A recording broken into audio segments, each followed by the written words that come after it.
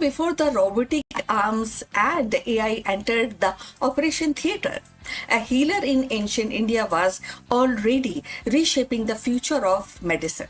Sushruta, the legendary father of surgery, carved his legacy not with the medicines, but with wisdom, precision, and compassion.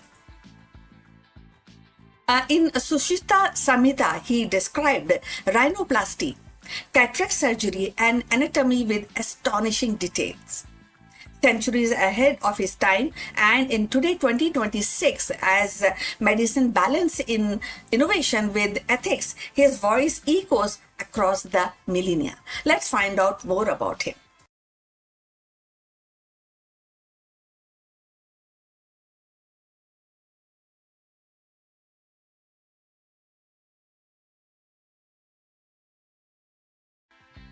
In the annals of medical history, few names shines as bright as Sushruta, the ancient Indian physician whose vision and practice earned him the title of Father of Surgery. So, living around the 6th century BCE in Kashi, the modern Varanasi, Sushruta was more than a healer. He was teacher, he was philosopher and innovator who believed medicine was a sacred duty rooted in compassion and discipline. His legacy, preserved in Sushruta Samhita, continues to resonate even in 2026 as the world seeks balance between cutting edge technology and holistic care. Sushruta Samhita is monumental text spanning 186 chapters covering surgery, anatomy, pharmacy and pediatrics, taxology and prevention medicines.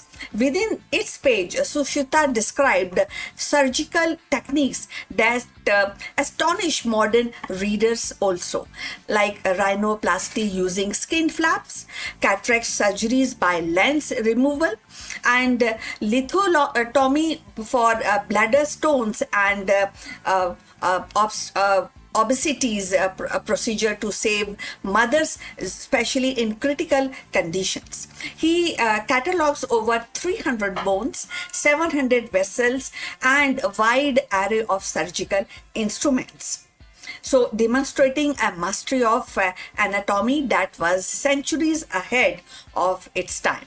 His insistence on hygiene, diets, and lifestyle as pillar of health foreshadows even the modern preventive medicines.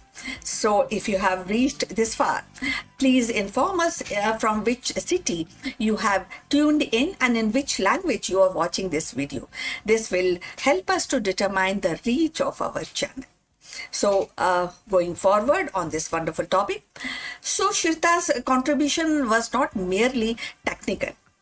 He emphasized on ethics, compassion, and the morality of responsibilities of physicians.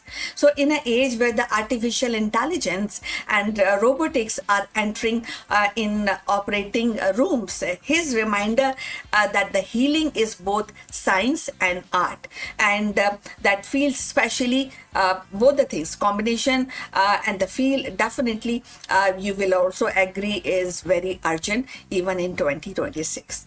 Technology may enhance precision, but the human touch, empathy, respect, and ethical judgment remains irreplaceable. In 2026, Sushruta's relevance is striking. As reconstructive surgery advances, his pioneer in rhinoplasty techniques are recognized as a procedure to modern plastic surgery. As integrative medicines gains traction, his holistic approach, combining such surgery with Ayurveda, diets, and lifestyle, offers a model for sustainable healthcare. And as a global health system grapples with the pandemics, lifestyle diseases, and ethical dilemmas, his vision of medicines as moral duty provides timeless guidance. So, Sushruta's life reminds us that innovation is not only about inventions but about foresight. He anticipated the need for structured surgical training, insisting that students practice on watermelon or animal carcasses before operating on human. As a principle, echoes even today's medical simulations. He saw the physician not as a technician but as a custodian of life, entrusted with both skill and conscience. So in 2026, Sushruta's voice echoes across millennia. His cave of knowledge, like that of Bat Cave of virus ecology, teaches vigilance and balance. He reminds us that the medicine must evolve and serve the humanity, and the healing is a dialogue between tradition and innovation. His contribution is not a relic of past, but a living lesson for the future. So definitely, and this is something that, his legacy is not definitely we should read, we should appreciate, and we should also follow the footstep what he has put across for human development, human health development. So his legacy, as I said, is not definitely a relic. It's a living compass pointing us towards future where the healing is both precise and compassion. So we have come to end of this interesting topic. I will request you to like and subscribe our channel and look forward for your comments on this topic. See you in the next one. But before we end this live video, a few words about our affiliate partner. Stop settling for a good enough video. If your built-in laptop camera looks like a grainy mess, it is time for an upgrade. Want to instantly level up your video presence? I like to present the Lenovo Performance FHD webcam. This is a game changer for your desktop setup. Technically, this is packed. It has a very sensitive RGB sensor, very crisp photographs it takes. Also comes with 2 microphones on board, which helps you to record very clear voice in stereophonic format. And these microphones are very sensitive. You can actually move away from the camera up to 2 meters and these microphones will pick up your voice without any problem. This is a very strong piece. This is very sturdy. Comes with tripod ready. Comes with a very long leash, so it gives you a lot of flexibility to place the webcam wherever you want to keep in your studio. And also it has a swivel base, which is also very handy. So if you want to basically level up your game and you want to pick up this camera at a discount, please click on the link here or scan the QR code. Now let's get back to our video.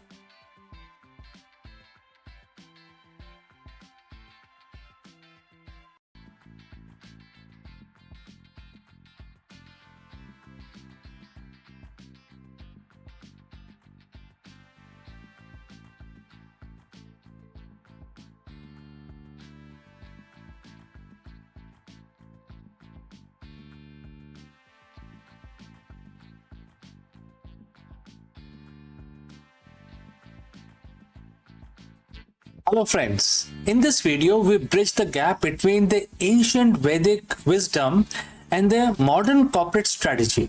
We dive deep into Bhagavad Gita, where Bhagwan Krishna warns that those without faith in this dharma are bound to the cycle of birth and death. For the modern CEO, this isn't just a spiritual philosophy, it's a warning about the strategic stagnation. If you lack the conviction in the dharma of continuous learning and adaptation, your business is destined to repeat the same failures, hire the same wrong people, and miss the same market shift over and over again. Let us discuss this further. Think about your last 3 major business failures: the missed quarterly target, the product launch that fizzled out, and the star hire who ended up being a toxic culture fit. Now look closer. Do they share a pattern? Most CEO believes they are facing new challenges every day. But if you strip away the tech stack and the industry jargon, you often find that the leaders are simply reliving the same mistake in different costumes. In the business world, we call this stagnation. In the ancient wisdom, it is called the infinite loop. Today, we are exploring the profound warning from Bhagavad Gita, specifically mentioned in chapter 9, verse 3, and how it explains why some leaders evolve while others are destined to stay trapped in a cycle of birth and death within their own careers. So, friends, if you have reached this far, please inform us from which city you have tuned in and in which language you are watching this video. This will help us determine the reach of our channel. Alright, let's proceed further and let's look at the verse itself. And the quote starts: "Those who lack faith in this dharma, O scorcher of foes, do not attain me. They return to the path of cycle and death of the world." To the CEO, this might sound purely religious, but let's look at the mechanics. The two key terms here are dharma and sansara, which is the cycle. In the leadership context, dharma isn't just religion, it is the essential nature of the fundamental laws of how things work. In business, your dharma is a path of truth, adaptation, and the value creation. Sansar is the infinite loop. It is a cycle of being born, struggling, dying, and being reborn to do it all over again because you didn't learn the lesson the first time. What does it looks like when a CEO is stuck in the cycle of death and rebirth? It looks like the company that pivots every 6 months but never changes its internal culture, and it's a leader who fires the sales team because the revenue is down, only to hire a new team and manage them with the same flawed processes. I'm sure we have all seen this. When Bhagwan Krishna says these souls return again and again, he is describing the cycle of failure. You die in one market, you are reborn in a new venture.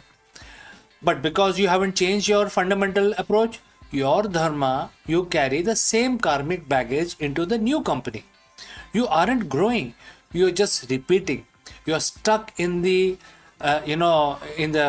cycle of birth and death, which is mrityu sansar, and the path of recurring professional death. The verse says that the cause of this loop is the lack of faith.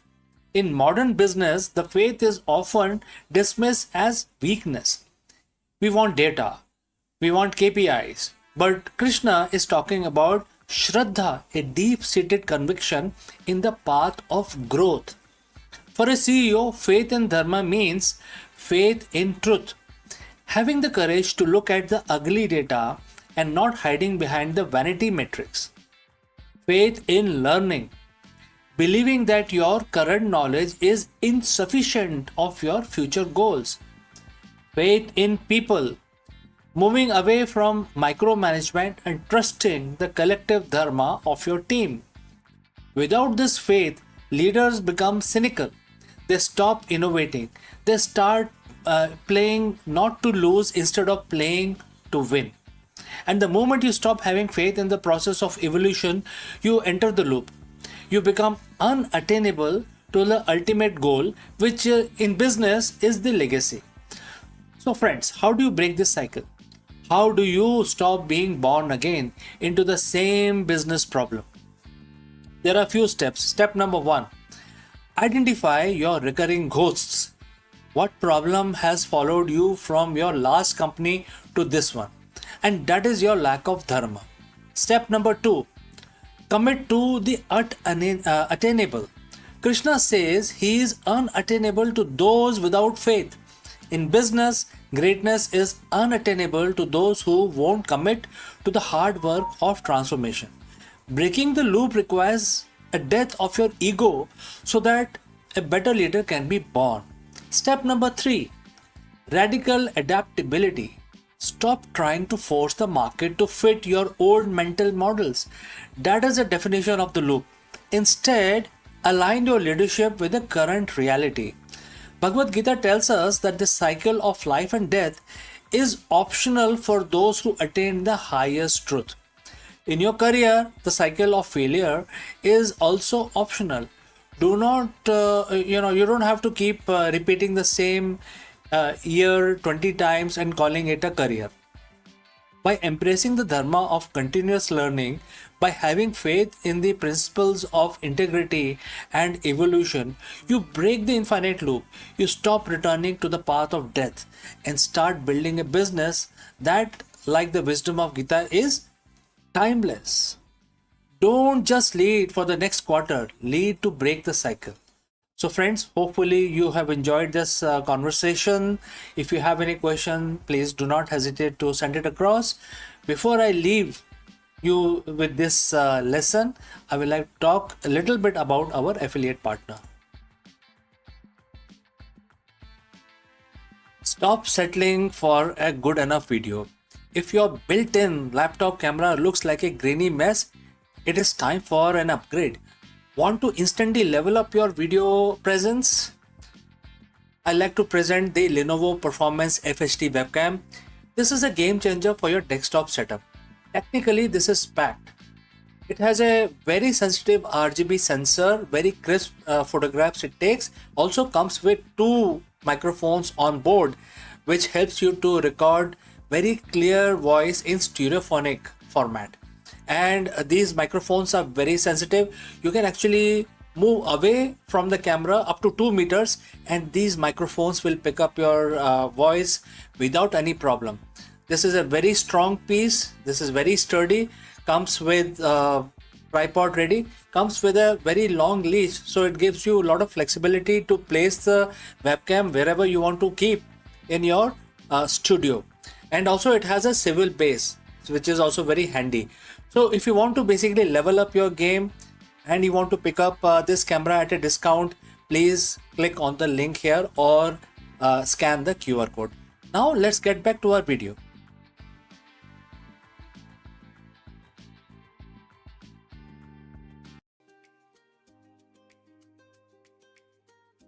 Hello friends, did you know that Oracle just secured a massive $300 million windfall and the cloud computing landscape will never be the same? In this video, we break down how Larry Ellison's tech giant pulled off this incredible financial feat and what it means for the escalating cloud wars against the giants like AWS, Microsoft Azure and Google Cloud.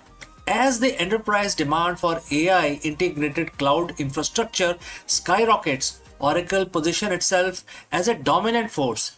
We will analyze the specific deals that led to this jackpot, the impact on Oracle stock, and why the analysts are shifting their outlook on the company's long-term growth. Let's go and explore this further. For decades, the cloud wars had a predictable hierarchy. Amazon, Microsoft and Google sat on the throne while everyone else fought for the crumbs. But in late 2025 and moving into 2026, the script has been flipping. In fact, it has flipped completely now. Oracle, the company your dad knew for databases, just hit another 300 billion jackpot. This isn't just a win, it's a tectonic shift. We are talking about a massive multi-year deal with OpenAI that has sent Oracle's backlog or remaining performance obligations soaring to an eye-watering $553 billion. Today we are diving into the new Oracle. How did Larry Ellison turns a legacy software company into the backbone of the AI revolution? Is this 300 billion windfall a guaranteed victory, or is Oracle building a house of cards on the back of a single customer? So friends, before we move forward, and if you've reached this far, please inform us from which city you have tuned in and in which language you are watching this live stream. This will help us determine the reach of our channel. Alright, let's break it down. To understand the jackpot, we have to look at the numbers. The headline is $300 billion. 5-year contract with OpenAI. To put that in perspective, that's roughly 60 billion in revenue per year from just one client. Why would OpenAI, a company born in Microsoft Azure's cloud, move a massive chunk of its workload to Oracle? The answer is simple: capacity and power. OpenAI's hunger for compute is insatiable. They need electricity and lots of it. This deal involves 4.5 gigawatts of power capacity. That's enough to power 4 million homes. Oracle isn't just renting out existing space, they are building massive new AI factories under a project often referred to as Stargate.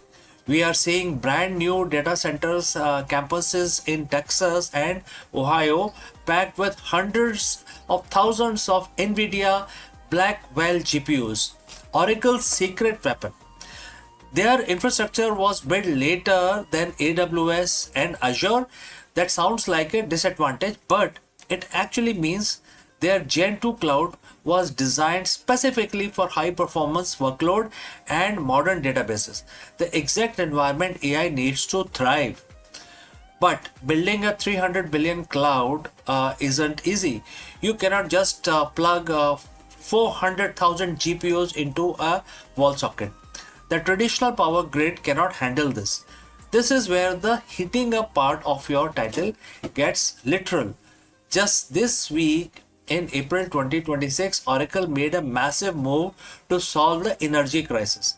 They have partnered with Bloom Energy for nearly 3 gigawatts of fuel cell power. Instead of waiting for years for local utility companies to build power lines, Oracle is building its own off-grid power plant. They are literally bypassing the grid to ensure their AI servers never go dark. This level of aggressive expansion is why Oracle Cloud Infrastructure revenue jumped 84% in most recent quarter. While the big three are growing at steady clips, Oracle is growing like a startup on a steroid. Now we have to talk about the red flag, which is $300 billion. Sounds great on paper, but Wall Street is nervous. Oracle stock has been going through some intense volatility lately. Why? Because customer concentration. Over 50% of Oracle's future backlog is tied to one company, which is OpenAI. If OpenAI struggles to monetize its model, or if the AI bubble cools down, Oracle is left holding the bill for billions of dollars in hardware and in data centers. Oracle's debt to equity ratio is also significantly higher than Microsoft or Amazon. They are borrowing heavily to build this future. They are spending $50 billion in capital expenditure this year alone. It's a bet the farm movement for Larry Ellison. Is Oracle a ticking time bomb or a visionary genius? The market can't quite decide at this point in time. So where does this leave us? Oracle has officially graduated. They are no longer the database company or the fourth placed cloud. With 300 billion jackpot in hand, they are the specialized AI cloud. That's the world's most powerful startup as flocking it. The cloud war is heating up because the rules have changed. It's no longer about who has the most features. It's about who has the most GPUs and most gigawatts. And Oracle has both. If they can execute on this backlog and diversify their client base beyond OpenAI, we might be looking at the new king of enterprise tech. But if the AI hype fails to meet reality, the $300 billion windfall could become a $300 billion lesson in over expansion. One thing is certain, Oracle isn't playing it safe anymore. They are playing for the whole jackpot. So friends, what do you think? Is Oracle the best AI player in the market, or the risk is too high? Let me know in the comments below. Don't forget to like and subscribe for more deep dive into the tech that is going to shape 2026 and beyond. Thanks for watching, and I will catch you again in the next one. Before I leave, a word about our affiliate partner. Stop settling for a good enough video. If your built in laptop camera looks like a grainy mess, it is time for an upgrade. Want to instantly level up your video presence? I like to present the Lenovo Performance FHD webcam. This is a game changer for your desktop setup. Technically, this is packed. It has a very sensitive RGB sensor, very crisp photographs it takes. Also comes with two microphones on board, which helps you to record very clear voice in stereophonic format. And these microphones are very sensitive. You can actually move away from the camera up to 2 meters, and these microphones will pick up your voice without any problem. This is a very strong piece. This is very sturdy. Comes with tripod ready. Comes with a very long leash, so it gives you a lot of flexibility to place the webcam wherever you want to keep in your studio.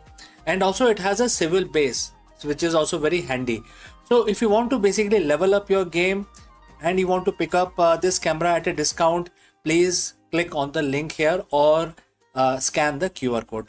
Now let's get back to our video. Hello दोस्तों, नमस्कारम। आप सबका स्वागत है।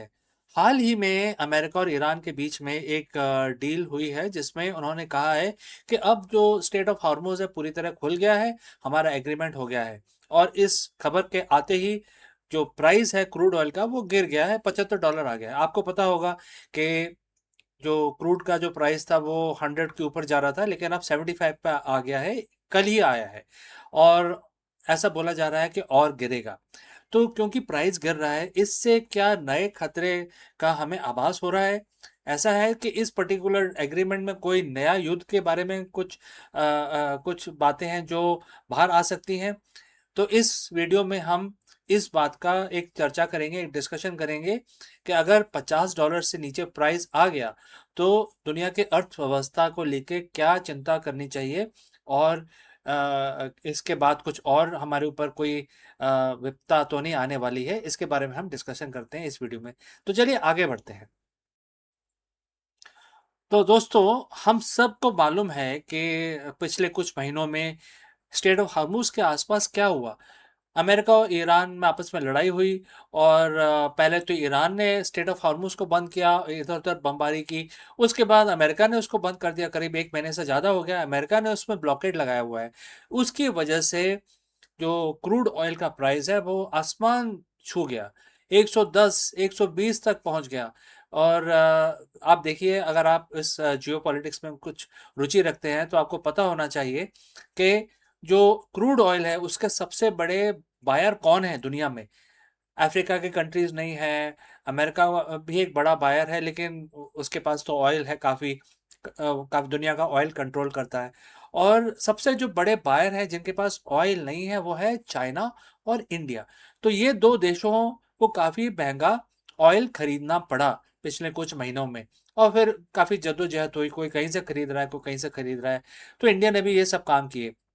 तो बहरहाल सब लोग जो ऑयल प्रोड्यूस करते हैं including Russia, they were very happy कि भाई प्राइस बढ़ गया तो हम पैसे कमा रहे हैं। तो ये जो लड़ाई हो रही थी उसके ऊपर से ये बात करते थे कि भाई बुरी बात है, बुरी बात है, लेकिन अंदर अंदर बड़े खुश हो रहे थे।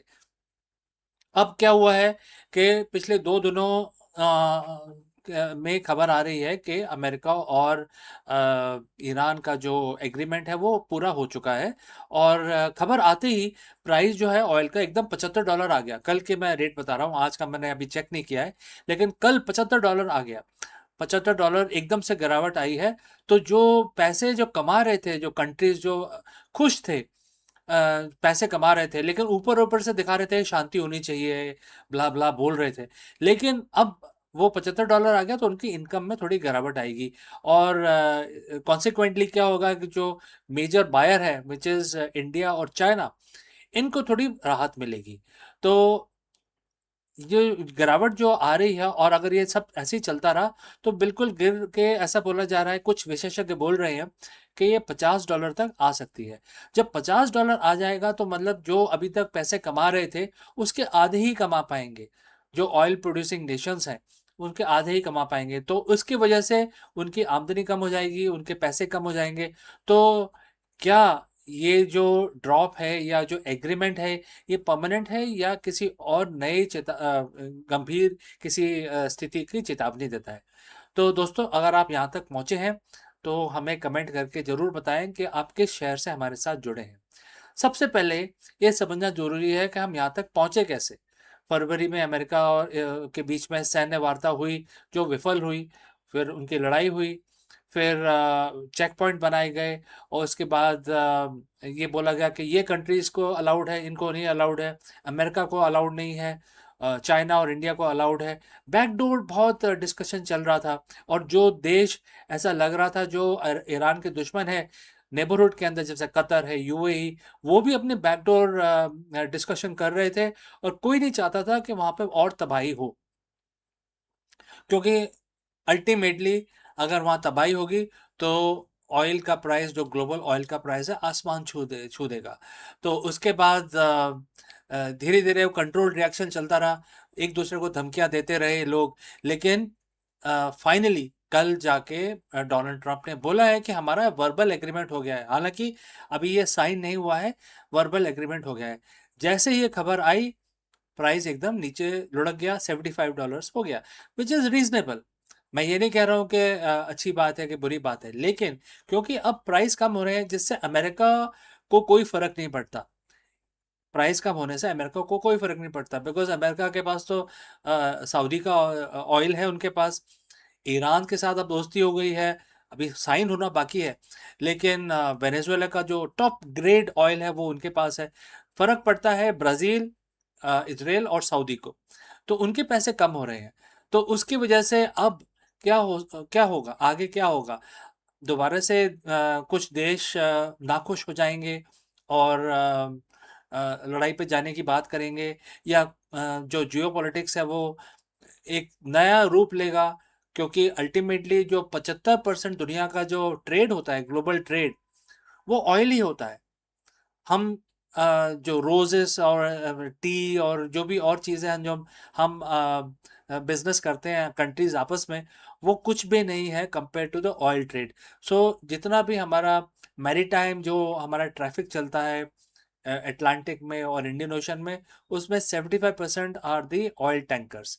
तो जो रिस्क प्रीमियम है वो भी अब ख़त्म हो गया, अब शांति हो गई है और दोनों देशों ने अनाउंस कर दिया है कि अब हम 1 महीने के अंदर, 30 दिनों के अंदर स्ट्रेट ऑफ हार्मूज बिल्कुल पूरी तरह हर एक के लिए खुल जाएगा, कोई टोल टैक्स नहीं दिया जाएगा और सब कुछ खत्म, मतलब जो लड़ाई थी वो सब खत्म हो गई है।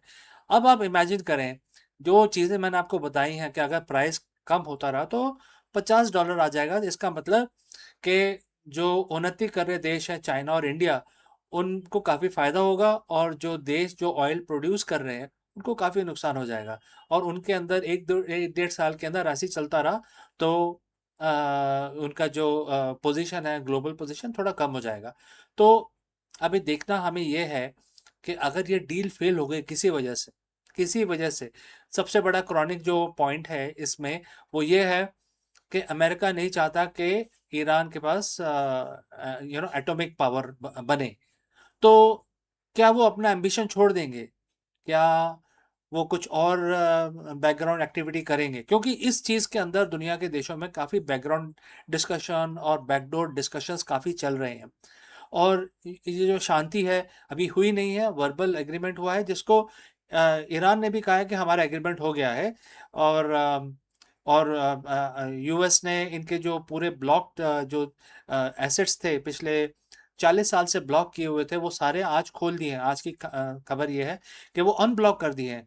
तो 1989 से जो ब्लॉक किए हुए थे सारे आज खोल दिए गए हैं। तो ईरान के पास काफ़ी पैसे आ जाएंगे, और उसके अगेंस्ट ईरान बोल रहा है कि मुझे एटॉमिक पावर नहीं बनना है, और वो एटॉमिक पावर जो भी है वो अब अमेरिका के हाथ में रहेगा। तो ईरान ने अपने ड्रीम्स को गिव अप कर दिया है। तो आपको क्या लगता है, ये एक फोर्स्ड एग्रीमेंट है? अगर ये एग्रीमेंट पिछले अगले 30 दिनों में साइन नहीं हुआ तो क्या होगा? दोबारा से नई तरीके की कोई लड़ाई हो सकती है? एक बहुत बड़ा सवाल है जो आ रहा है। मेरे ख्याल से we have to wait for next 30 days, तब इसमें कुछ क्लैरिटी आएगी। तो दोस्तों, आप इसके बारे में क्या सोचते हैं ज़रूर कमेंट करके बताएं। आपको लगता है कि ये जो पीस है ये लास्टिंग पीस है या एक कंट्रोल्ड, एक तरीके का कंट्रोल किया गया है, जिससे कि आप कुछ दें, कुछ मैं लूँ, कुछ आप, गिव एंड टेक हुआ है इसके अंदर, जिसकी वजह से पीस लाई गई है। कमेंट करके बताएं, ज़रूर बताएं, जिससे पता चलेगा कि आप लोग क्या सोचते हैं। तो दोस्तों, हमारे साथ जुड़ने के लिए बहुत बहुत धन्यवाद। इस वीडियो को लाइक करें, शेयर करें। मिलता हूं जल्दी दूसरे वीडियो में दूसरे एनालिसिस के साथ। धन्यवाद।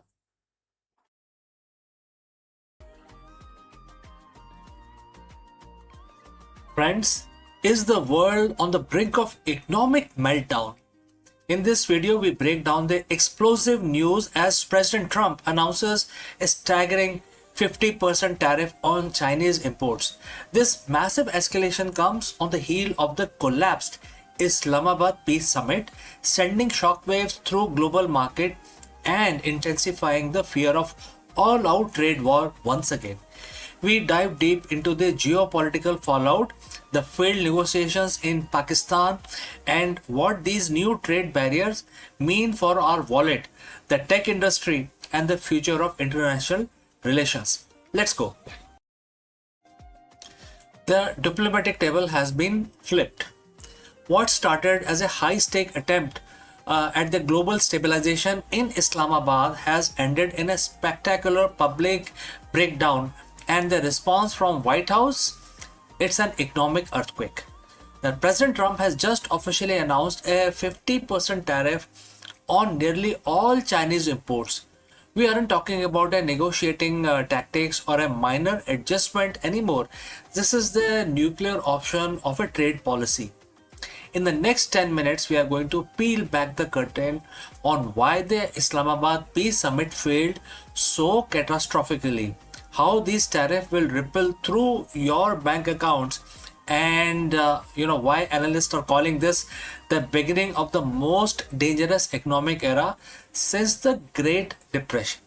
So friends, buckle up. This trade war didn't just restart, it just went nuclear, it just went ballistic. So friends, if you have reached this far, please inform us from which city you have tuned in and in which language you are watching this video. This will help us determine the reach of our channel. Alright, let's continue our analysis. To understand the 50% hammer, we have to look at the wreckage of Islamabad Peace Summit. For weeks, the world watched Pakistan with bated breath. This was supposed to be a grand bargain, a moment where the US and Chinese finally found a middle ground on security, intellectual property, and regional influence. But the reports came out of the closed door session described a scene of total deadlock.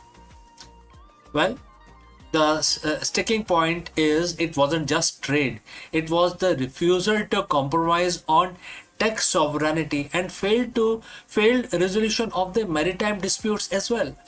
When the Chinese delegation walked out on the final day without a joint, when I say Chinese, it's basically the Iranian as well, because world knows that the Iran is completely backed by Chinese and Russian. Alright, so when they walked out on the final day without a joint statement, the peace summit became a press disaster. The Trump administrator and their philosophy has been, strength through leverage.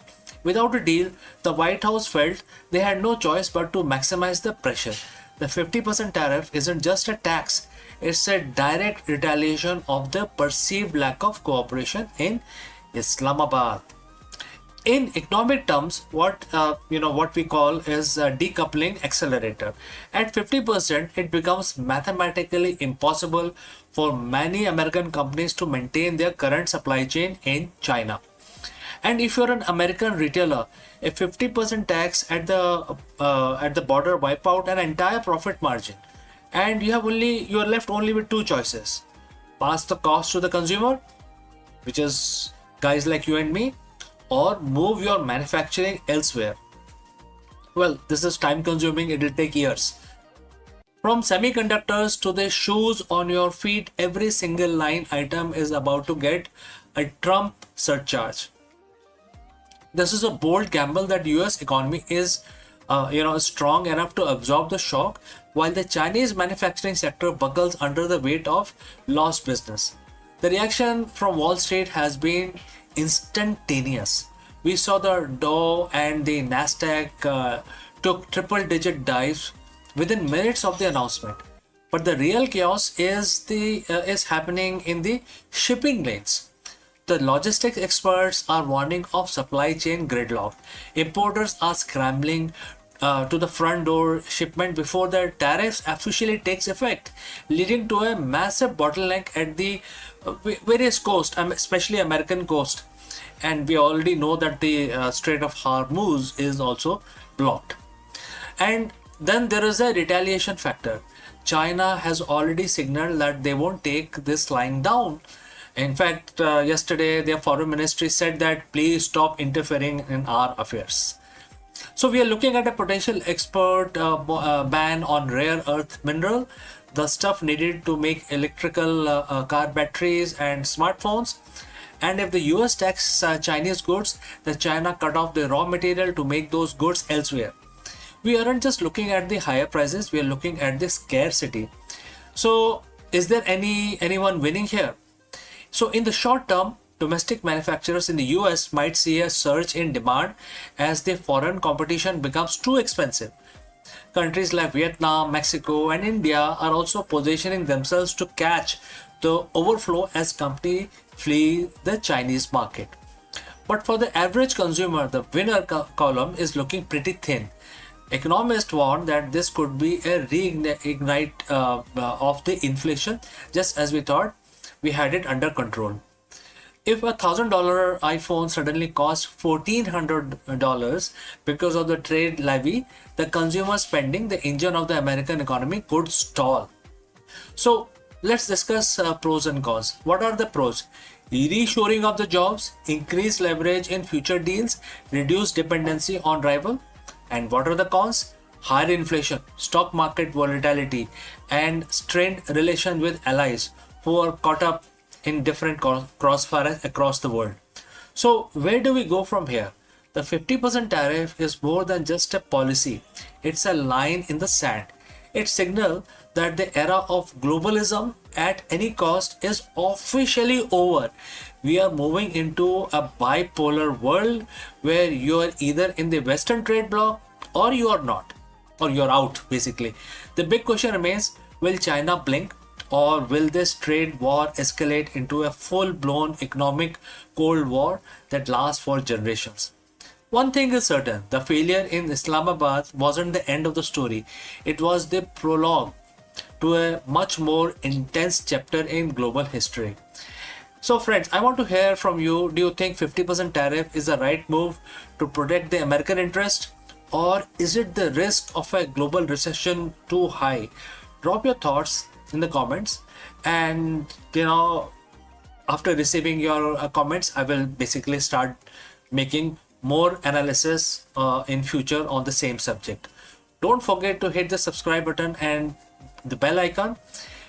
We are going to be tracking this market reaction throughout the week and keep bringing the analysis to you. Thanks for watching. I am CK and I will catch you again in the next one. Before I leave this section, a word about our affiliate partner. Stop settling for a good enough video. If your built-in laptop camera looks like a grainy mess, it is time for an upgrade. Want to instantly level up your video presence? I like to present the Lenovo Performance FHD webcam. This is a game changer for your desktop setup. Technically, this is packed.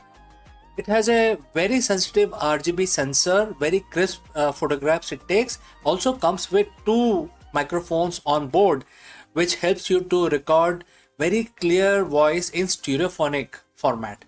And these microphones are very sensitive.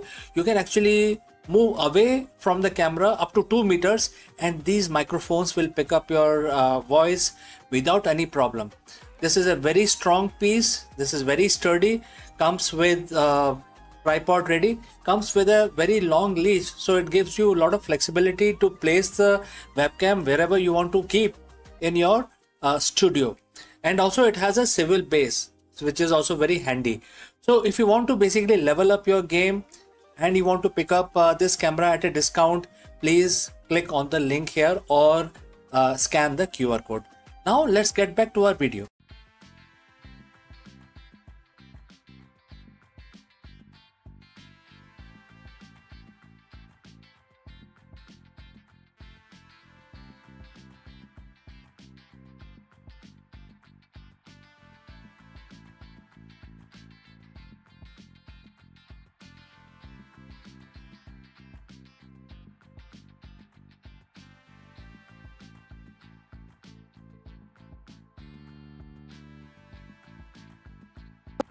In the dawn of civilization, when society sought order amid the chaos of human desire and duty, a sage named Manu stepped forward to weave the law into life. His vision was not confined to ritual or governance alone. It reached into the intimate bond between men and women, shaping the very foundation of family and societies. Manu's world became more than a rule. They were a mirror of cosmic balance, binding love, duty, and hierarchy into the framework that endured for centuries. Like Hammurabi in Babylon or Confucius in China, Manu's legacy reminds us that across culture, sages and lawgivers sought to tame the most powerful force of all, that is relationship between men and women. And in doing so, they etched the blueprint of civilization itself. So let's find out more about this.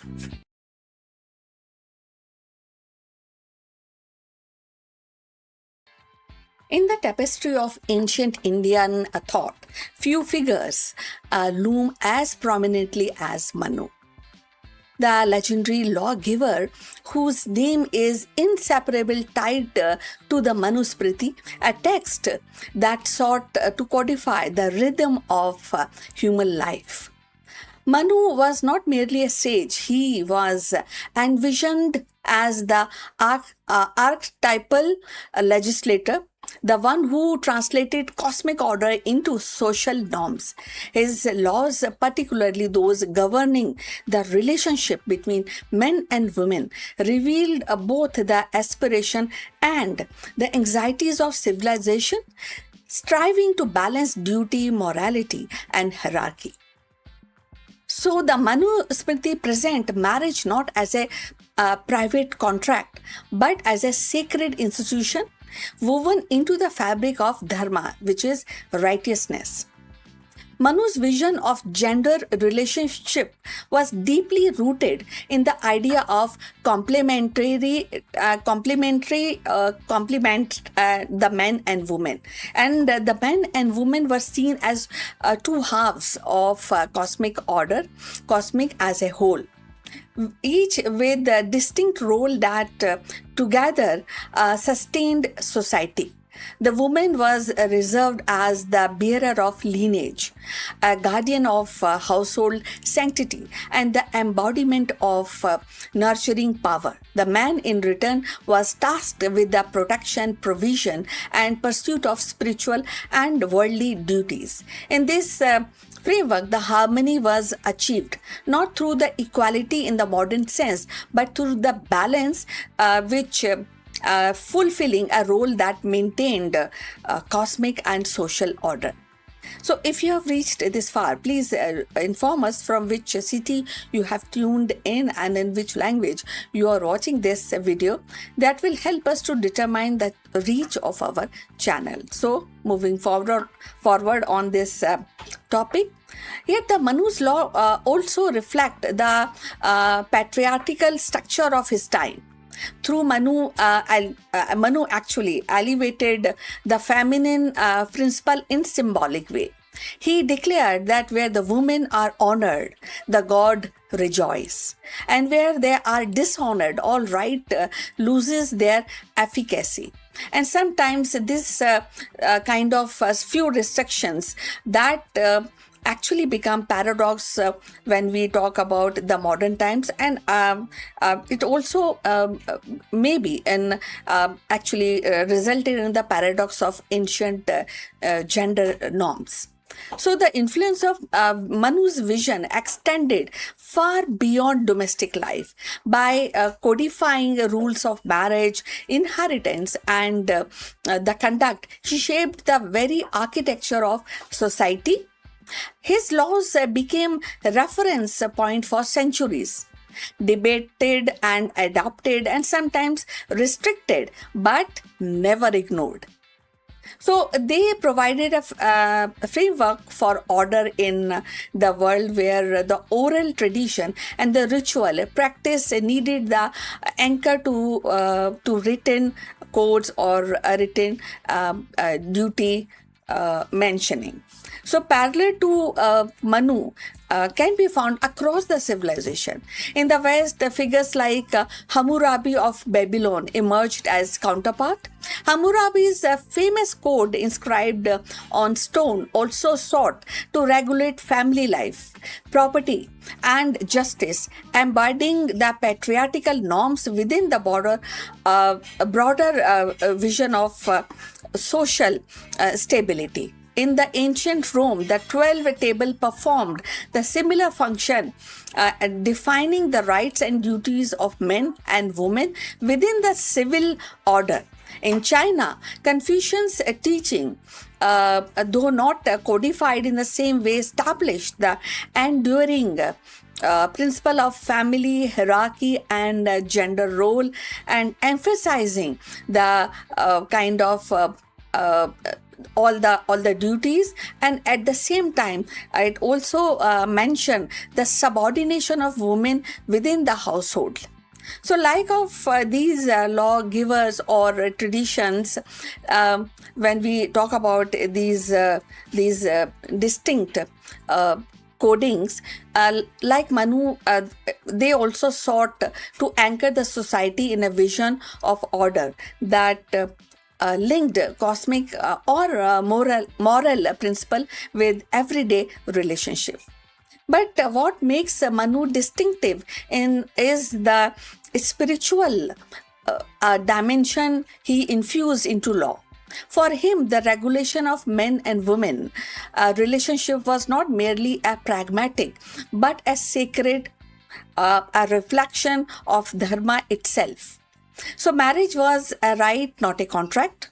The household was a microcosm of the universe, and the woman as its center was both revered and bound by duty. This intertwined of the law, ritual, and cosmology gave Manu's vision a depth that continues to provoke reflection. So in the modern age, Manu's legacy is contested, sometimes criticized, but critics highlight the restrictive aspect of his law, especially regarding women's autonomy, while others emphasize the symbolic reverence and the attempt to harmonize the social life with cosmic principle. His parallel Hammurabi, Confucius, and Roman jurist reminded us that every civilization has grappled with the same challenge: how to regulate human relationship in a way that preserve the order, morality, and continuity. The answer differs, but the impulse is universal. Ultimately, Manu stands as both a product of his time, a figure of enduring influence, and his law revealed the ancient Indian attempt to weave the gender relation into a larger fabric of dharma, that is righteousness, balancing reverence with restriction and symbolism with social control. In his vision, the relationship between men and women was not merely personal but civilizational. a cornerstone upon which the base of the society rested. And in this vision, we glimpse the perennial human quest to align the intimate bond of a family with the vast order of cosmos. So, Manu's vision of men and women was not merely about domestic order. It was about aligning human bonds with cosmic laws. His the words inscribed in the Smriti actually became both revered and contested, shaping the centuries of thought on duty, family, and society. Like Hammurabi's stone tablet or Confucius' teaching, Manu's legacy reminds us that every civilization sought to anchor relationship in principle larger than themselves. His laws may reflect the paradox of their ages, but reverence entwined with restriction, but at the same time, they endure as a testament to humanity's a timeless quest for harmony between love, duty, and greater order of the world. So, we have come to the end of this discussion. Please mention or write your comments on this topic. Also, please like and subscribe our channel. Look forward for your comments and see you in the next one. But before we end, few words from our affiliate partner. Stop settling for a good enough video. If your built-in laptop camera looks like a grainy mess, it is time for an upgrade. Want to instantly level up your video presence?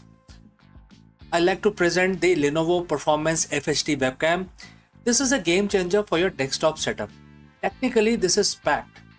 It has a very sensitive RGB sensor, very crisp photographs it takes. Also comes with 2 microphones on board, which helps you to record very clear voice in stereophonic format.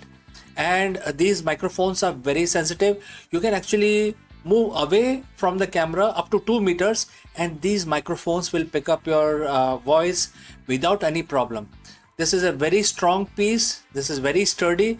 Comes with tripod ready. Comes with a very long leash, so it gives you a lot of flexibility to place the webcam wherever you want to keep in your studio. And also it has a swivel base, which is also very handy. So if you want to basically level up your game and you want to pick up this camera at a discount, please click on the link here or scan the QR code. Now let's get back to our video.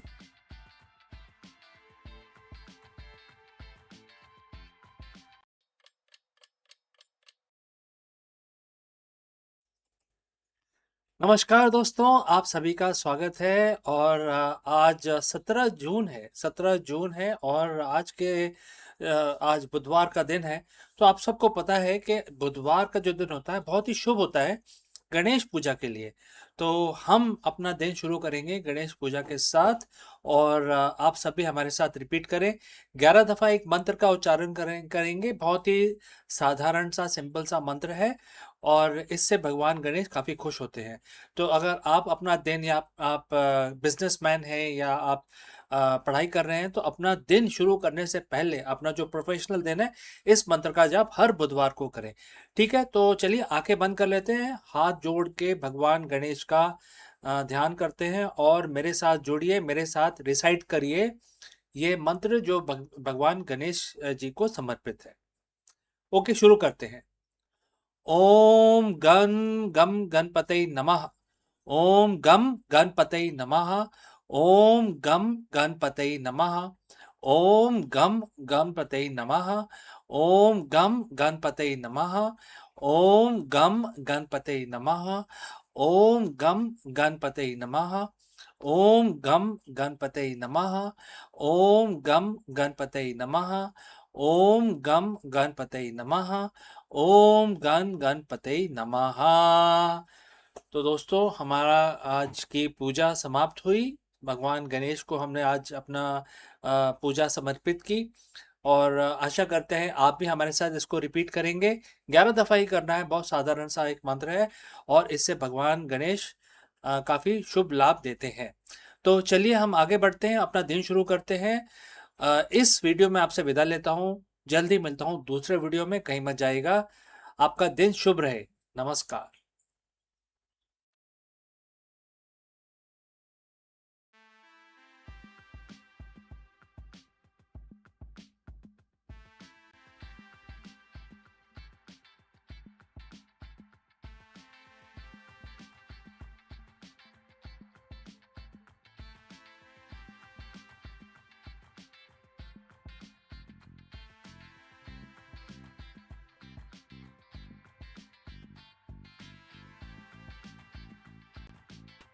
Hello, friends.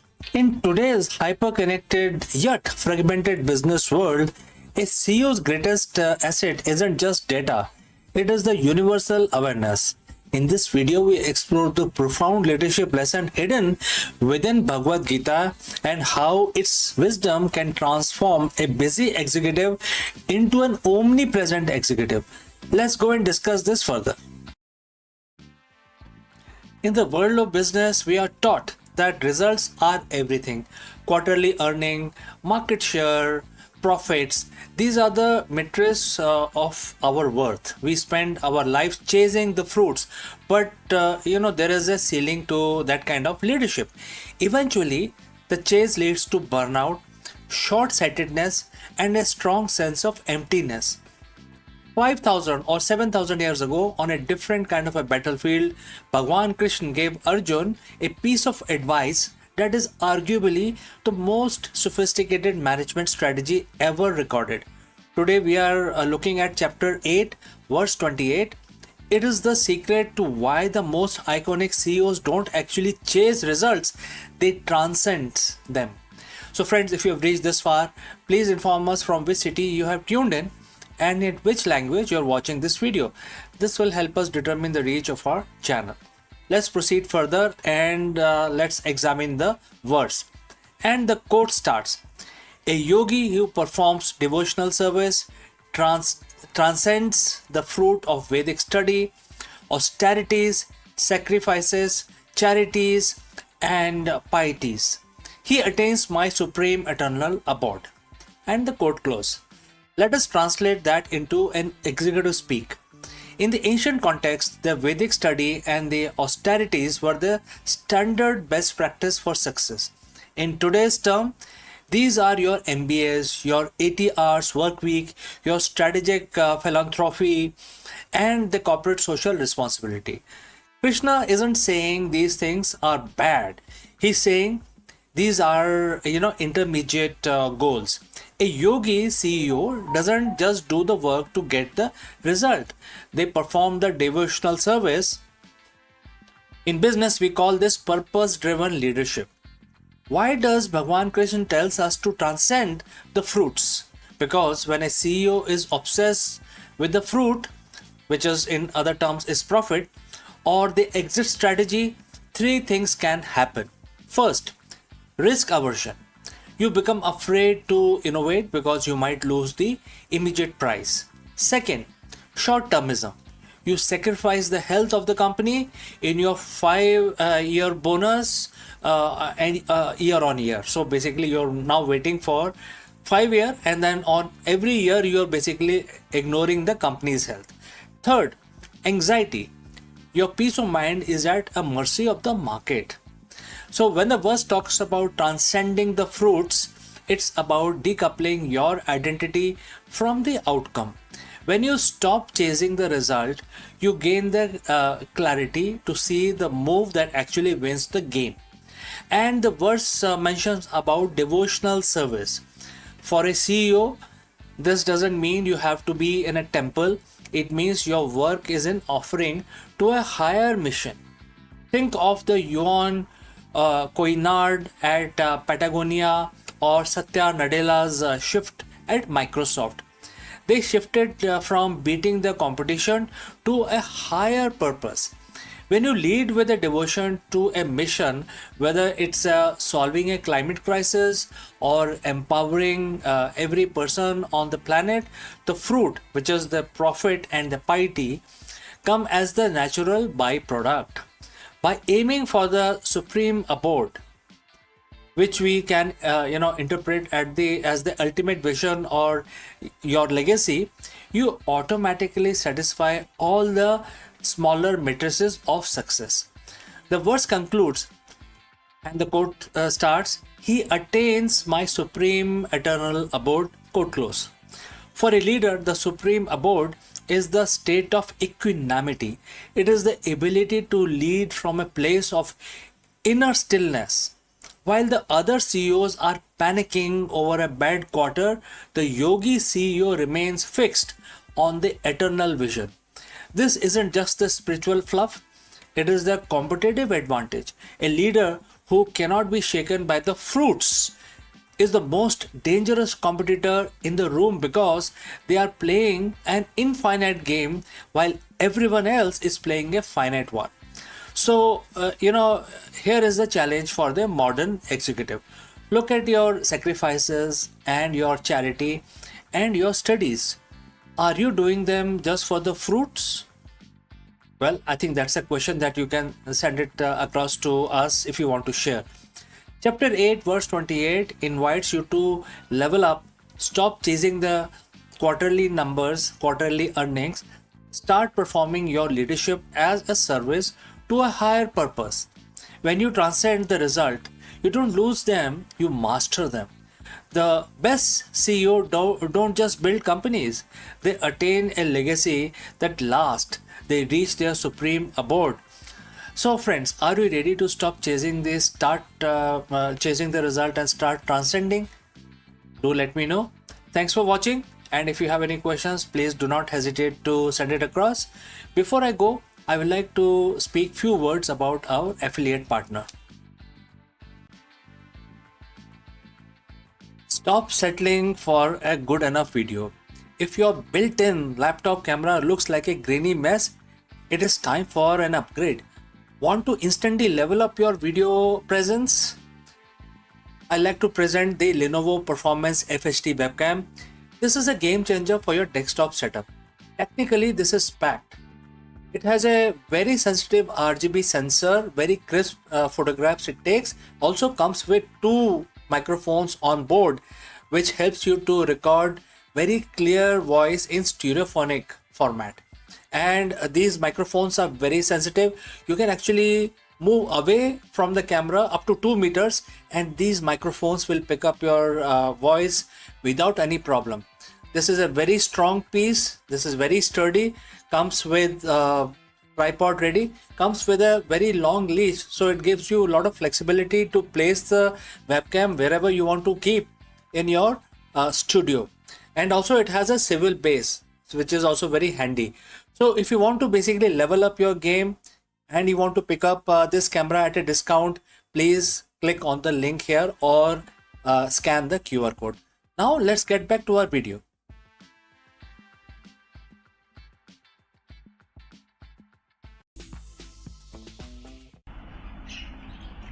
Hello friends, welcome to chapter number 2, which is about how to apply gesso. So I will explain everything to you. I will tell you what is gesso, why it is so important, etc. This is the chapter number 2. First chapter was dedicated on how to apply the masking tape. As you can see, I have actually applied the masking tape all across the border. I plan to apply masking tape for dividing the sections on this painting also, which I will cover in the subsequent chapters. Alright, so let's go back to our main topic, which is gesso. Gesso is required. Let me first show you what is gesso. So I am using a gesso from a company called Art Cover. You can see this is which I use always, and I prefer using this because this has given beautiful results. Alright, so this gesso is a basic compound. Basically it gets applied on the canvas. Couple of things it does for the painting. Number one is it actually it's basically opaque. It makes the entire white surface as completely opaque white. So when it is opaque, that means when the painting is ready, there will be no significant light reflection, and the change of color will not happen. So it will make your canvas completely opaque, and then it will be very good for receiving colors. So if the white portion, which is the background of your painting, is completely opaque and pure white, then it is much more receptive to receive oil colors or acrylic color. So gesso is used for primarily for preparing your canvas, especially for oil colors as well as for acrylic. Since I am using my canvas to make oil painting, I will be applying the same gesso and then do my oil painting. There are a couple of other things it does. First of all, it actually makes it opaque. It makes it very even. So gesso, once it is applied, it settles in a very even, uniform canvas. As you can see right now, whether I'm not sure whether the camera is doing justice, but there are few wrinkles, because cloth will always have a wrinkle. So there are few wrinkles, and you don't want these wrinkles to appear on your painting. So that is why you need to apply gesso. Well, many people go ahead with their painting, their artwork without applying gesso, but then these are the drawbacks. So if you are if you want to convert your creativity into a long term beautiful lasting piece, make sure that you have your planning done, and also apply gesso before you even start doing anything with your painting. So I explained why you need gesso. This gesso is pure white. It is water soluble. You can just take it and use this kind of roller. You can also use brush, but then brush will leave its marking. But if you use roller like this one, this is a small roller which I use, so I recommend that you also use the roller, because this one will not leave any marking on the while applying the gesso. Once you have applied the gesso, make sure that gesso is applied after you put the border masking tape. As in the previous chapter I have explained, I have actually applied the masking tape to create the border. So once you have done that, then you can apply the gesso, so that you know exactly how big your painting would be, and what elements you need to bring into your paintings. Once the gesso is applied, it's actually different kinds of varieties of gessos are there. There is a fast drying gesso, there is a slow drying gesso.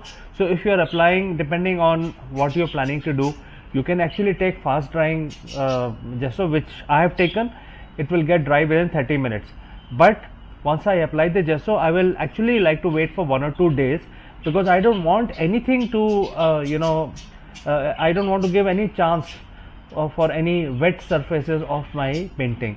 Obviously this is a water based compound and it has to get dried, and it also depends on the weather. So if you are in a cold country, gesso will take longer to dry. I mean, the water will take longer to dry, which gesso will is pre-mixed with. So make sure that there are certain things that you should look after. And once you have applied the gesso, once the canvas is completely dried, then it has become a base canvas for your painting to start with. So this is chapter number 2. I have told you why you need a gesso, how to apply gesso, and therefore this is something which you must keep in mind while planning your painting.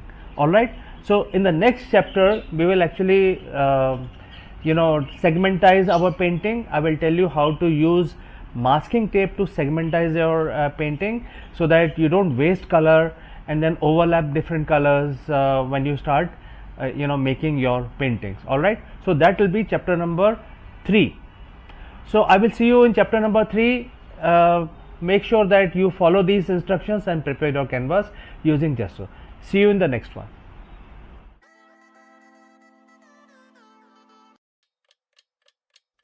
Hello friends and namaskaram.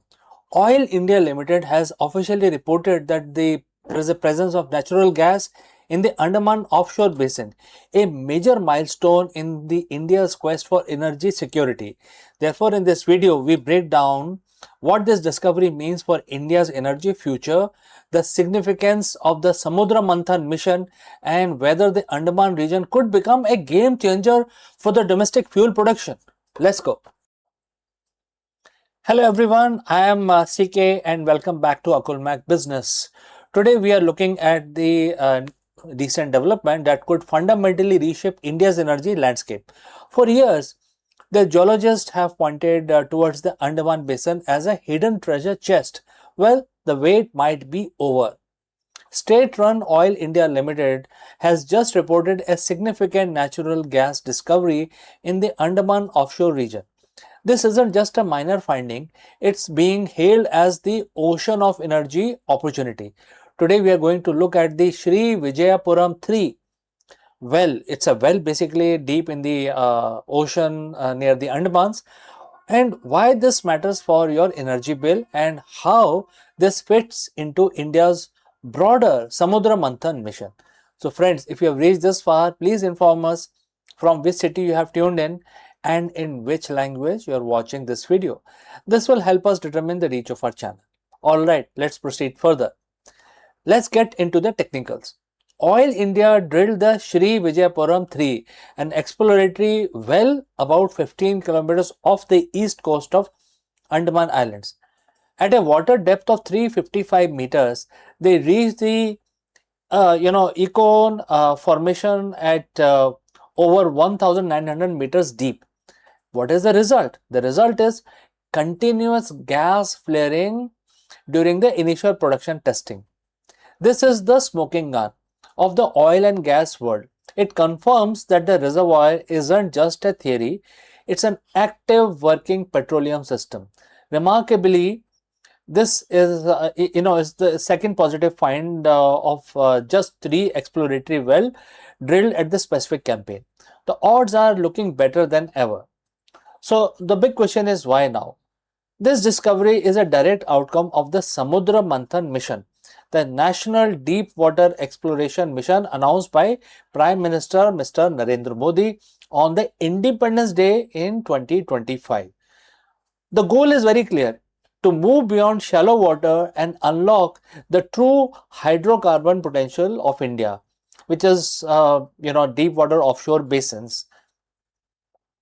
Oil India isn't going at this alone. They are building a strategy to coordinate with global deep water heavyweights. Think of names like Petrobras, Total Energies, BP, Shell, and ExxonMobil. This is about to bring the world-class technology to our own backyard, and this is our own Guyana movement.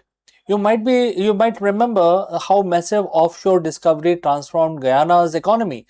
While we aren't there yet, the comparison is being made for a reason. Strategically, the Andaman and Nicobar Islands are sitting right next to the Strait of Malacca, one of the world's most critical maritime trade and energy corridors. Beyond just finding gas, establishing a thriving energy industry here strengthened India's economy and strategic presence in the eastern Indian Ocean. It's about energy resilience in a world where supply chains are becoming increasingly volatile. Now, a reality check for our viewers. We are in the discovery phase, not in the production phase.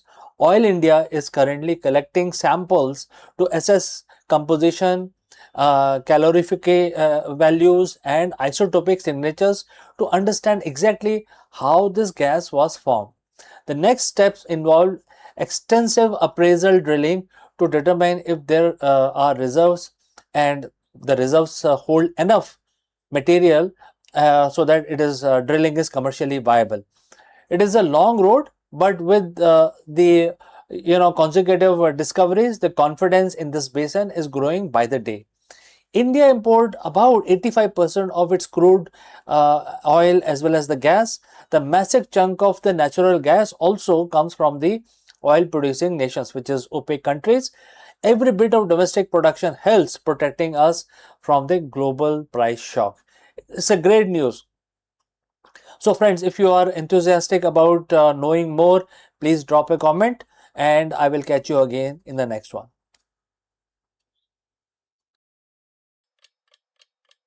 Hello friends and namaskaram.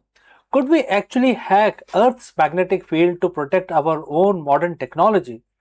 Very profound question. Therefore, in this video, we dive deep into the revolutionary and controversial new proposal from the scientist deploying spacecraft to spray chemicals directly into the Earth's magnetosphere. As our reliance on satellite and power grids and GPS grows, so does our vulnerability to external solar storms. Could a man-made solar shield be the key to preventing a global blackout? Let's discuss this further. Imagine you're living in a world where everything just stops. No GPS to guide your travel, no internet to connect your PCs, no power grid to keep your lights on. It sounds like the plot of a disaster movie. But it's a very real threat looming 93 million miles away on the surface of the sun.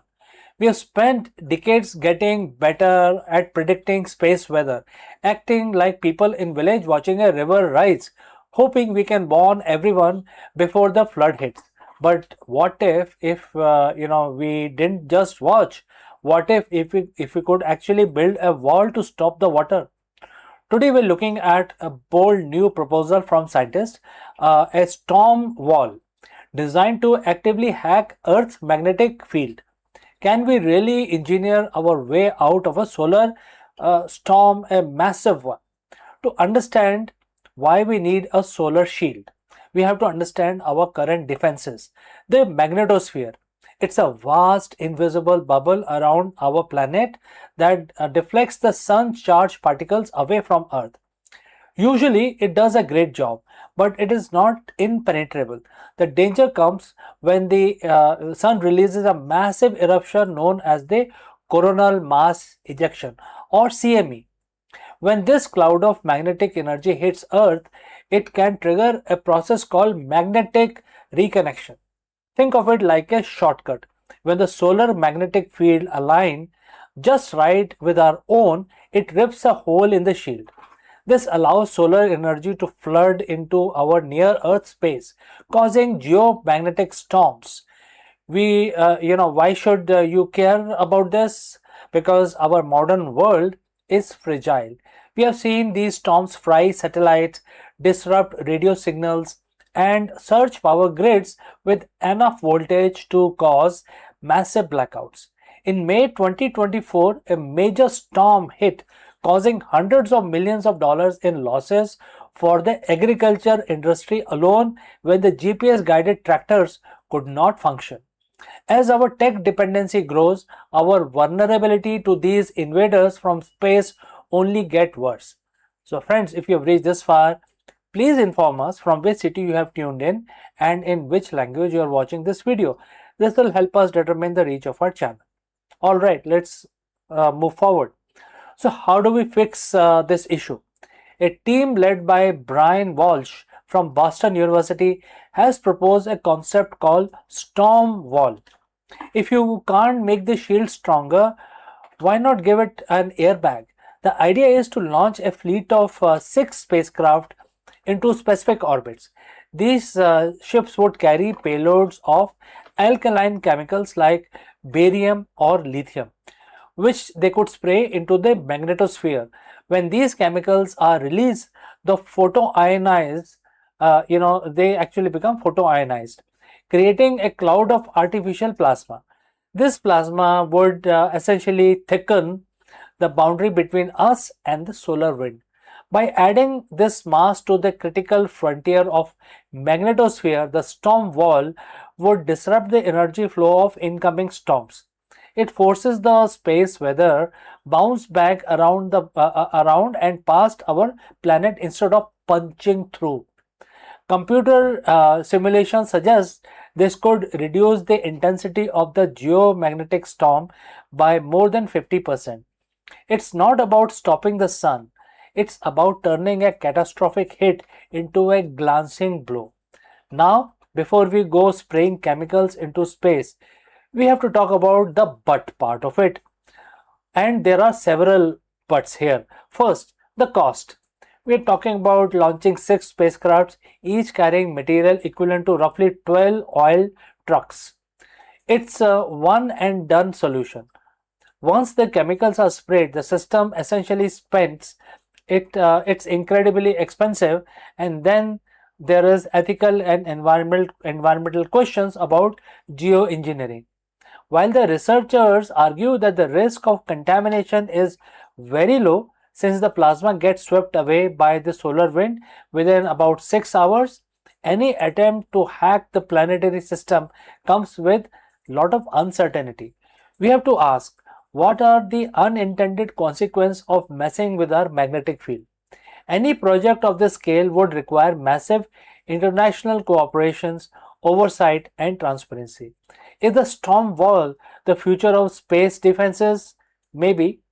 As we pour money into orbital infrastructure and space-based data centers, the financial math, as the researchers put it, might start to make sense. The reality is that if we build this, it wouldn't just protect our one country or one group of satellites, it would serve as a collective shield for the entire planet. We are becoming a space-faring civilization, which means we have to start acting like one. Whether or not we use space airbags, we have to find better ways to live within the volatile star we orbit. So friends, what do you think? Should we be experimenting with our planet's magnetic field, or is it the risk too high? Let me know your thoughts in the comments below. Thanks for watching and stay curious. I will catch you again in the next one. Imagine you're moving into a new apartment, but there is a catch. You have to carry every single piece of furniture, the walls, the plumbing, and the oxygen system on your back while climbing a mountain. That is essentially the challenge of building a base on the moon. For decades, the dream of lunar colony has been held back by one brutal reality, which is the weight. In the space industry, mass is money. Every extra kilogram of steel or aluminum you send to lunar surface costs a fortune in rocket fuel. Because of this, most proposed moon bases have been small, cramped, and incredibly difficult to scale. But that's about to change now. A Florida-based startup called Max Space has just unveiled a design that sounds like something out of a science fiction novel, a pop-up habitat. They aren't just building rooms, they are building what they call the scalable real estate for the moon. And if they succeed, the era of flags and footprints is over and the era of lunar cities is going to begin. So friends, if you have reached this far, please inform us from which city you have tuned in and in which language you are watching this video. This will help us determine the reach of our channel. Alright, let's proceed further. So why is the Max Space important? They recently emerged from the stealth with a bold claim. They can provide most habitable volume for the lowest launch mass in history. In April 2026, the company unveiled a subscale version of their expandable habitat, proving that this isn't just a digital render, it's a physical hardware. Led by the co-founder Salim Mia and Aaron Kammer, Max Space is leveraging over 30 years of material science knowledge and what they call the practical readiness of the materials to solve the hardest problem in lunar exploration. The core idea is very simple. Instead of sending a rigid metal tube that is mostly empty space, you send a highly compressed, ultra strong fabric envelope. One of it hits the lunar surface, it pops up and expanding to 20 times its original stored volume. Think about that. One single SpaceX Falcon 9 rocket, a workhorse of the modern space flight, could theoretically launch a fully equipped habitat with 350 cubic meters of volume. To put that in perspective, that's about a third of the entire habitable volume of the International Space Station, delivered in a single relatively cheap launch. Now, I know what you're thinking. Inflatable on the moon. Well, isn't that just a giant balloon waiting to pop? It's a very fair question. The lunar environment is a nightmare. Temperatures swing between 107 degrees in the sun to minus 153 in the shade. There is no atmosphere to stop micrometeorites, and radiation from solar flare can be lethal. But Max Space design isn't a balloon. It's an engineering marvel made of interwoven layer of advanced materials like Kevlar and specialized polymer bladders. Why this is actually better than metal? There are several reasons, starting with the debris protection. This is the first reason. Rigid metal hull can actually shatter or spall when hit by a high speed space dust. Expandable layer absorbs the disperse the impact energy, much like a bulletproof vest. Second is the radiation shielding. Because these habitats are so large, once expanded, they can be outfitted with internal shieldings or even covered with lunar regolith, which is the moon soil or moon dirt, whatever you want to call it, and that will create a massive radiation proof bunker. Number 3 is the mass to volume ratio. In a rigid module, the walls have to be thick enough to handle launch vibration and internal pressures. With an expandable, the walls are optimized for the pressure of the space, making them lighter and stronger per square inch. The company calls this scalable real estate because it allows for a modular approach. You don't just build one room, you link them together. You can have a pop-up lab, a pop-up greenhouse, and pop-up sleeping quarters, all connected by a pressurized tunnel. This news couldn't come at a better time. We are currently in the middle of Artemis era. As of April 2026, Artemis 2 has successfully returned from its lunar flyby, marking the first humans to have seen the far side of moon with their own eyes since 1972. NASA is now laser focused on Artemis 4 and Artemis 5, which are targeted for 2028. Artemis 5 is going to be very interesting because it's specifically where the moon base phase begins. NASA recently announced they are moving away from the Lunar Gateway space station concept in favor of a permanent surface infrastructure. They want to stay on the surface of the moon. And this is where the Max Space and the Voyager Technologies partnership comes in reality and becomes more real. The company behind the Star Lab, in fact, the Voyager, you may be knowing, is the company behind this Star Lab space station, and has made a multi-million dollar investment in Max Space to ensure this tech is ready for the Artemis mission. Now, what is the goal? By the late 2020s, instead of astronauts living out of their lander for a week, they will move into these Max Space habitat for months at a time. This tech turns a visit into a colony. So that is a very clear goal. What is the next step now? Max Space isn't going straight to the moon. First, they have to prove it their system works in vacuum of Earth's orbit. Their first flight, known as the mission Evolution, is scheduled for 2027 as a ride share on a Falcon 9. This will be a smaller prototype to validate the deployment sequence and structural integrity. If that works, the sky, or rather the lunar South Pole, is the limit. They are already designing their Thunderbird station, a commercial outpost that could serve as a lunar hotel or a research hub. For 60 years, we have thought about space station, the moon bases, as cold metallic cylinders, but the future of human life beyond Earth might be softer, lighter, and much, much bigger.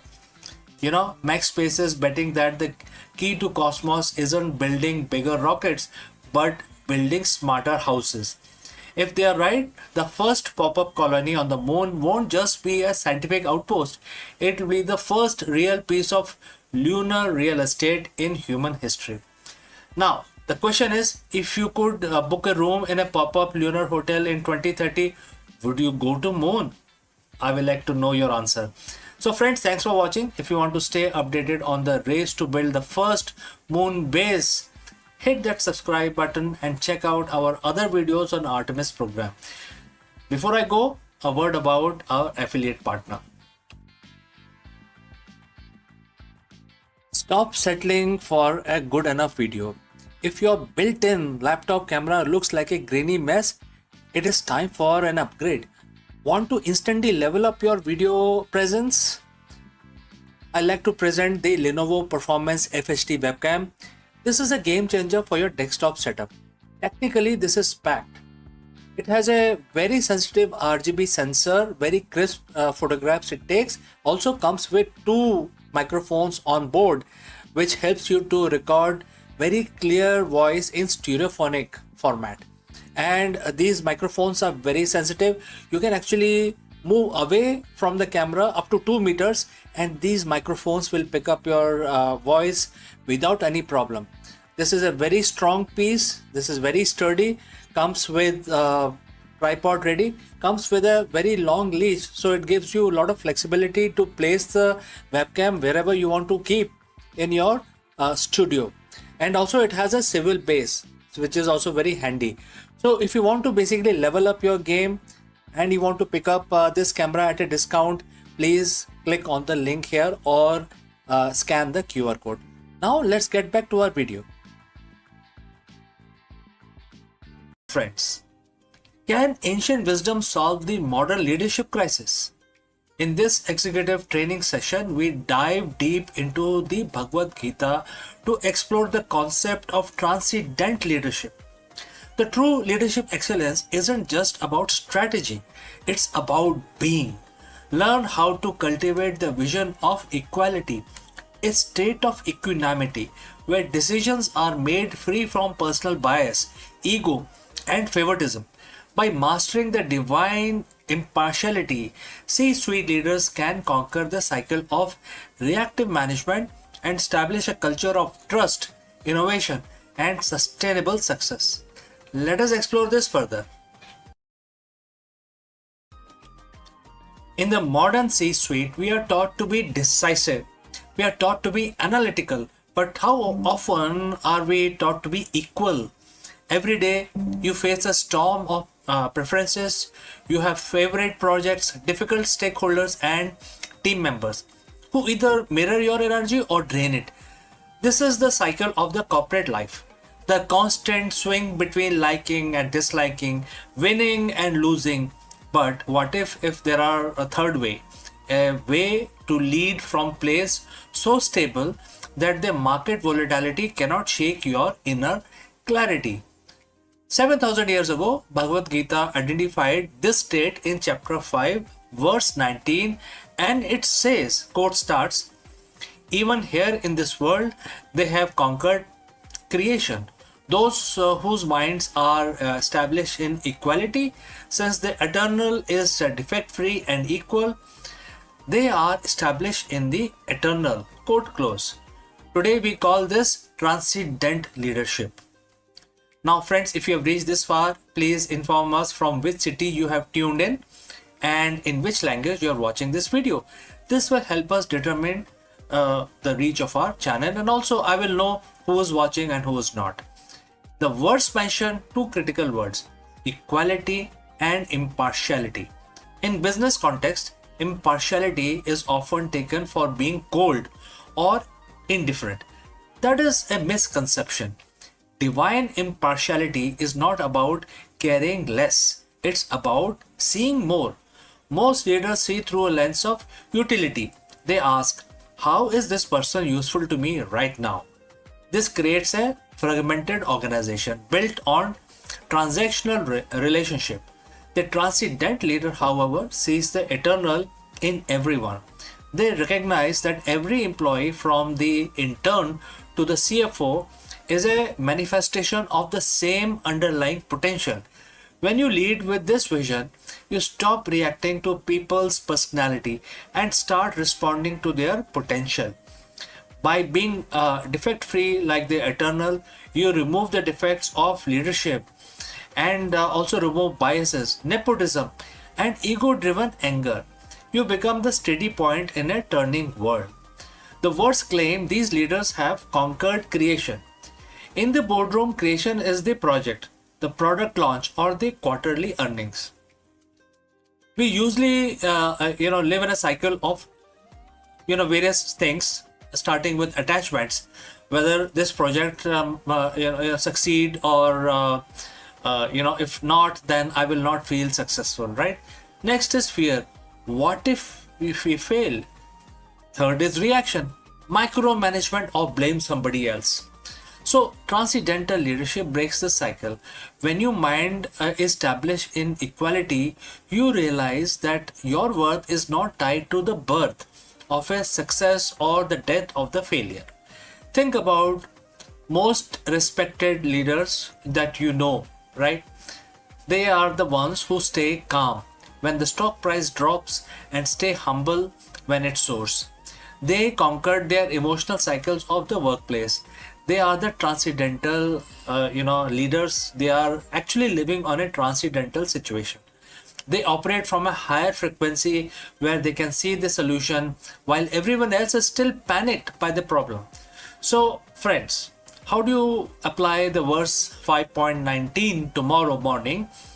And I would like to suggest 3 pillars for you to basically implement this theory in practice, starting with 360-degree human view. That is the first thing that you need to change in your personality. So next time you are in a meeting, consciously look at the person you disagree with most. Remind yourself that their core essence is no different from yours. This doesn't mean that you agree with their strategy. It means you respect their presence. This dissolves hostility and opens the door to genuine negotiations. Second, decision making in the gap. So, that is the second change that you need to bring about. Between a stimulus and your response, there is a gap.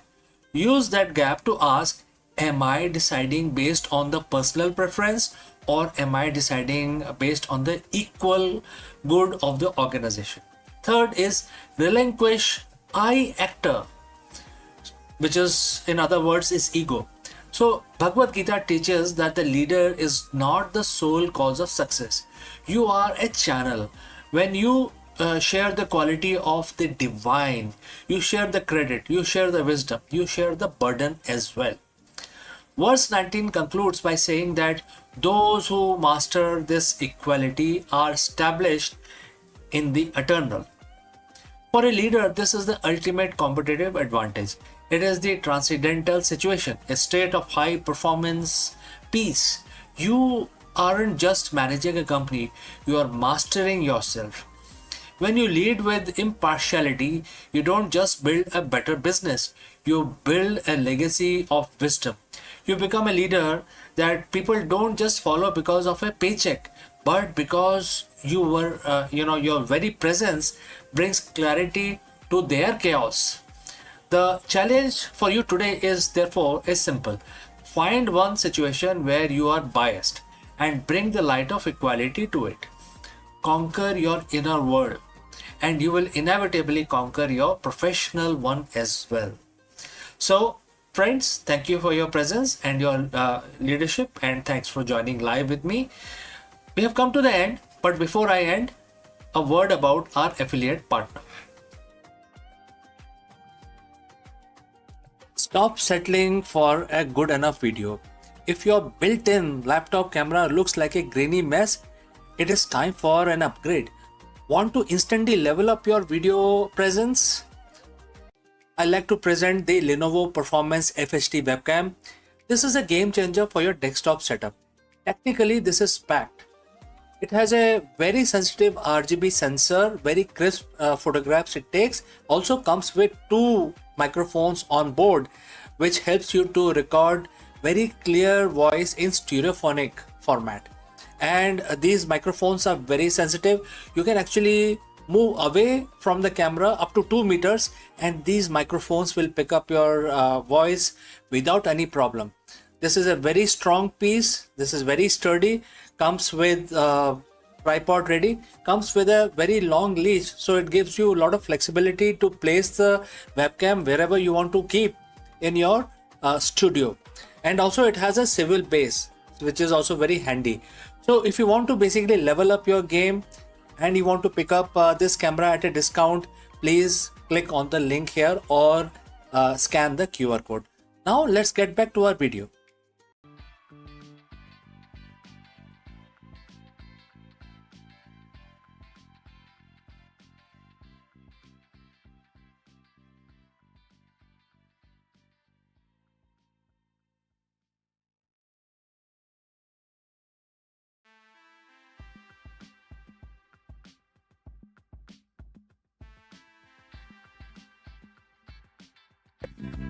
Hello friends, welcome. Is your leadership style stuck on a treadmill of a quarterly targets and reactive firefighting?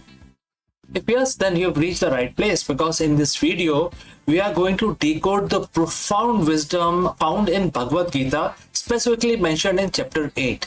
And we will translate it into a high-level exit strategy for modern CEOs and business leaders. In this section, we will also discuss, or rather, decode what Bhagwan Krishna speaks of this cycle of birth and death as a place of misery, and offers a path to the ultimate bliss and perfection. For the 21st century executives, this cycle is the exhausting loop of temporary wins, market volatility, and burnout. Let's discuss this further. If you're watching this, you're likely a leader, a founder, or an executive, a very senior executive. And if you're being honest, you have felt it too. It's the corporate treadmill. You hit your Q1 target, and for a moment, there is a rush of success. But by Monday morning, the success has evaporated, replaced by the pressure of Q2. It is a cycle of birth and death. The birth of a project, death of a quarter, the constant fluctuation of the market. In Bhagavad Gita, chapter 8, verse 15, Bhagwan Krishna described this material world as a place of misery and transience. To the modern CEO, this isn't just a spiritual poetry, it's a perfect description of the reactive business environment.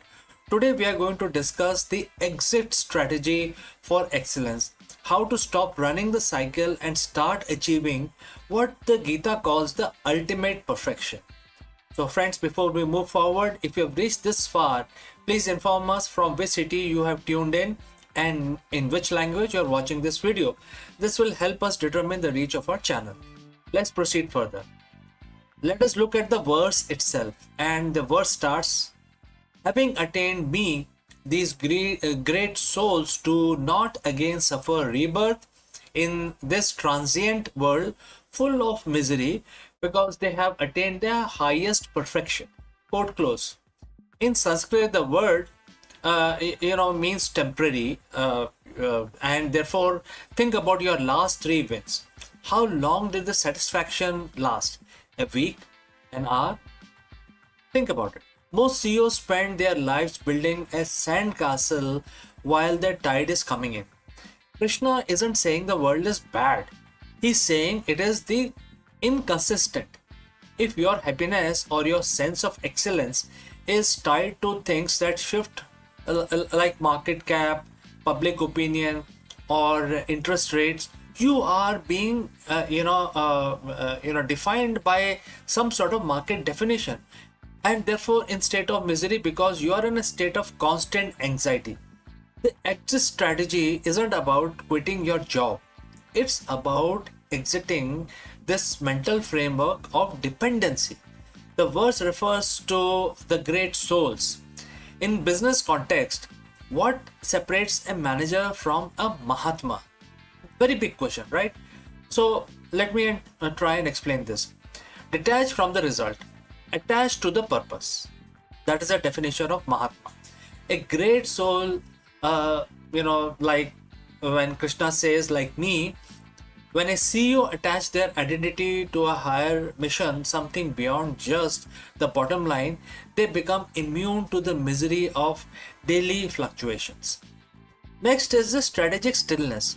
When you aren't afraid of the death of a project or dip in the stock, you make better decisions. You aren't operating from a place of survival.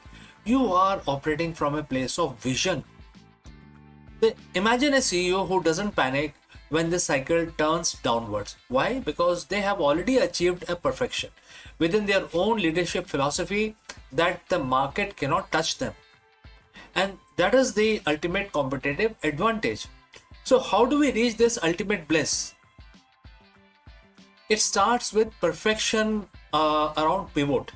Perfection in Gita isn't about the bug-free code or a flawless balance sheet. It's about dharma, which is the right action. For a CEO, ultimate bliss is the clarity that comes when your internal values, perfectly align with your external actions.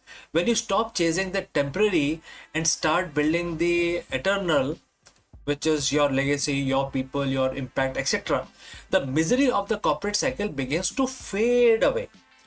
You stop asking, how do I survive this quarter? And start asking, how do I serve the highest good through this enterprise? Ironically, when you stop obsessing over the material, which is rebirth of your profit, you often find that the profit follows you because you are now leading with clarity and that there is no lack of information within you. So, what is your exit strategy? Most CEO plan for a financial exit, a buyout, or a retirement. But the Gita suggests a spiritual exit, exiting the state of being a slave of your circumstances. By applying the wisdom of chapter 8, verse 15, you transition from a leader who is cycling to a leader who has attained perfection. You move from misery of the transient to the bliss of transcendent. Next time you feel the wall closing in or the pressure of cycle mounting, remember, you are a great soul.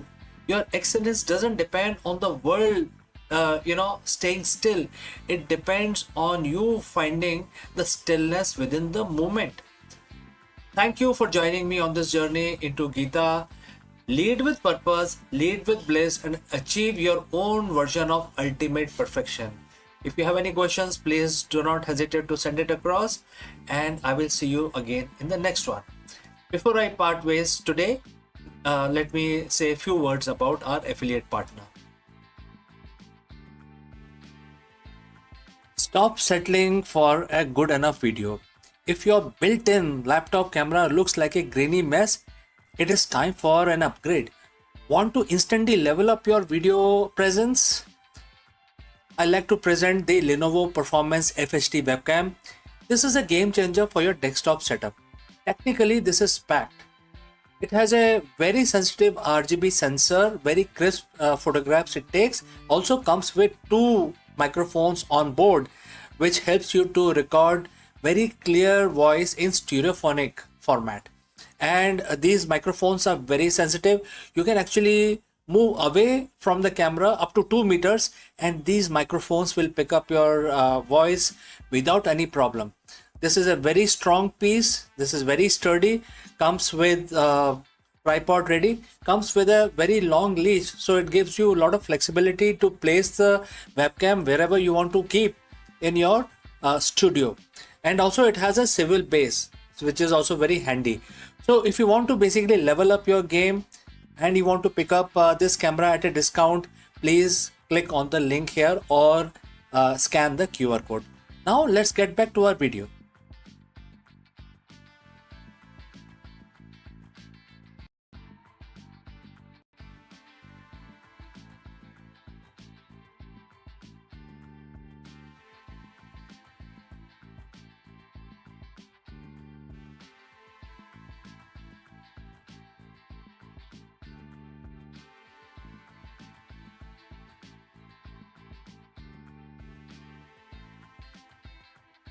Hello friends.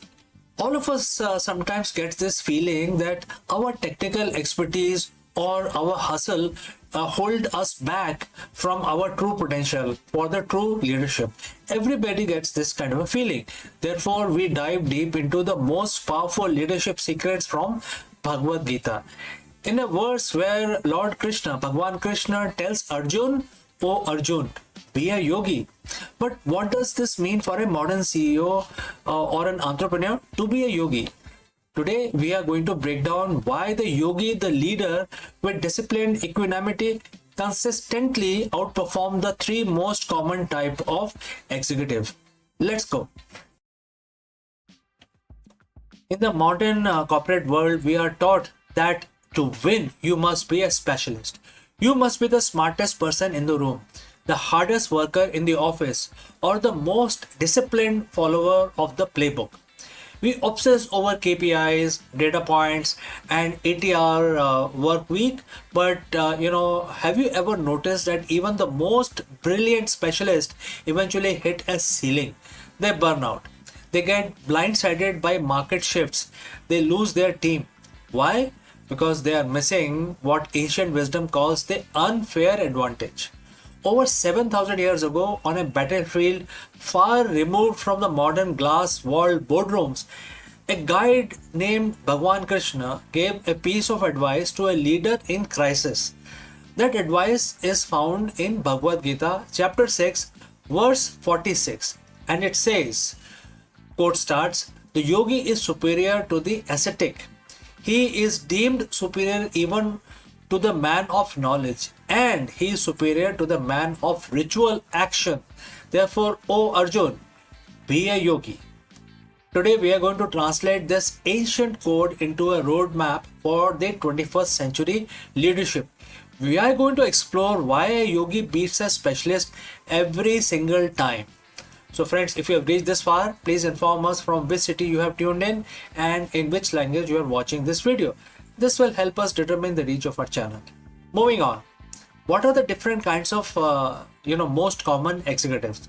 First is aesthetic, which in Sanskrit known as tapasvi. In Gita, tapasvi is someone who practices extreme self-denial. In the corporate world, this is the grind culture CEO. They are the first one in and last one out.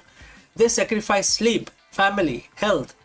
They believe that if they just suffer more than the competition, they will win. But Krishna warns us, sheer endurance without balance leads to a narrow vision. Number 2 is Jnani, which is the man of knowledge. This is the data-driven specialist, the CEO with Ivy League pedigree and the analytics mind that can spot a trend in a spreadsheet from miles away. They have the facts, but they often lack wisdom. They are paralyzed by the data if the data is missing, and they often struggle to connect with the human element of their business. Number 3 is Karmi, the man of ritual action. This is a process-driven executive. They live by SOPs. They believe that if the ritual of the business, which is the meeting, the reports, different kinds of pyramids, bell curve, if they are followed perfectly, success is guaranteed. But when the world changes, they are too rigid to pivot. Bhagwan Krishna says yogi is better than all three. Why? Because the yogi CEO is a leader who has mastered their inner environment. They don't just possess knowledge, they possess clarity. They don't just work hard, they work purposefully. They don't just follow process, they follow a vision. A yogi's unfair advantage is equanimity. Think about the last time your company faced a crisis. Did you react out of fear? Did you make desperate move based on a dip in the stock prices? A yogi CEO operates from the neutral center. They are not swayed by the high of massive profit or low of the market crash. While everyone else is reacting, the yogi is responding. This isn't about being passive, it's about being so internally grounded that your decision making becomes clinical, fast, and remarkably accurate. That is the definition of the competitive edge. There are several things we can actually discuss around this, but I want to be brief. And therefore, the first advice I want to give you is the cognitive flexibility. The specialist is a hammer, and to them, every problem looks like a nail. But a yogi isn't attached to one way of thinking because they aren't defined by their expertise. They can see the whole board, they can integrate the hard work of aesthetic and the data of Gyani and the process of karmi without being enslaved by any of them. Second is the emotional intelligence. The yogi understand that a business is just a collection of human beings. By mastering their own minds, they naturally become master of empathy. They can read the room, they can inspire a team during a pivot because they aren't projecting their own anxiety onto other subordinates. Third, sustainable high performance. The ascetic CEO eventually burns out. The yogi CEO understands the rhythm of action and reset. They operate with sense of detachment and therefore detached engagement. They care deeply about results, but they aren't consumed by them. This detachment actually allows them to perform better because they aren't choked by the fear of failure. So, how do we become a yogi CEO? Very big question, right? Let's start. It starts with realization that your most important business tool isn't your laptop, your network, or your bank account. It is your own mind. As verse 46 concludes, it says, therefore be a yogi, O Arjun. Very, it's like a proverb. Be a yogi, O Arjun. Such few words, but very profound meaning. This is a call to action for every leader. Don't just be a worker. Don't just be an expert. Don't just be a bureaucrat. Cultivate the discipline of the mind. Practice the equanimity that allows you to see through the noise of the market. Lead from a place of stillness, and you will find the impossible problems starting to solve themselves. The specialist sees the obstacle, the yogi sees the path. Which one will you be? Let me know in the comments below. Before I part ways today, a few words about our affiliate partner. Stop settling for a good enough video. If your built-in laptop camera looks like a grainy mess, it is time for an upgrade. Want to instantly level up your video presence? I like to present the Lenovo Performance FHD webcam. This is a game changer for your desktop setup. Technically, this is packed.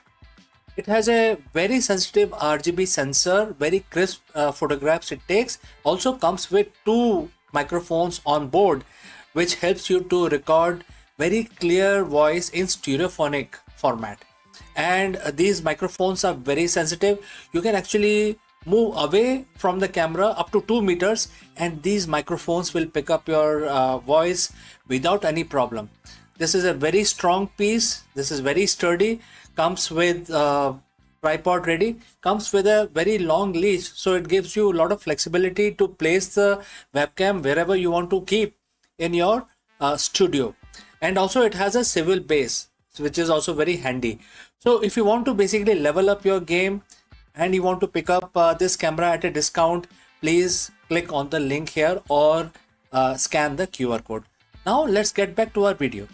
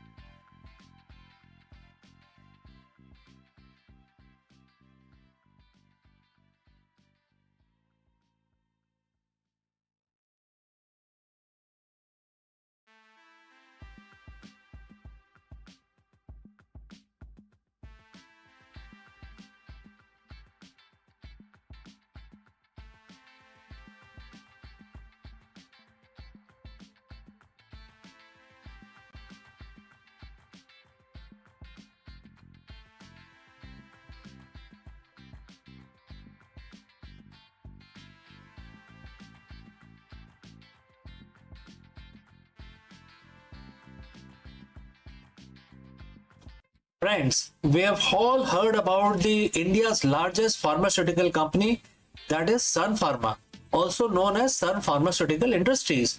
And this company has just announced a massive acquisition which is worth 11.75 billion US dollars. Sun Pharma has acquired US based Organon and Company, making one of the largest outbound deals in Indian history. In this video, we break down why Sun Pharma is betting big on the US market and what this means for investors and the global healthcare landscape. Let's discuss this further. In the world of global pharmaceuticals, 11.75 billion isn't just a number, it's a statement.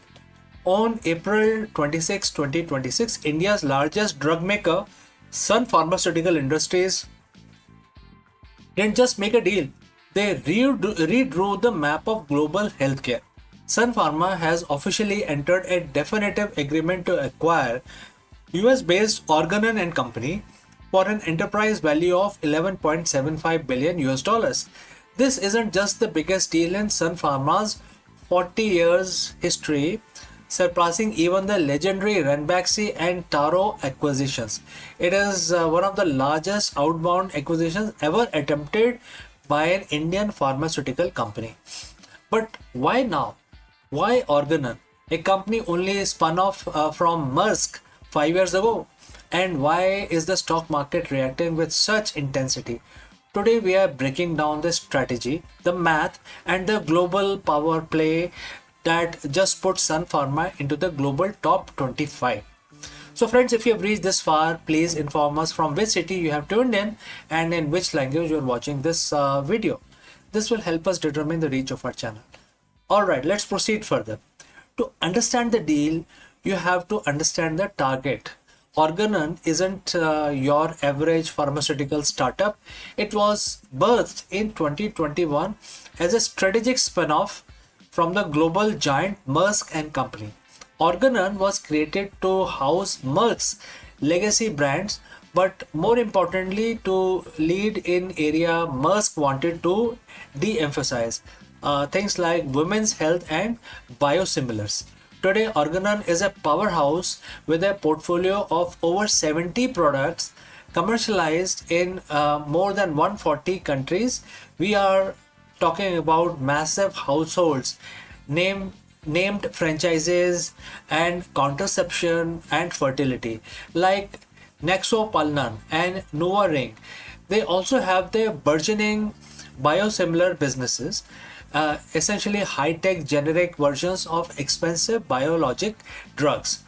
Before the deal, Organon was doing roughly 6.2 billion in annual revenue, but they carried a heavy burden. Nearly 8.6 billion in debt left over from the spin-off.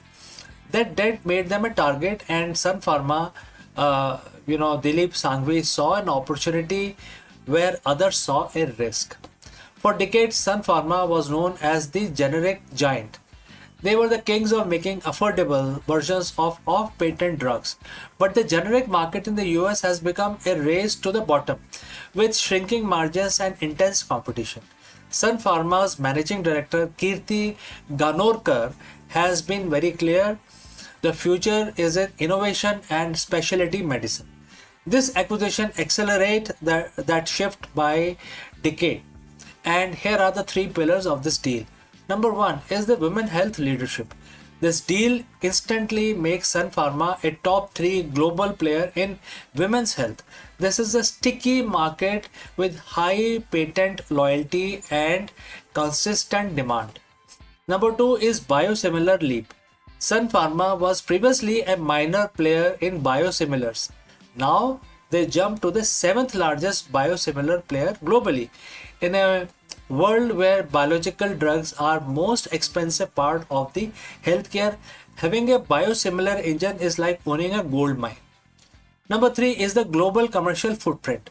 Sun Pharma already had a presence in the US and India, but Organon gives them boots on the ground in 150 countries, including high growth markets like China, Brazil, and major European hubs where Sun Pharma was previously underweight. So now let's talk about money. Sun Pharma is paying $14 per share in all cash deal. So let's break down this $14, what it comprises of. So enterprise value 11.75 billion, equity value 4 billion, and total revenue of 12.4 billion combined. So 12.4 billion. And there is a funding, internal cash plus they have taken a loan from Citibank, JP Morgan, and MUFG for this acquisition. Now, some analysts were worried Sun Pharma is taking on nearly 10 billion in new debt to make this happen. For a company that has traditionally been cash rich, this is a cultural shift. However, the magic math here is the profits. Organon generates incredible cash flow, nearly 1.9 billion in adjusted profit before tax. By combining the two, Sun Pharma expects to nearly double its cash flow. This allows them to pay down the massive debt quickly. The projected net debt to profit ratio is 2.3x, which in pharma's world is considered very, very manageable. So how did the market take it now? Initially, Organon shares surged over 15% just as soon as the news came out, while Sun Pharma saw a relief rally of 7 to 9%. While the relief, because investors finally saw that Sun Pharma was going to do with its massive cash pile. For years, shareholders asked, when will you make a big move? And this is that move now. But it's not all sunshine. There are risks also. Biggest risk is integration.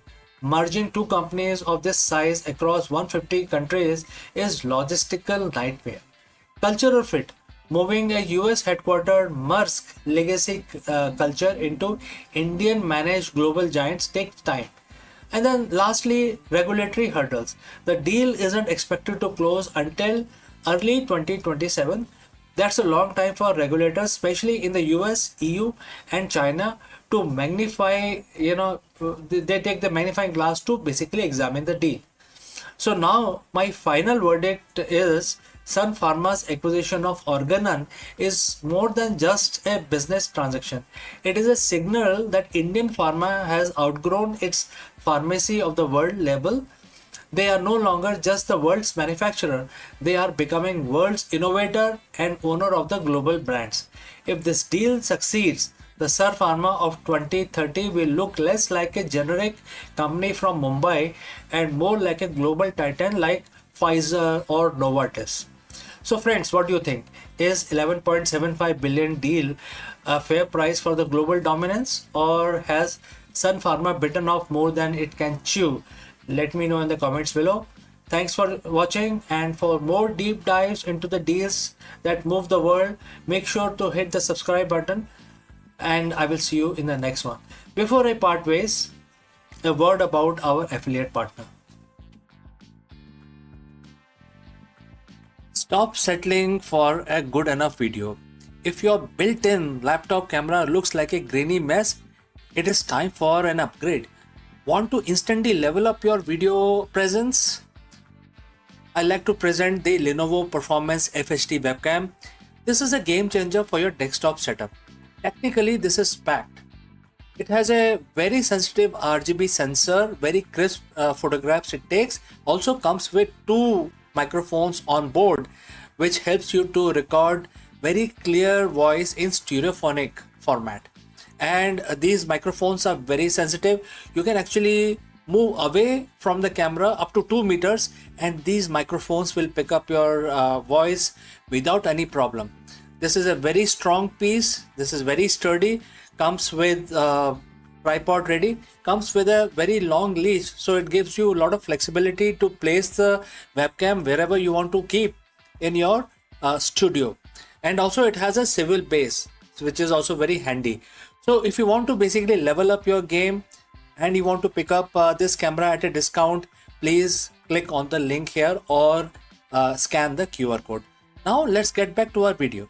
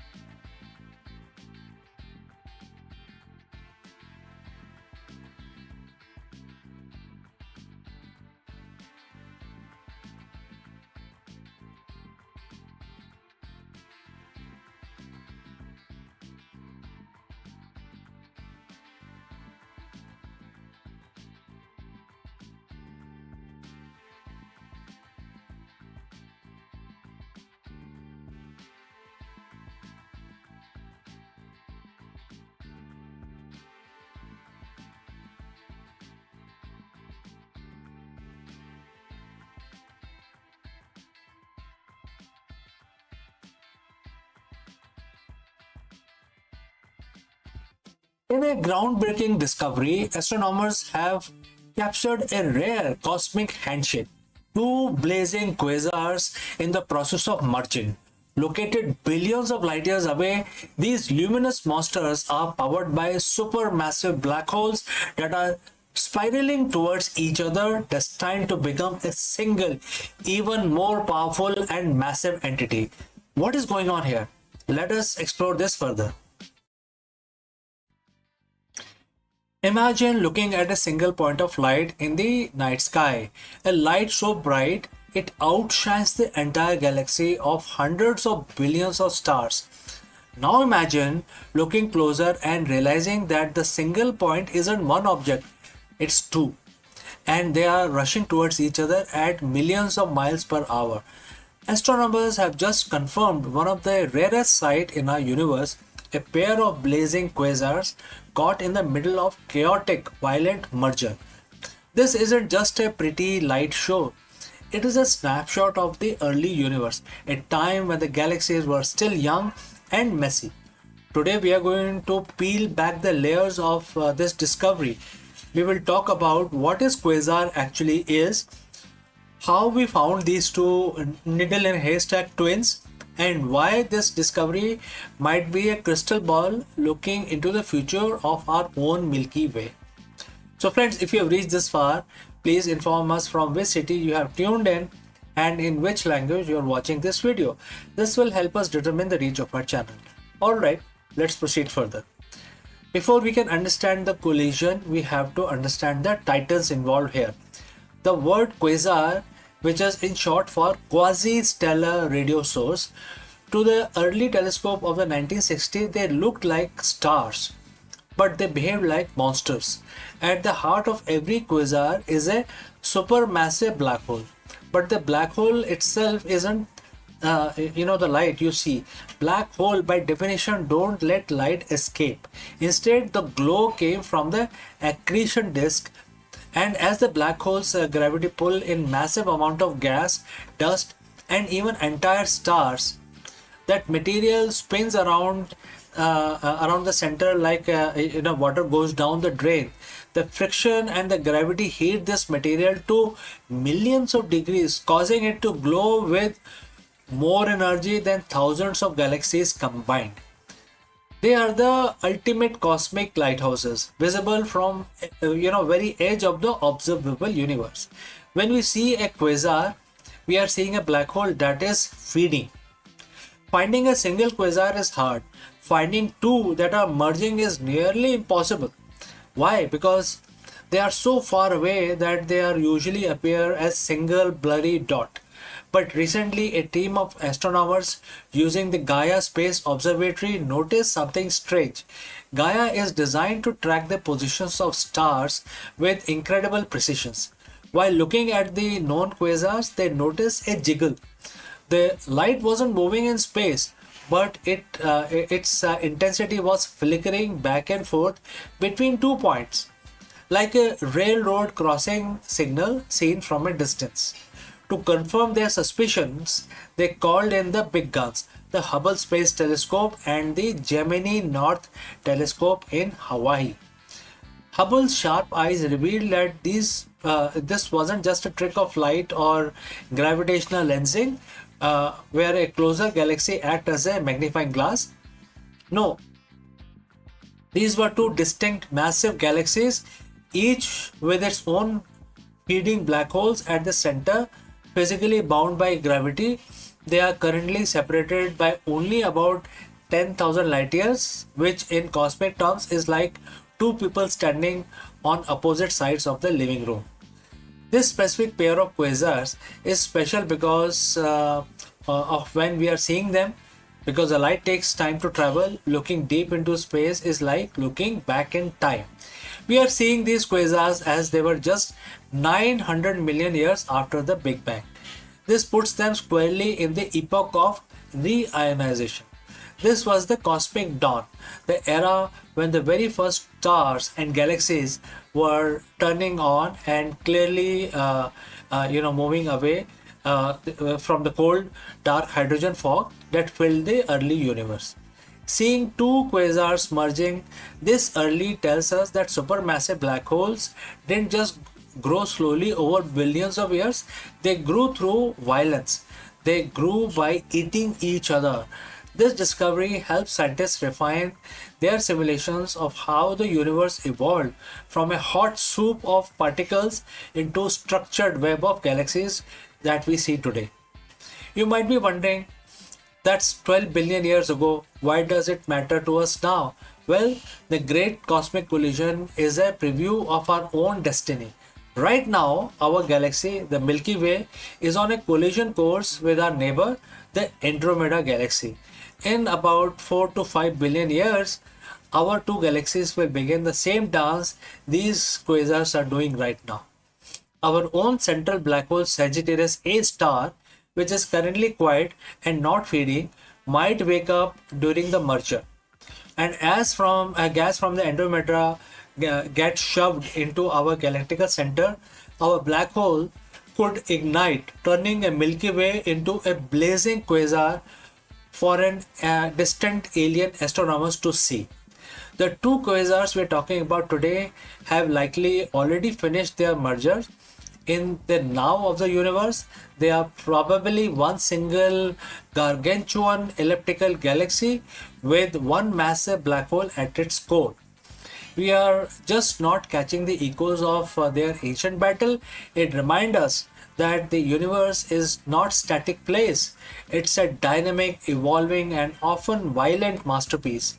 Every time we find a pair like this, we add another piece to the puzzle of where we came from, where the cosmos is going, etc. So friends, thanks for joining in on this journey across space and time. If you want to keep exploring the wonders of the universe, make sure to hit the subscribe button. Until next time, please keep looking up. Before I part ways, a word from our affiliate partner.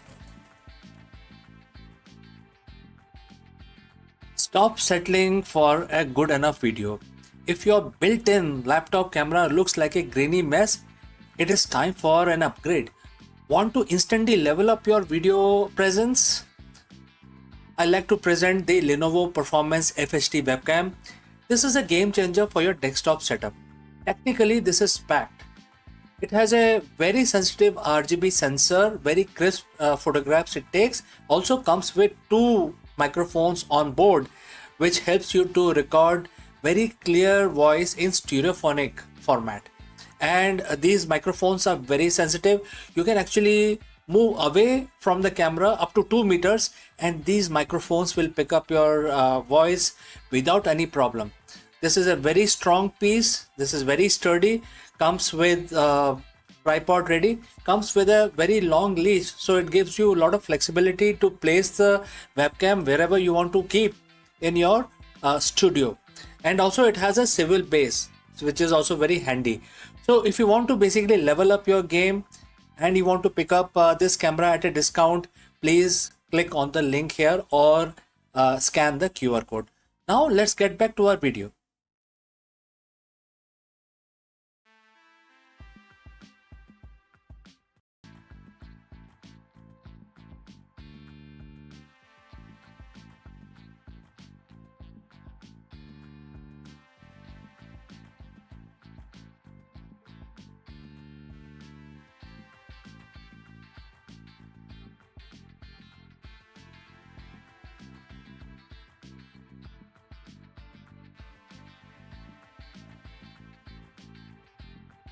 Long before modern medicine built its labs, ancient India nurtured a science of life that saw health as a harmony, healing as compassion.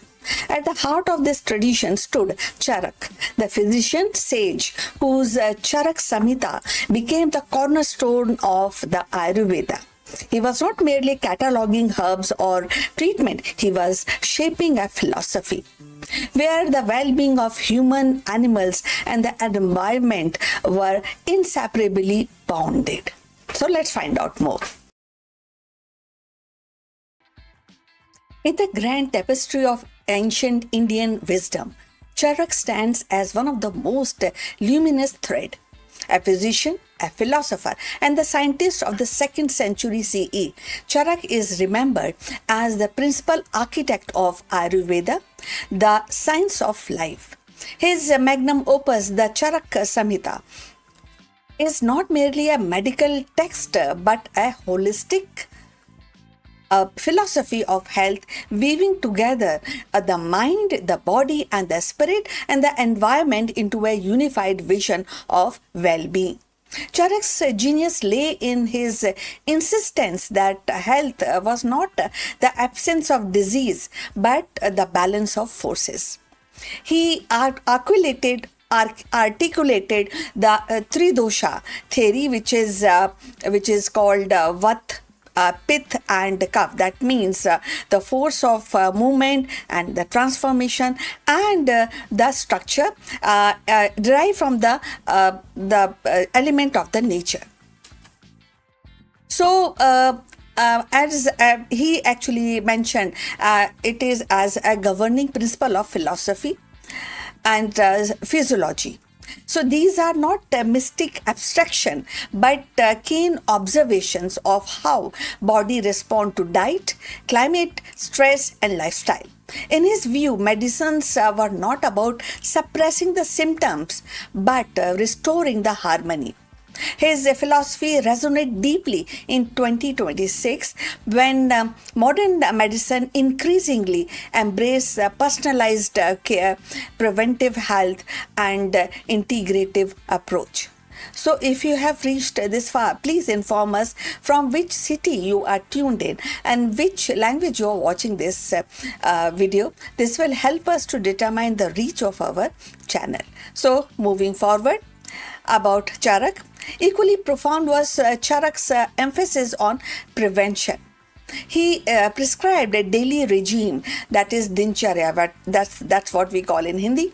Then the second option he has given, seasonal routine, which is ritucharya, and dietary discipline as the pillar of resilience.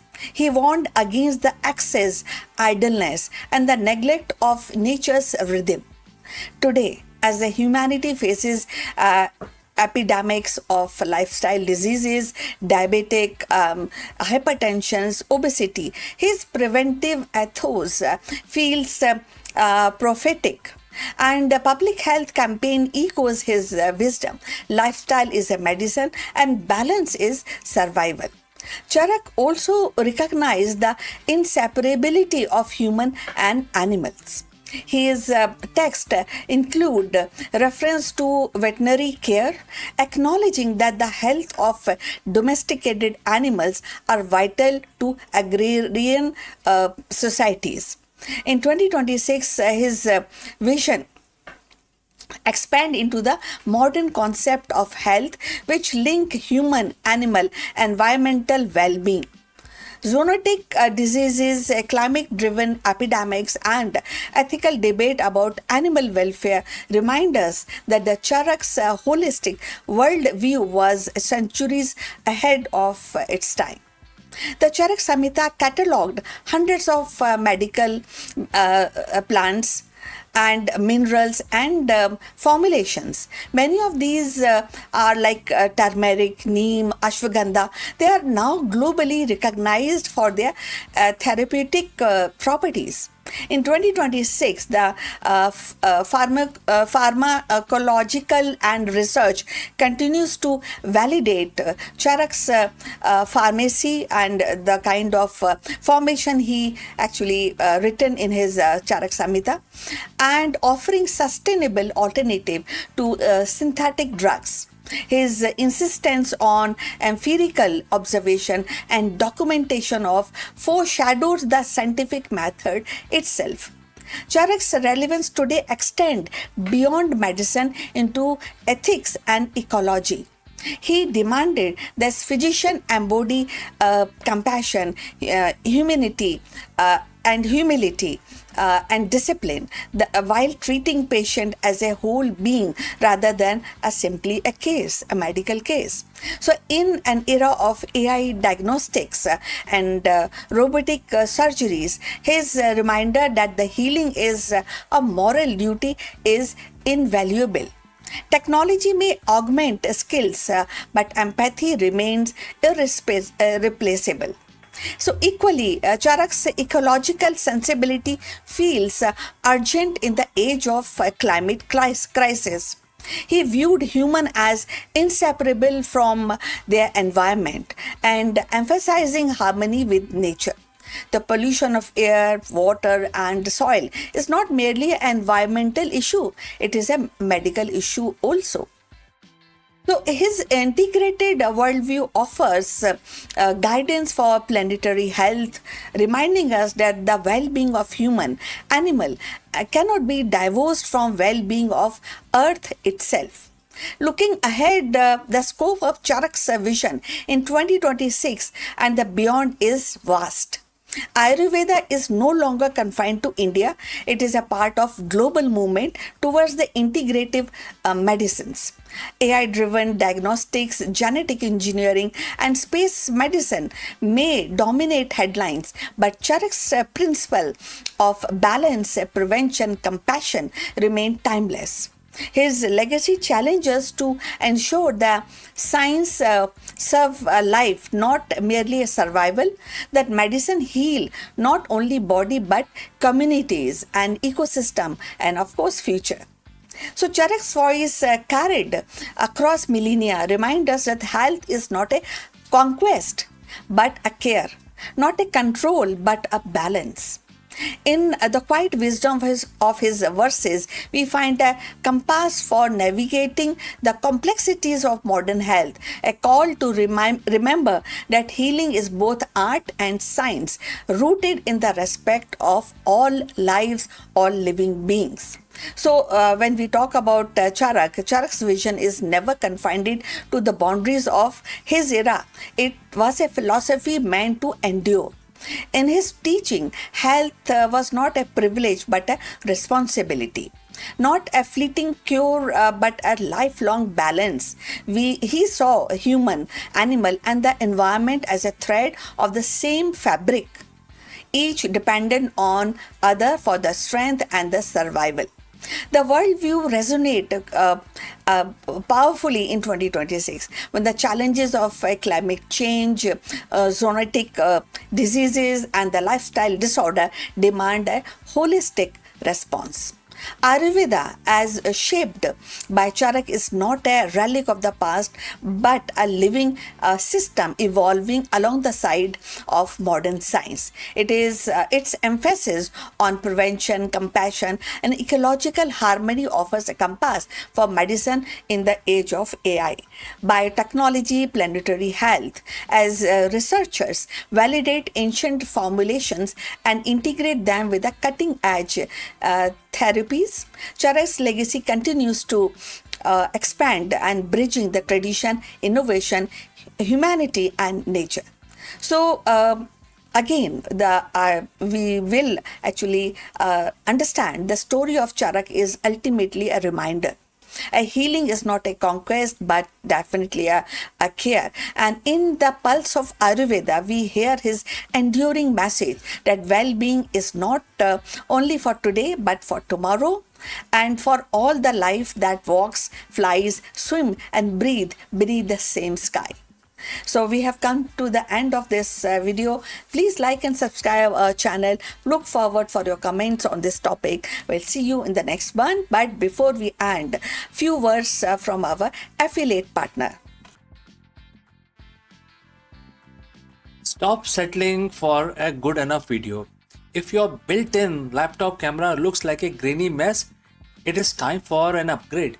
Want to instantly level up your video presence?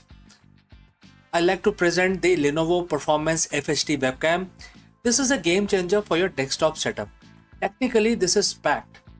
It has a very sensitive RGB sensor, very crisp photographs it takes. Also comes with 2 microphones on board, which helps you to record very clear voice in stereophonic format. And these microphones are very sensitive. You can actually move away from the camera up to 2 meters and these microphones will pick up your voice without any problem. This is a very strong piece. This is very sturdy.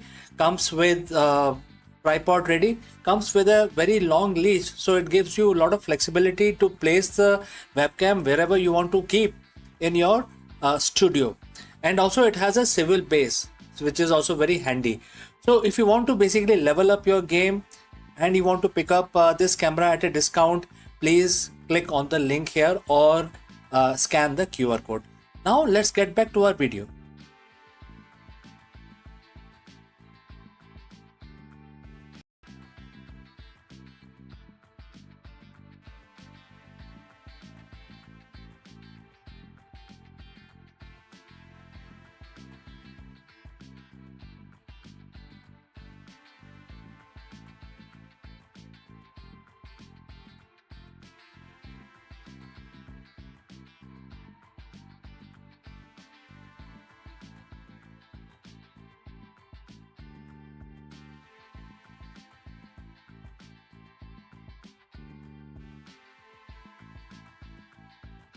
Long before silicon chips and rocket engines, India's rishis and scholars were sketching the blueprint of science in verses and in logic. From Pingla's binary rhythm to Aryabhat's celestial equation, their insight became the hidden code of modern progress. What we call algorithm, astronomy, rocket science today were once seeds planted in the fertile soil of ancient wisdom in India. To revisit their contribution, we should understand that it is not just a history. It is a reminder that the future was imagined centuries ago, and we are still living in their unfolding vision. So let's find out more. In the quiet corridor of ancient Indian thoughts, Pingla stands as a mathematician sage whose vision stretched far beyond his time. Living around the 3rd, 2nd century BC, he composed the Chandra Shastra, trusty in Sanskrit parody. At first glance, it was a study of poetic meters, but hidden within its verses lay a revolutionary idea. The earliest known description of binary numbers and combinational patterns. And in his hands, poetry became the mathematics, and the mathematics became a language of code. So Pingla's binary system was simple yet profound. So he represented sequences of long and short syllables and using marks and that correspond to what we call today 1 and 0. This was not merely a poetic device, it was a seed of digital logic. Centuries later, the same binary framework would become the foundation of computer science, coding language, and the algorithm that drives artificial intelligence. And in 2026, every smartphone, rocket guidance system, and the quantum processor hums with the rhythm of Pingla's insight. The universe can be described in two states, on and off, presence and absence. So if you have reached this far, please inform us from which city you have tuned in and in which language you are watching this video. This will help us to determine the reach of our channel. Now, moving forward, imagine the world without Pingla's contribution. Without binary, modern digital revolution would flatter. Computer might still exist, but their architecture would be clumsy, reliant on unwieldy numerical system. Rocket science, which depends on precise coding, error-free communication, would stumble. The artificial intelligence, which thrives on binary logic, would be delayed maybe by centuries. The absence of Pingla's vision would mean a world where the progress limps and instead of leaps. So where the dream of space exploration and the digital connectivity remain distant. So in 2026, his relevance is sharper than ever. As scientists push boundaries in quantum computing, they still rely on binary as the bedrock of classical computation. Rocket science pierce the sky, and their guidance system echoes Pingla's binary rhythms. As artificial intelligence learns, adapt, and evolve, it does so through the string of 1 and 0, the same language Pingla first sketched in the poetic form. His work reminds us that the most advanced technologies are often born from the simplest truth. Modern scientists owe him a gratitude. Every programmer writes code, every physicist modeling particles, and every engineer designing spacecrafts stand on the shoulders of Pingla. His binary vision transformed poetry into mathematics, mathematics into logic, and logic into digital universe. To thank him is to acknowledge that the progress is not only building in the labs or observatories, but also in the mind of sage who saw pattern in verses, numbers in rhythm. Pingla's legacy is reminded that the science is not bound to by any time.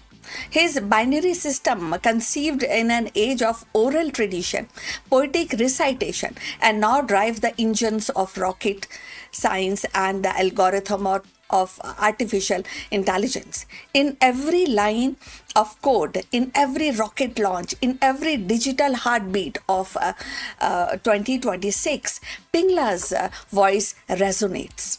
He showed us that the simplicity is the key to infinity, and that form two symbol 1 and 0, the universe of knowledge can unfold. So the legacy of India's ancient scientists is not confined to dusty manuscripts or forgotten verses. It is actually pulses through every circuit, every rocket launch, every equation written today. Without their vision, the binary code of Pingla, the celestial map of Aryabhat, or the medicinal insight of Charak, our modern world would be poorer. And their wisdom remind us that the progress is not born in isolation, but carried forward by generation who dare to imagine beyond their age. As we step into 2026 and beyond, every scientist, coder, explorer, actually owns a silent gratitude to these rishis of reason. For their lit the first spark of discovery that now fuels the engines of science and rocket flights. And in their echoes, we find our future. So we have come to the end of this video. Look forward for your comment on this subject. And please like and subscribe our channel, and we'll see you in the next one. But before we end, few words from our affiliate partner. Stop settling for a good enough video. If your built-in laptop camera looks like a grainy mess, it is time for an upgrade. Want to instantly level up your video presence? I like to present the Lenovo Performance FHD webcam. This is a game changer for your desktop setup. Technically, this is packed. It has a very sensitive RGB sensor, very crisp photographs it takes. Also comes with two microphones on board, which helps you to record very clear voice in stereophonic format. And these microphones are very sensitive. You can actually move away from the camera up to 2 meters, and these microphones will pick up your voice without any problem. This is a very strong piece. This is very sturdy.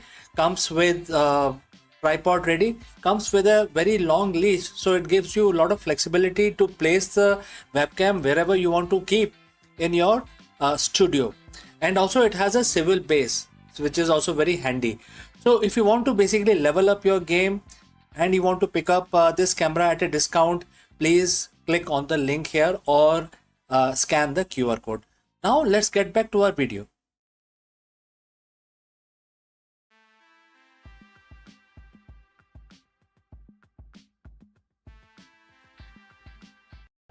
The resume is fading and the algorithm are rising. Welcome to the new age of hiring. For a generation, the resume has been the passport to opportunity, a single sheet of paper meant to capture the essence of person's career, ambition, and potential. Recruiters relied on it as their compass, scanning from keywords, actually judging the experience and making the judgment further. And that shaped the lives and the companies alike. But in today's corporate world, the compass is being recalibrated. Artificial intelligence has entered the hiring arena, shifting the focus from polished resume to predictive algorithm. What once depended on the human intuition is now increasingly governed by machine logic. And the ripple effect are transforming not only how company recruit, but also how candidates present themselves. For decades, the hiring process has revolved around the resume, carefully crafted document meant to summarize a candidate's skill, experience, and aspirations. Recruiters would shift through the stacks of resumes, searching for the right fit and often relying on the intuition and human judgment. But today, the familiar ritual is being disrupted. Algorithms are shaping in and reshaping corporate hiring strategies and slowing down the traditional recruitment as we know it. Artificial intelligence is no longer confined to futuristic speculation. It is embedded in the very fabric of talent acquisition. So companies are deploying AI-driven platform that scan thousands of applications in a second, identifying patterns invisible to human eye. And instead of recruiters spending hours and judging the resumes and finding out the right candidate, machine learning models evaluated it very fast and very even the behavioral clue and the skill is being judged by the machine. Competencies are judged by the machines, and the result is hiring process is more faster, more data driven, and at least in theory more objective. Yet this shift is not without tension. Traditional recruitments relied heavily on human interaction. The handshake at the interview, the nuances, reading of a candidate's personality, the gut feeling that someone might be a cultural fit. AI challenges this by reducing the process in qualifying metrics. So algorithm can rank candidate by predictive job preferences, but they cannot replicate the warmth of human connection. And this raises a profound question. Are we hiring people or are we hiring data points? So if you have reached this far, please inform us from which city you have tuned in and in which language you are watching this video. This will help us to determine the reach of our channel. So now going forward, when we are talking about resume and the algorithm shift in the job market, the corporates are embracing the AI because it promises efficiency. In industries where the talent demand is high, AI tool can cut hiring timelines dramatically, and they can also help reduce bias, at least when designed carefully by focusing on the skill rather than demographic markers. For example, AI can highlight the candidate from unconventional background who might otherwise be overlooked. So paradoxically, if the algorithm are actually trained on biased historical data, they risk perpetuating the very inequalities they are meant to solve. So the slowing of traditional recruitment is evident in diminishing role of resume themselves. So increasingly, the companies are actually finding this easy, and the companies are also asking candidates to demonstrate the skill through online assessment, coding challenges, and or sometimes gamified test. An AI system then evaluate these results often before a human recruiter even see the candidate's name. So the resume, once the centerpiece of hiring, is becoming a supportive document at the best. And this transformation also changes the role of recruiters. Instead of manually screening resume, recruiters are becoming interpreters of AI insight. So this way, this is how the job market is evolving. Their job is shifting towards relationship building, employers branding, and ensuring that the human element is not lost in the set of algorithm. In this sense, AI is not eliminating recruiters, it is redefining their responsibilities. For job seekers, the implications are profound, very high. So, and I think you're also aware of this change in the market.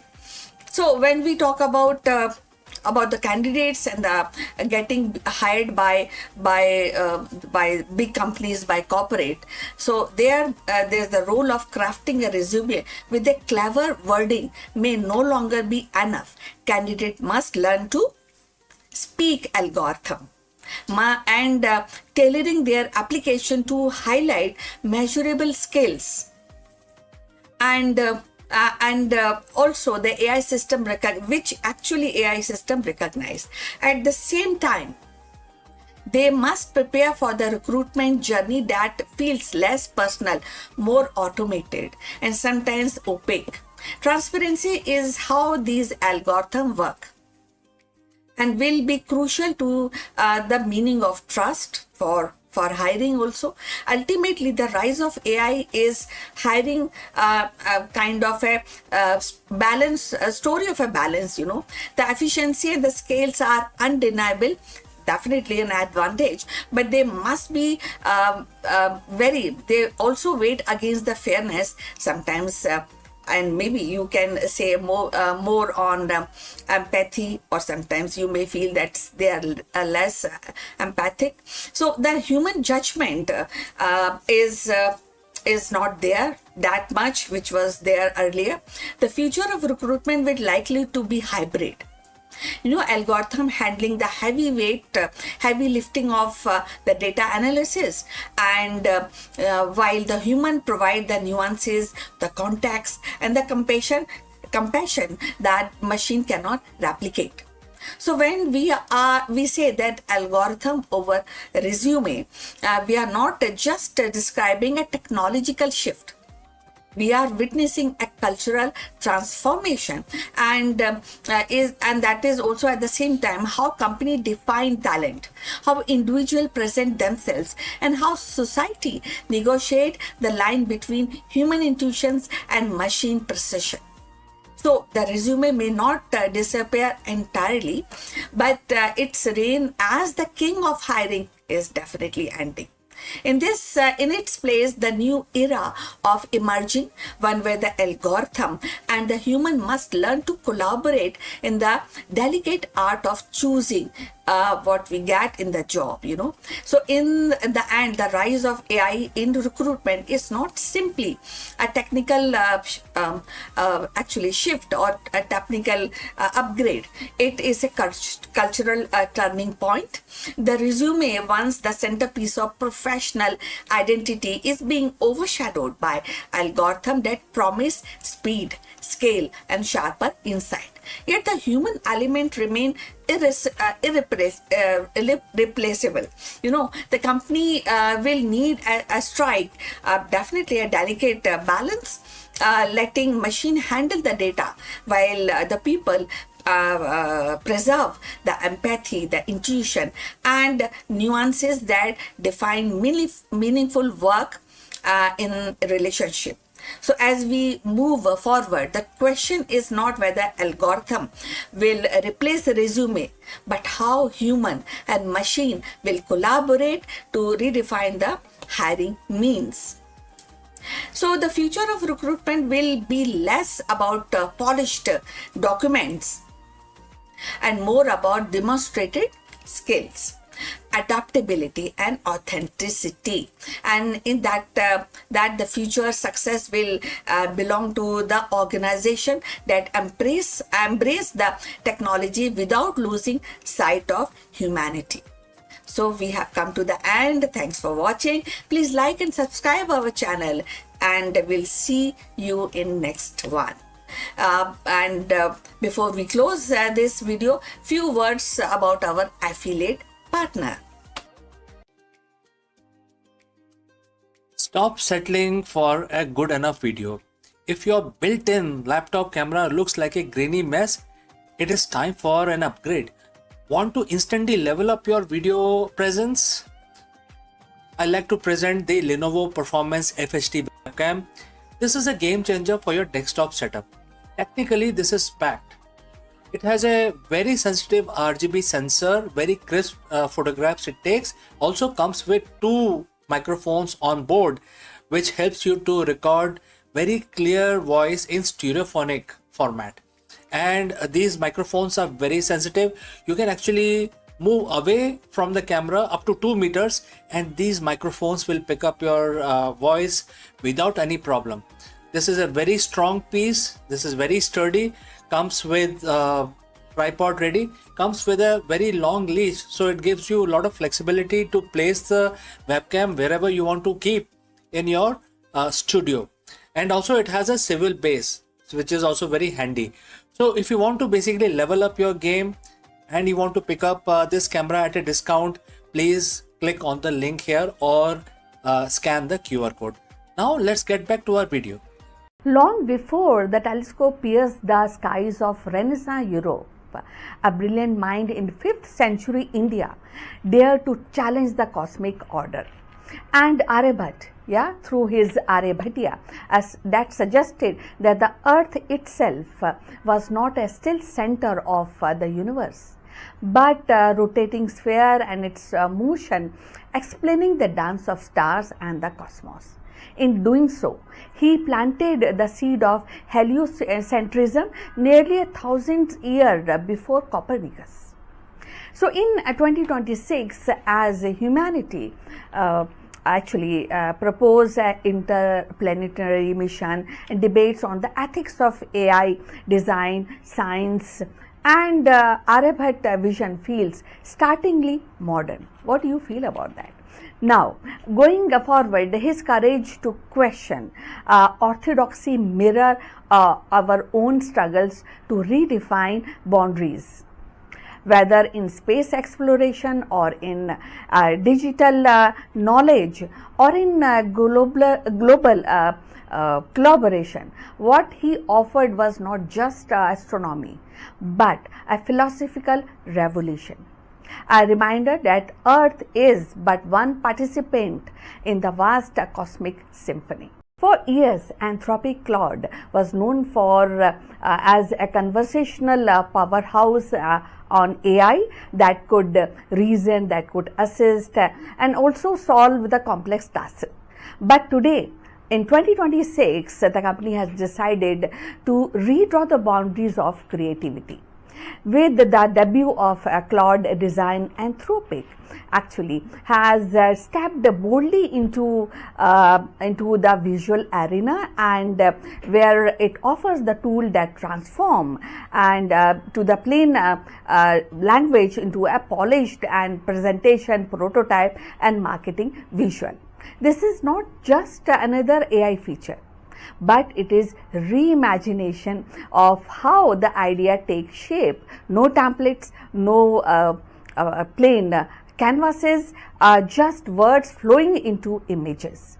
for entrepreneurs, for educators, and the creators. Cloud design promises speed and accessibility.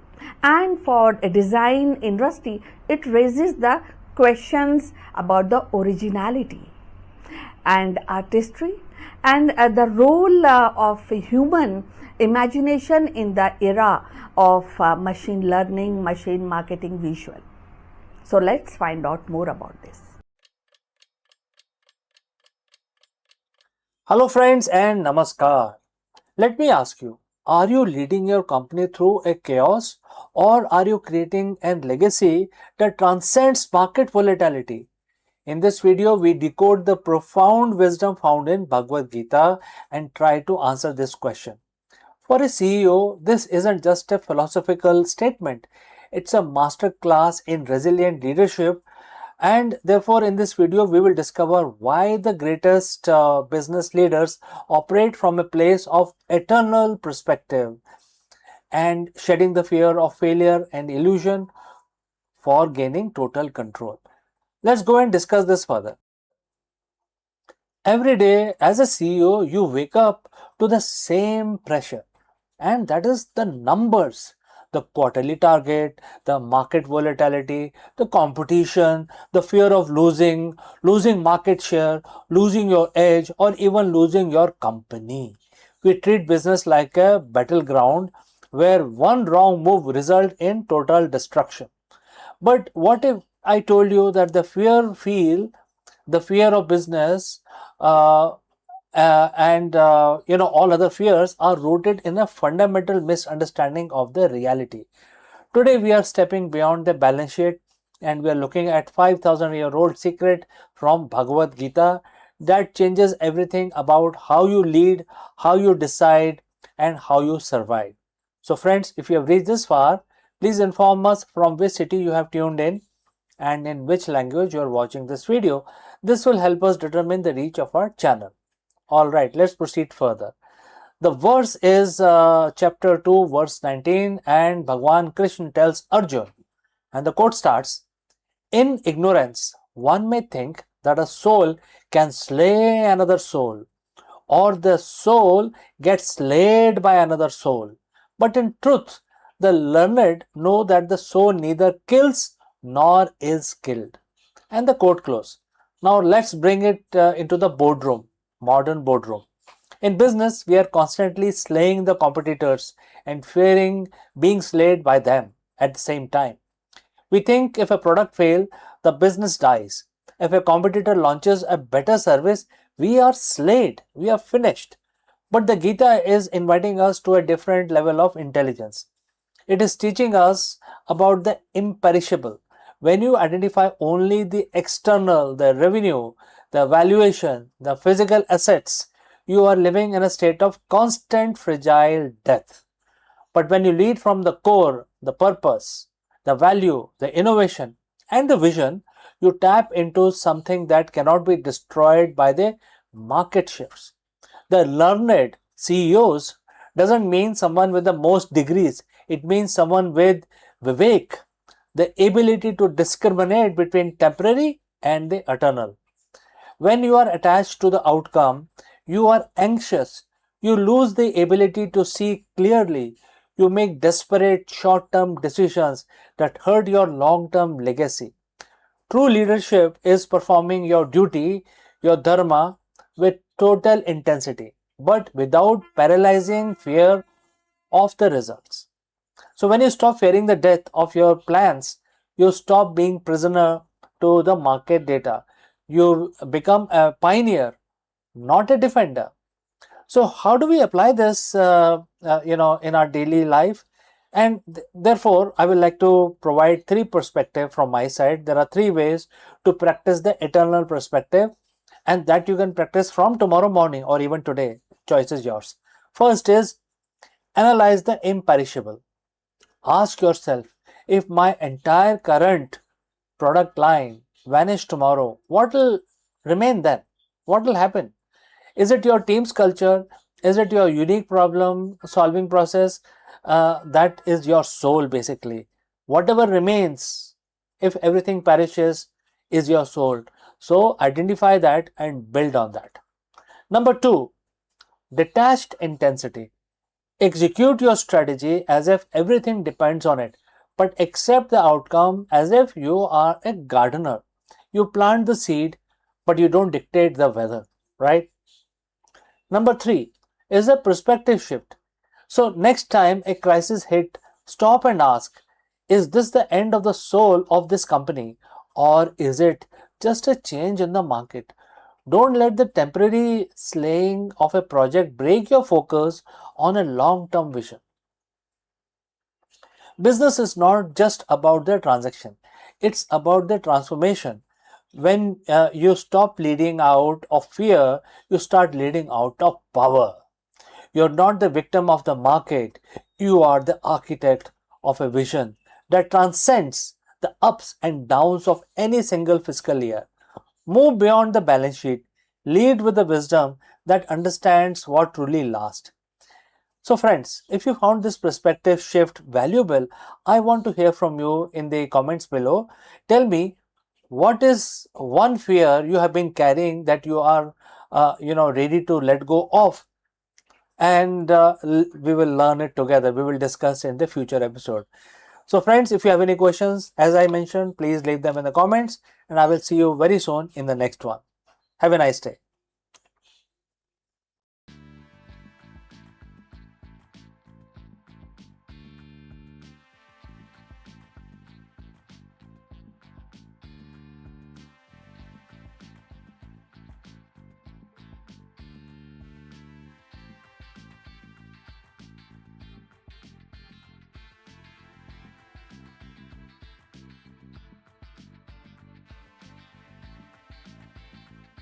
Long before forests rustled with the leaves and vertebrates carved their path across the continent, the earth was a silent stage of stone and shallow seas. Into this barren expanse crept the first arthropods, segmented, many legs being, and whose fossilized remain now tells a story of audacity and survival. Among them, the ancestor of centipedes became unlikely trailblazer, and their armored bodies and jointed limbs carried them from water's edge onto the unclaimed soil. So let's find out more. In the dim corridors of Earth's deep past, long before the forests shaded their continents or vertebrates roamed the land, the first arthropods began their tentative march from water to soil.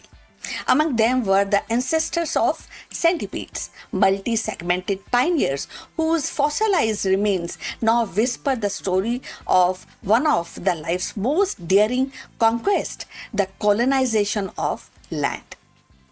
So the recent fossil discoveries, exclusively preserved in ancient strata, reveal that these creatures possessed adaptation for more mere survival. So hardened exoskeleton and shielded them from the desiccation. Jointed legs gave them mobility across uneven terrain, and the primitive respiratory system allowed them to draw oxygen from the thin atmosphere. So these were not just insects in waiting. They were the architects of ecological possibilities. By burrowing into soil and feeding on detritus, they began to shape terrestrial ecosystem, laying the groundwork for the complex food webs that would one day sustain forests, mammals, and ultimately humans. So, if you have reached this far, please inform us from which city you have tuned in and in which language you are watching this video. That will help us to determine the reach of our channel. So, moving forward, the conquest of land by arthropods were more than a biological milestone. It was planetary transformation. With their arrival, the barren continents became animated landscape, and nutrients cycle accelerated, and organic matter decomposed more efficiently, and the soil itself became fertile. So, in essence, these early centipedes ancestors were the engineer of habitability, turning rock into earth. And if we think about 2026 and beyond, the resonance of their journey is striking. Humanity now stands at its own frontier of planetary conquest, the dream of colonizing Mars and beyond. So, just as arthropods once solved the puzzle of breathing air and resisting dryness, we grapple with the challenges of sustaining life in alien environment. The fossils remind us that the adaptation is not a single leap, but a series of ingenious solutions, and each one opening doors for future generations. Moreover, the study of these ancient pioneers inform us, the modern science, in an unexpected way.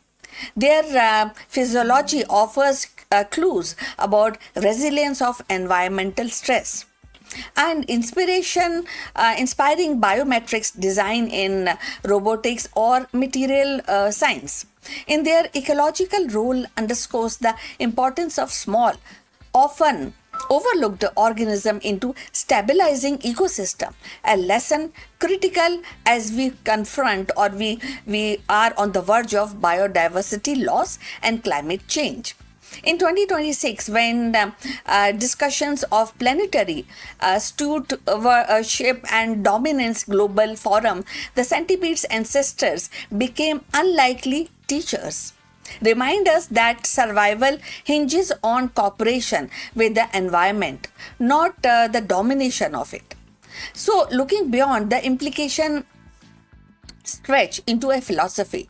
The fossil challenges our anthropomorphic narration into showing that the true trailblazer of terrestrial life were not mighty dinosaurs or towering trees, but a humble, many-legged arthropods.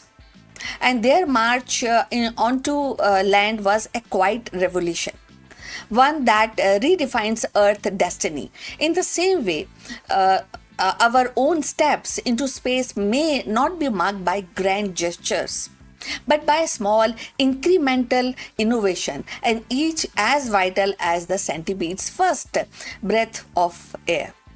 So thus the story of ancient centipede's ancestor is not confined to dusty rocks in a museum. It is a living parable for our age, a reminder that the conquest of new worlds begin with the fragile experiments, that the resilience is born of adaptation, and that the smallest creature can leave the largest footprint on the history.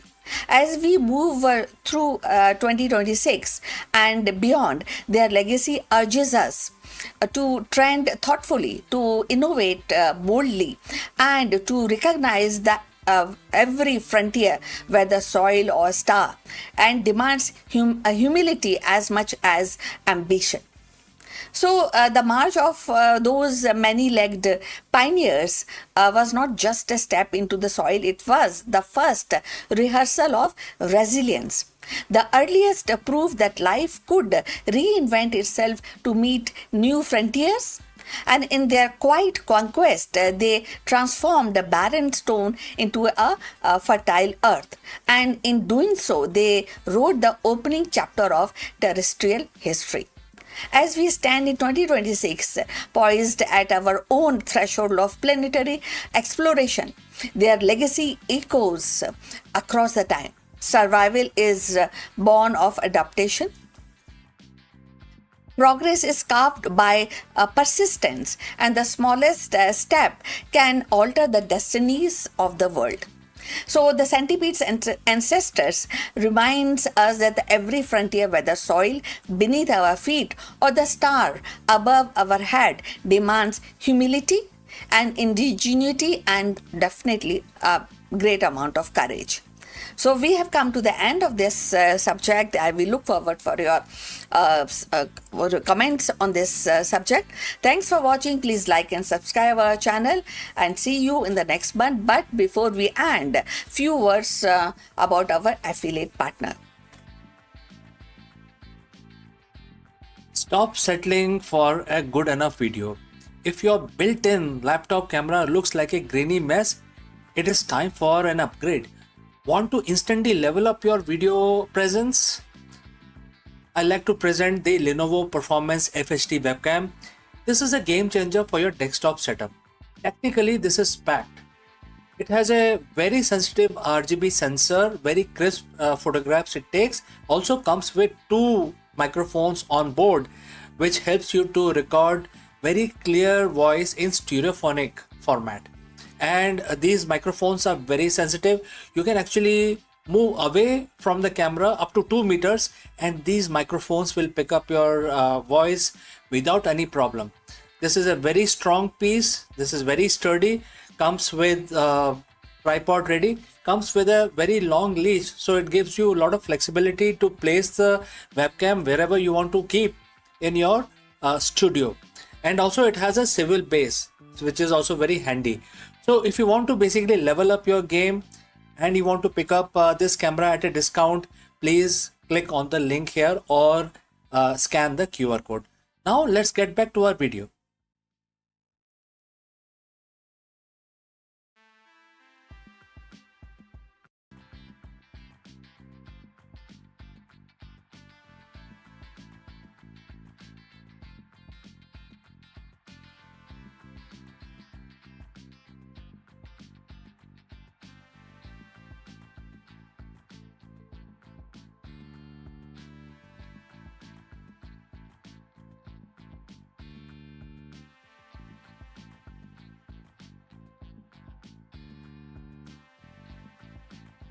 On a planet where silence resigned and the dust storm sculpted the horizon, a robotic explorer has uncovered whispers of possibilities. NASA's Curiosity rover has detected 7 distinct organic molecules, the richest chemical treasure yet found on Mars. Each molecule is a clue, a fragment of story billions of years old, hinting that Red Planet may once have been more than a barren rock. In Gale craters, ancient soil, chemistry speaks, and the echoes sound strikingly like a prelude of life. So let's find out more about this. The Red Planet has always carried with its aura of mystery. A silent world that seems both familiar and alien. For decades, scientists have asked whether Mars once harbored life and whether its barren rocks conceal traces of more vibrant past.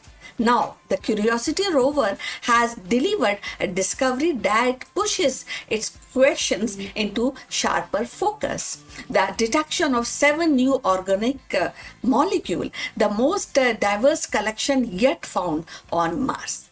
Organic molecules are the building block of life as we know it. They are not the proof of life in themselves, but they are the chemical kind of hand-holding upon which biology is built. The fact that Curiosity has uncovered such a varied suite of organic suggests that Mars was once far more a chemical rich environment than previously imagined. Each molecule carries with it a whisper of possibilities, a hint that Mars may have been habitable in its distant past. So, if you have reached this far, please inform us from which city you are tuned in and which language you are watching this video. This will help us to determine the reach. And moving forward on this interesting topic, so the rover's instruments, particularly sample analysis at Mars, SAM suite, have been strikingly actually collecting the data, and it also actually painstakingly analyzing soil and rock sample from Gale crater.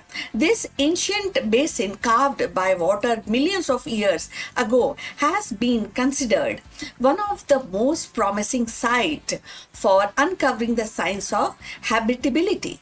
The detection of these molecules ranging from simple carbon chain to more complex structures adds weight to the idea that Mars once had the right ingredient of life.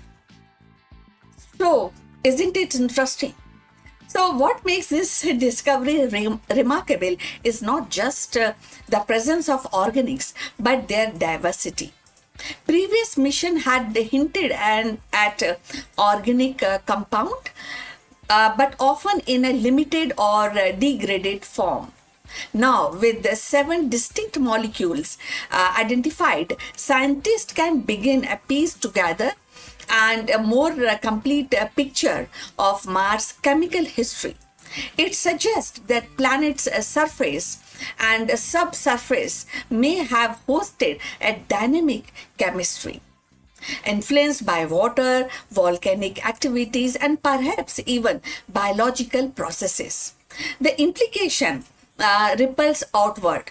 So, if Mars could sustain such chemistry, then the boundary between lifeless rocks and living system becomes thinner. It raises the possibility that microbial life could have emerged, thrived, and perhaps even persisted in hidden niche. It also strengthened the case for the future mission, such as the Mars samples return a project to bring these material back to Earth for a deeper analysis. So, beyond the scientific excitement, there is a philosophical resonance. Humanity has long looked to Mars as a mirror, a world that reflects our own questions about existence. The discovery of a diverse organic does not answer the question of life, but it sharpens it actually. So, if it also tells us that Mars was not sterilized, or it is not something very distinct and without any, it's a barren land. It tells us that the Mars actually a planet of potential, a world where the chemistry of life was least possible. So as curiosity continues, it slow track across Gale crater, and each drill, sample, and each analysis adds another brushstroke to the canvas of Martian history. The rover, a lone emissary of human curiosity, is revealing that Mars is not just a cold desert, but a planet with a story, one that may intersect with our own. So, in the end, the detection of 7 organic molecules is more than a scientific milestone. It is a reminder that the universe is filled with possibilities. And even in the silence of distinct world, the echoes of life's potential can be found. So Mars may yet prove to be chapter in the grand narratives of biology, a testament to resilience of chemistry and the universality of life's ingredients. So finally, we have come to the end of this video. Thanks for watching. Please like and subscribe our channel, and we will see you in the next one. But before we end, few words from our affiliate partner. Stop settling for a good enough video. If your built-in laptop camera looks like a grainy mess, it is time for an upgrade. Want to instantly level up your video presence? I like to present the Lenovo Performance FHD webcam. This is a game changer for your desktop setup. Technically, this is packed. It has a very sensitive RGB sensor, very crisp photographs it takes. Also comes with 2 microphones on board, which helps you to record very clear voice in stereophonic format. And these microphones are very sensitive. You can actually move away from the camera up to 2 meters, and these microphones will pick up your voice without any problem. This is a very strong piece. This is very sturdy. Comes with tripod ready. Comes with a very long leash, so it gives you a lot of flexibility to place the webcam wherever you want to keep in your studio. And also it has a swivel base, which is also very handy. So if you want to basically level up your game and you want to pick up this camera at a discount, please click on the link here or scan the QR code. Now let's get back to our video.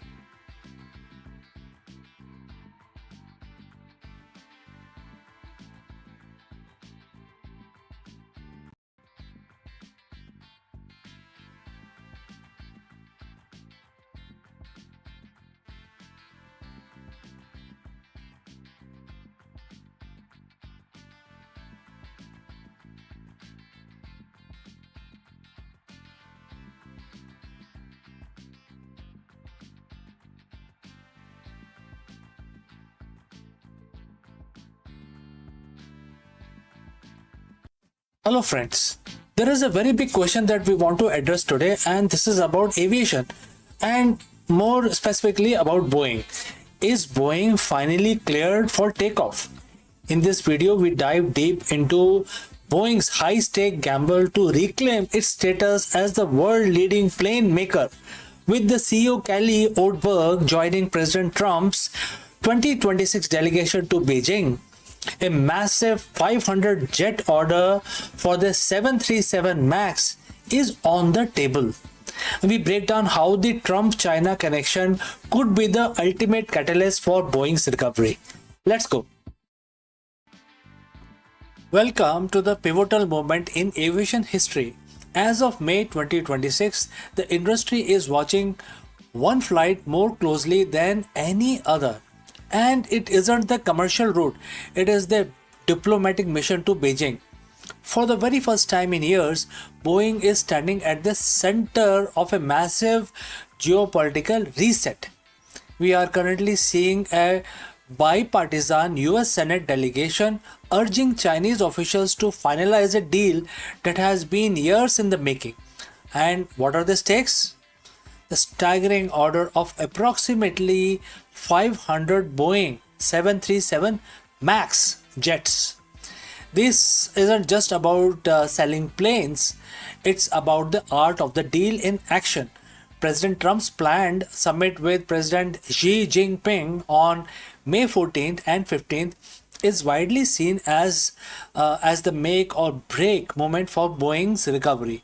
Since trade tensions flared in 2018, Boeing has been effectively locked out of the world's fastest growing aviation market, while its rival Airbus expanding its footprint significantly.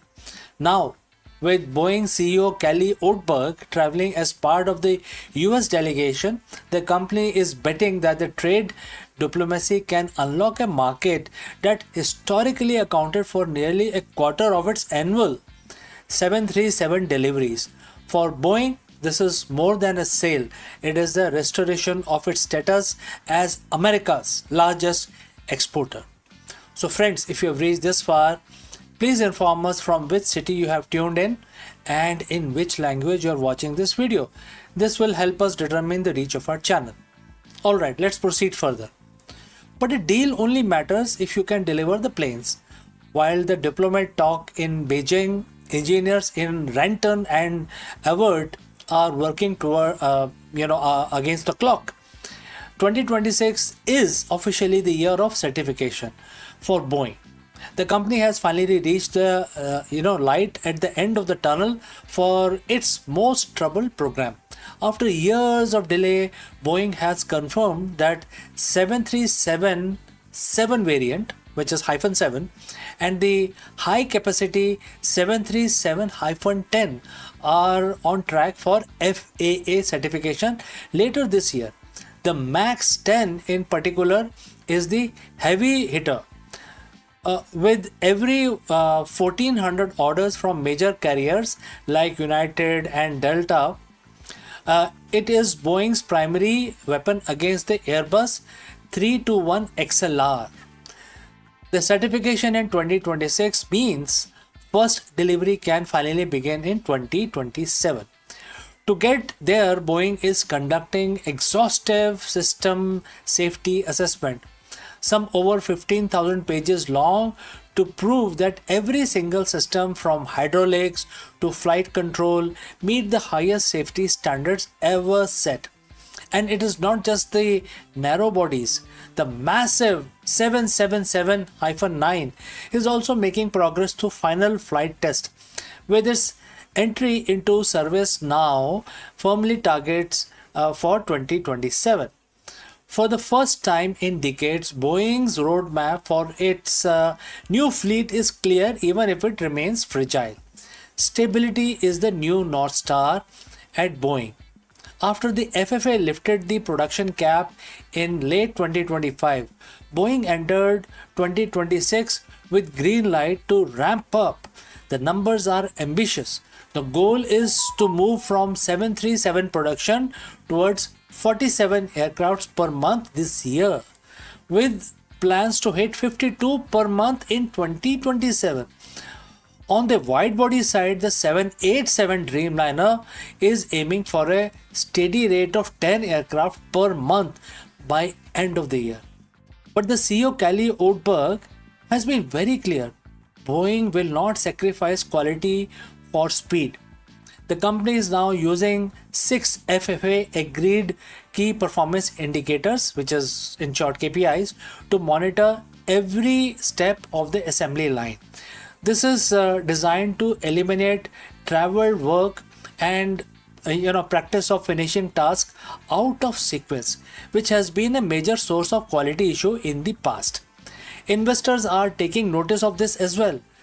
Boeing stock saw a jump of 7% earlier this year as analysts moved to outperform ratings, buoyed by the prospects of sustainable positive free cash flow for first time since the MAX crisis that began. The backlog has now grown to record $695 billion, providing a massive cushion for the year ahead. So as we look at the remainder of 2026, the Boeing comeback isn't just about one company.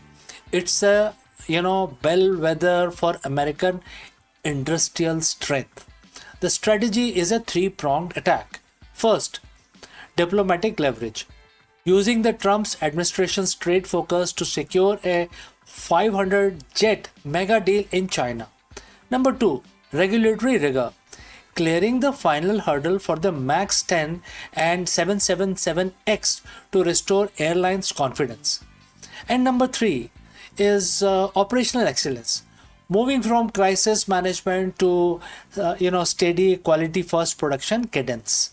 There are still challenges. Supply chain bottleneck remains, and China is increasingly pushing its own domestic aircraft like Akulmach C919. Furthermore, the insider activity remains cautious, and the company still carries a heavy debt load from its crisis years. However, the narrative has shifted slightly. In 2024 and 2025, the question was, can Boeing survive? In 2026, however, the question is, how fast can Boeing lead? With the May summit in Beijing, the aerospace giant is making its most aggressive move in decades to reclaim its crown. If Kelly Oldberg and President Trump can land the China deal, the comeback flight will be more than just a headline. It will be a reality. So friends, thanks for joining us for this deep dive into the future of flight. Keep your eyes on the sky and the headlines over the coming weeks. If you have any questions about this, please do not hesitate to send it across. Now, before I go, a word about our affiliate partner. Stop settling for a good enough video. If your built-in laptop camera looks like a grainy mess, it is time for an upgrade. Want to instantly level up your video presence? I like to present the Lenovo Performance FHD webcam. This is a game changer for your desktop setup. Technically, this is packed. It has a very sensitive RGB sensor, very crisp photographs it takes. Also comes with two microphones on board, which helps you to record very clear voice in stereophonic format. And these microphones are very sensitive. You can actually move away from the camera up to 2 meters, and these microphones will pick up your voice without any problem. This is a very strong piece. This is very sturdy. Comes with tripod ready. Comes with a very long leash, so it gives you a lot of flexibility to place the webcam wherever you want to keep in your studio. And also it has a swivel base, which is also very handy. So if you want to basically level up your game and you want to pick up this camera at a discount, please click on the link here or scan the QR code. Now let's get back to our video.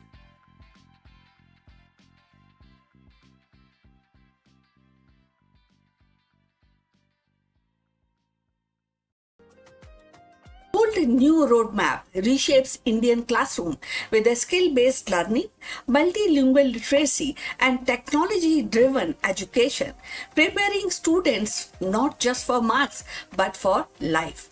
Education in India is entering a new chapter.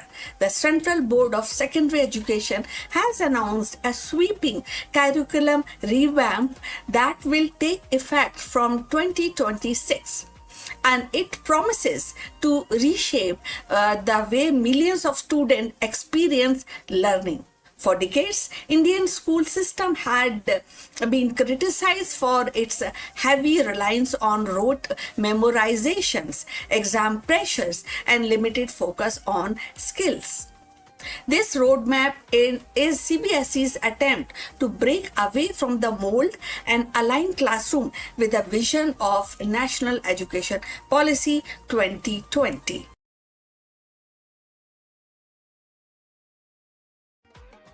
At the heart of the revamp is a shift towards skill-based learning. Instead of simply reproducing textbook answers, students will be encouraged to think critically, solve problems creatively, and collaborate with the peers. The idea is to prepare them not just for exam, but for the life beyond school, whether in higher education, the workplace, or society at large. Teachers will be expected to integrate projects, presentations, and real-world case studies into their lessons, making learning more engaging and practical. One of the most debated actually changes in the three language rule. Under the new framework, students will study 3 languages up to class 10, with at least one being an Indian language. Supporters argue that this will strengthen cultural roots, multilingual literacy, while the critics worry that it may add stress to students already juggling with multiple subjects. The policy reflects CBSE's attempt to balance global competitiveness with a national identity. So if you have reached this far, please inform us from which city you have tuned in and in which language you are watching this video. This will determine the reach of our channel. So going forward, another major reform in the reduction of content load. The syllabus will be streamlined to focus on core concept, cutting down an excessive detail that often overwhelmed students. And this will free up time for experimentations, experiential learning activities in the lab and the field projects and creative exploration. So alongside this, CBSE plan to integrate technology and digital tools into classroom. So adapted learning platform, AI assist resources, and online practical module will become the part of everyday teaching, ensuring students are comfortable with the digital world they will inherit. Assessment will also undergo a transformation. The traditional high stake exam model will give way to continuous competency based evaluation. Marks will be no longer hinged solely on the 3-hour test. Instead, projects, practical, and presentation will carry a greater weight. And this change is expected to reduce exam stress and provide a more accurate picture of students' ability. The impact of this reform will be felt across the ecosystem. Students will find their education more engaging and less mechanical. Teachers, however, will face little challenge of adopting the new method, mastering the digital tools, and rethinking how they evaluate performance. And parents too will need to adjust their expectation, as success will no longer be measured by exam scores but by skill and competencies. Of course, challenges remains, like training teachers across India's vast and diverse school network is no small task. Ensuring rural schools have access to digital infrastructure will require significant investment, and the 3-language rule may face resistance from families who fear it add unnecessary burden.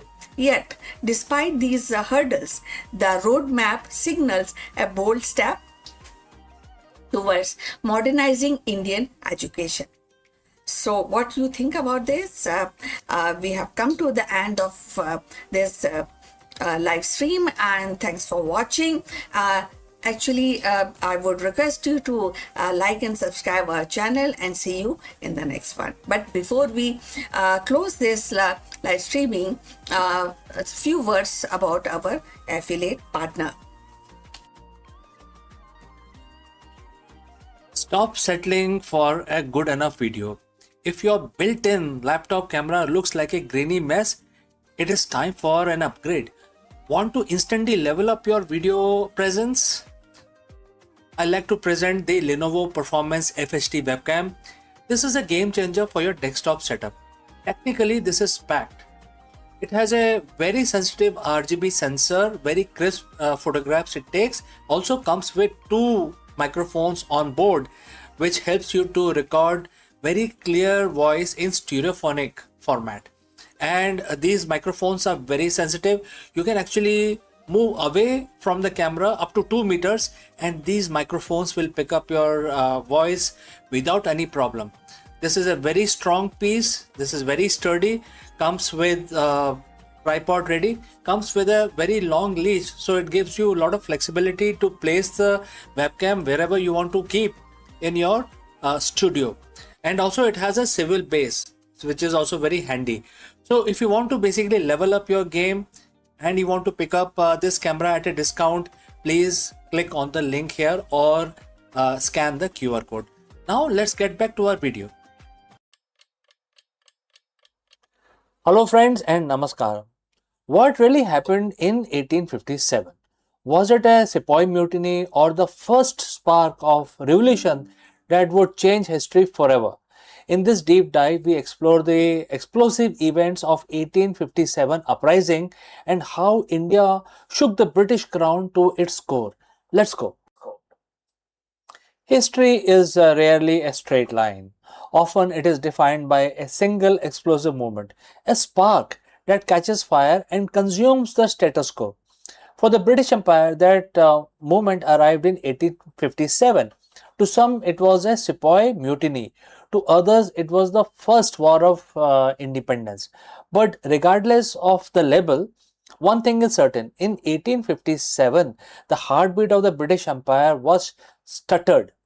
Today, we are diving into the dramatic, bloody and world-changing event of 1857 uprising. How did a collection of disgruntled soldiers and local rulers manage to shake the most powerful empire on earth? Let's find out. To understand the explosion, we have to look at the pressure cooker that was India under the East India Company. By the mid-19th century, the British were no longer just traders. They were masters. They controlled the vast land through a mixture of treaties and outright annexation, and the doctrine of lapse, a policy that allowed the British to seize any princely state where the ruler died without a direct male heir. But it wasn't just the king and the queens who were angry. The common people were suffering under heavy taxation, and the soldiers, the sepoys, felt their dignity being systematically eroded. The British were dismissive of the local customs, and rumors began to circulate that the company was planning to forcefully convert the population to Christianity. The stage was set. All that was needed was a matchstick. So friends, if you have reached this far, please inform us from which city you have tuned in and in which language you are watching this video. This will help us determine the reach of our channel. That match arrived in the form of a rifle, the pattern 1853 Enfield. The new cartridge for this rifle was rumored to be greased with a mixture of cow and pig fat. Think about the implications. For Hindus soldiers, the cow is sacred. For Muslim soldiers, the pig is forbidden.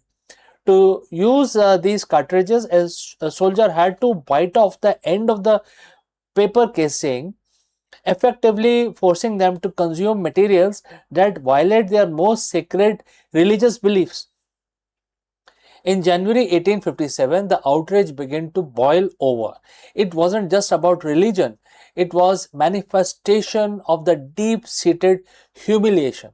In March, a young soldier named Mangal Pandey refused to use the cartridge and attacked his British officer. His execution turned him into a martyr, and within a week, the spark in one garrison became a wildfire across North India. The rebellion officially ignited in Meerut on May 10, 1857. Soldiers marched on Delhi, the former seat of Mughal Empire, and declared the aging Emperor Bahadur Shah Zafar as their leader. The uprising was not a single coordinated military campaign. It was a massive decentralized eruption. In cities like Lucknow, Kanpur and Jhansi, the rebellion took different forms. In Jhansi, the Rani Lakshmi Bai became an icon of defiance, leading her troops against the British with unmatched courage. For the British, the situation was dire. They were quite spread thinly, caught off guard, and for a few months they were genuinely terrified that they would be driven out of the subcontinent entirely. The invincible British administration was scrambling for its dear life. The British reaction was swift and brutal. They poured reinforcement into India and launched a series of counter-offensives that were as ruthless as the rebellion had been chaotic. The siege, massacre, and the betrayal defined the final stages of the conflict. By 1858, the rebellion was effectively crushed. But the victory came at a massive cost. The British realized they could no longer govern India through a private company. The East India Company was dissolved and control was transferred directly to the British Crown. The British Raj had begun and the political landscape of India was permanently altered. So, did this uprising fail? If you look at the immediate military outcome, yes, definitely. The British remained in control for another 90 years. But if you look at the soul of the nation, it was the greatest victory imaginable. 1857 was the moment Indians across different regions, religions, and social classes realized they could challenge the imperial giants. It planted the seed of nationalism that would eventually lead the way to freedom movement of the 20th century, which is the largest freedom movement. Finally, we got the independence in 1947. When we look back at the event of 1857, we aren't just looking at a battle. We are looking at the moment India stood up, shook the chains of colonial rule, and began the long journey towards reclaiming its destiny. So friends, thanks for watching. If you enjoyed this deep dive into history, don't forget to like, subscribe, and share your thoughts in the comments below. Do you think 1857 was inevitable, Let me know, and I will see you again very soon in the next one.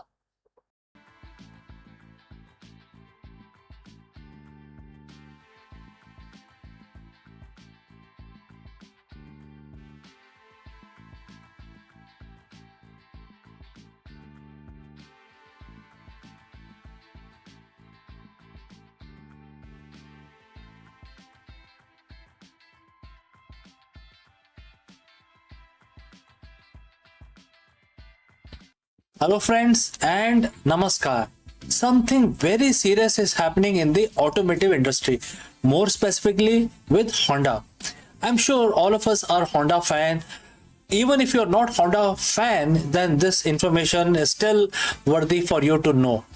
In a historic and shocking financial update, Honda Motors Corporation has just posted its first annual loss in nearly 70 years, reporting a staggering $9 billion deficit, which is equal to about 1.45 trillion yen in EV related charges. In this video, we dive deep into the collapse of Honda's aggressive EV only strategy and its sudden massive pivot back to hybrid technologies. Let us go and discuss this further. For nearly 70 years, Honda has been the gold standard of reliability. Since they first listed on the Tokyo Stock Exchange in the year 1957, they have survived oil crises, global recessions, and shifting consumer tastes without ever posting an annual net loss until now. On May 14th, 2026, the unthinkable happened. Honda Motors Company reported a staggering $9 billion loss tied to its aggressive push into electric vehicles. To put that in perspective, that is not just a bad year, that was a historic industry shaking reversal. Just 3 years ago, Honda was the poster child for all in EV movement. They pledged to stop selling gas cars entirely by 2040. They partnered with tech giants like Sony. They committed billions to massive battery plants in Ohio and Ontario. But today, those plans are in tatters. Projects are being cancelled. CEOs are taking pay cuts. And the EV surge that was supposed to carry Honda into the future has instead driven them into a $9 billion wall. Is this the end of Honda as we know it, or is it a master stroke of survival once again? So friends, if you have reached this far, please inform us from which city you have tuned in and in which language you are watching this video. This will help us determine the reach of our channel. Alright, let's proceed further with our analysis. Today we are breaking down exactly what went wrong and the hybrid lifeline Honda is desperately grabbing to save itself. Let's look at the numbers because they are brutal. Honda operating loss for the fiscal year ending March 2026 was approximately 414 billion yen. For those of you following markets, that's a massive swing from 1.2 trillion yen profit they saw just a year earlier. Where does the money go? It wasn't because the people stopped buying Hondas. In fact, if you strip away the EV investment, their core business and motorcycles and the traditional engines was actually profitable. The $9 billion loss comes from the restructuring charges. And therefore, there are several things that Honda is forced to do. First is write-off. Honda spent billions of building molds, designing software-defined platforms, and setting up the production line for their new 0 Series EV. Number 2 is the cancellation. When they realized that the demand wasn't there, they had to walk away. They cancelled Honda 0 SUV and the Acura RSX EV. Third is the supply chain. Because they had already made deals with supplier, they now owe billions in compensation for parts they no longer want. And this is what the analysts call a software-defined reality check. Honda tried to build a smartphone on wheels to compete with Tesla's and Chinese brand like BYD, but they found they couldn't do it profitably. You might be asking why now? Why not 2 years ago? The answer lies in the perfect storm of politics and consumer behavior. In September 2025, the US landscape shifted dramatically. The second administration of President Donald Trump moved quickly to scrap EV tax credit. Suddenly, that $7,500 incentive that made an electric Honda look affordable was gone. At the same time, new tariffs on the imported part made building EV even more expensive. Honda's leadership admitted they misread the room. They expected the US market to stay EV hungry forever. Instead, consumers did something unexpected. They started buying hybrids in record numbers. Even more painful was the situation in China. Honda's official report was refreshingly honest and a bit sad. They admitted they were unable to deliver products that offer value for money better than newer EV manufacturers. In short, they were being out-engineered and outpriced in the world's biggest EV market. The most visible sign of this retreat is in North America. For years, Honda had been touting its Zero Series, the lineup that would define the brand for the 21st century. As of today, 15 billion EVs value chain project in Ontario, Canada has been put on indefinite hold. This wasn't just a factory, it was supposed to be an entire ecosystem from battery materials to assembly. Then there is Sony Honda partnership as well. Remember the Afila? It was a high-tech EV collaboration that was going to use Sony's entertainment system. That project has also hit a massive roadblock, with development and sales effectively halted. To show this severity, Honda's board members are forfeiting their bonuses and the senior executives are taking 25% to 30% pay cuts. This is a company in survival mode. So, what is the plan now? Honda isn't going out of business. They are, performing a massive tactical retreat to higher ground. The ultra efficient hybrid. Instead of 100% EV by 2040, Honda has pivoted. They are now launching 15 new hybrid models globally by 2029.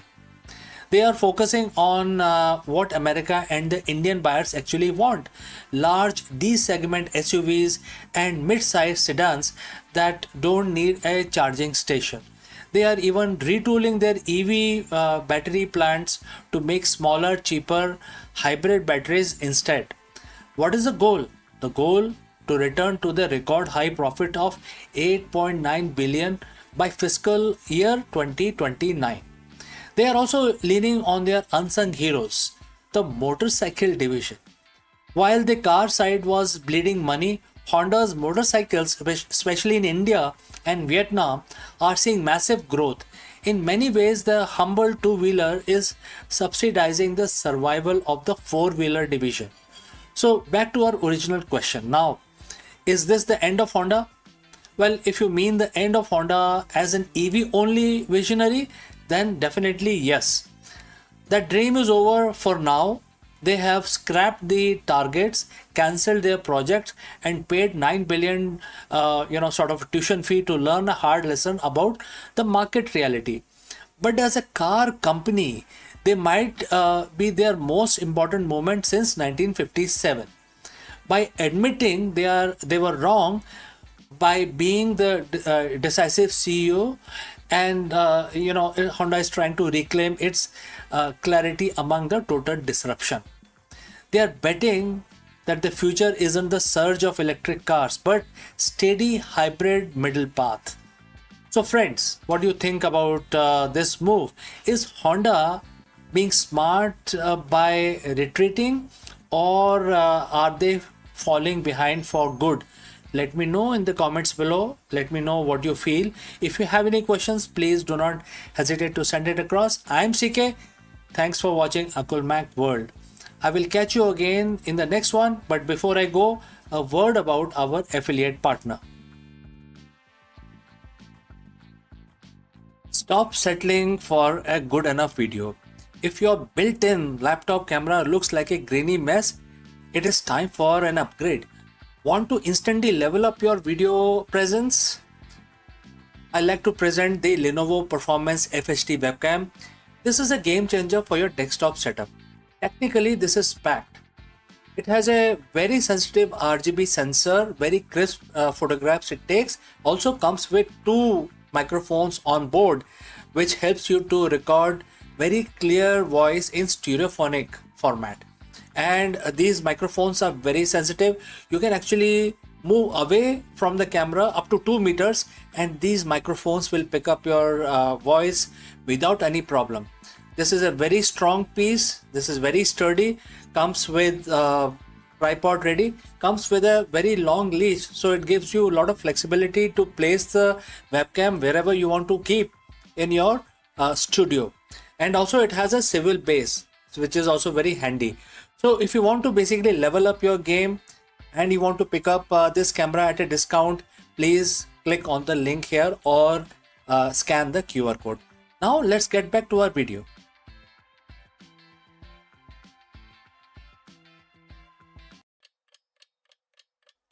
Hello friends and namaskaram. Let me ask you, is your leadership strategy built to last or is it just surviving the current quarter? This is a very difficult question. If you know the answer, you can share it in the comments below. Otherwise, in this video, we will explore a transformative lesson for modern CEOs from Bhagavad Gita. While the business landscape is defined by the volatility, rapid disruption, and endless cycle of creative destruction, this ancient wisdom offers a profound perspective on resilience and vision. Let's go. If you are a CEO today, you are likely operating in a state of perpetual crisis, whether it's a market disruption, rapid technological shifts, or the relentless pressure of quarterly results. It feels like the body of your business is constantly under threat. But what if I told you that the most successful long-term leaders in history, the one whose impact spans generations, has have a secret, and it's like sharing a secret in this video. It's not a new management framework or better AI tool. It's a 5,000-year-old perspective on reality. Today we're looking at CEO's immortal strategy derived from one of the most powerful verses in Bhagavad Gita, which is chapter 2 verse 20. So friends, if you have reached this far, please inform us from which city you have tuned in and in which language you are watching this video. This will help us determine the reach of our channel. Now let's look at the verse. The verse starts and the quote begins, "There is no birth or death for the soul, nor does it ever cease to be. It is birthless, ageless, eternal, without a beginning or an end.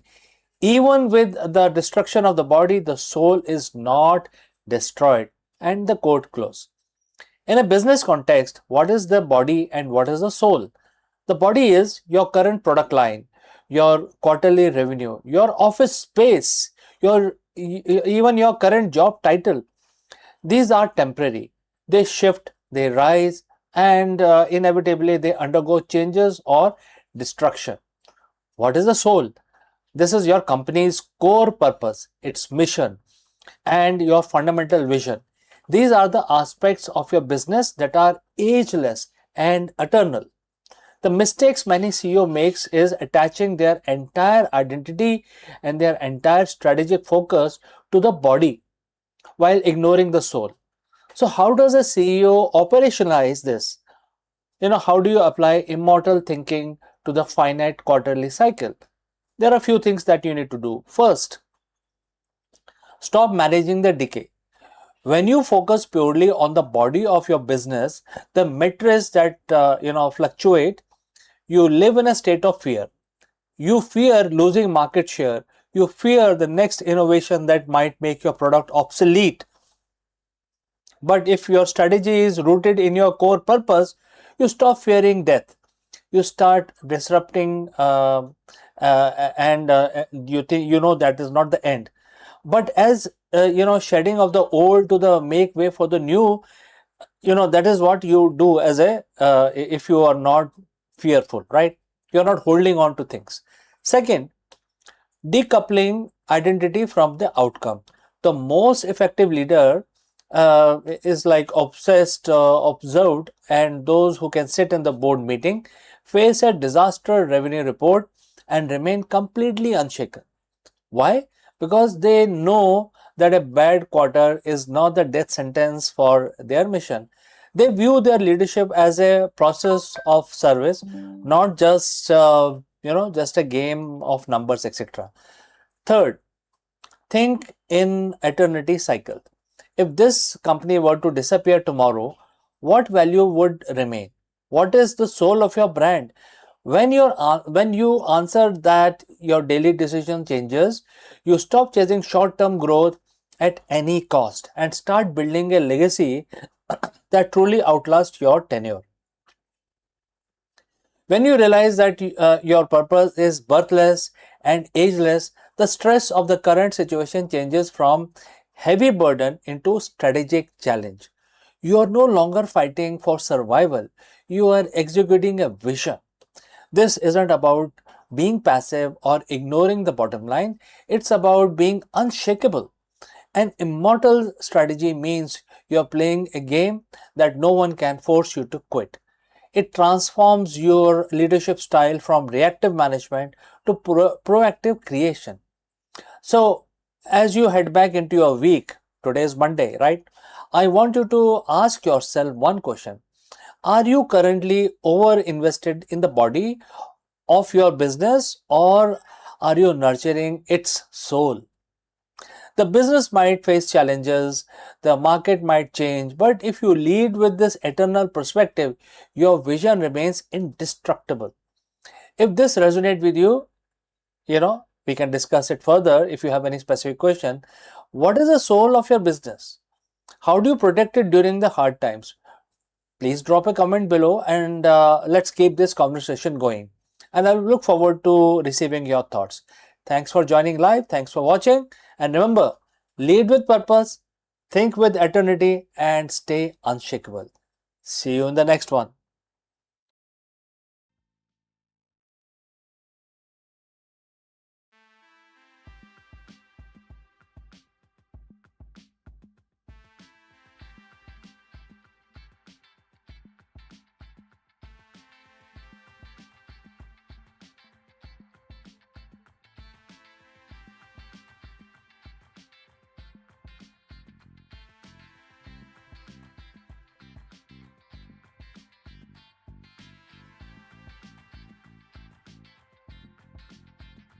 In the bustling city of Ujjain 15 centuries ago, a sage looked to the sky and saw not just stars but system, pattern that bound the heaven to the earth.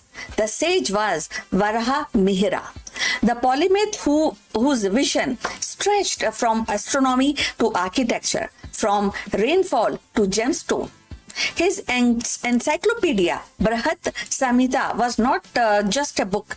It was a universe compressed into verses, a manual for living in harmony with cosmic order.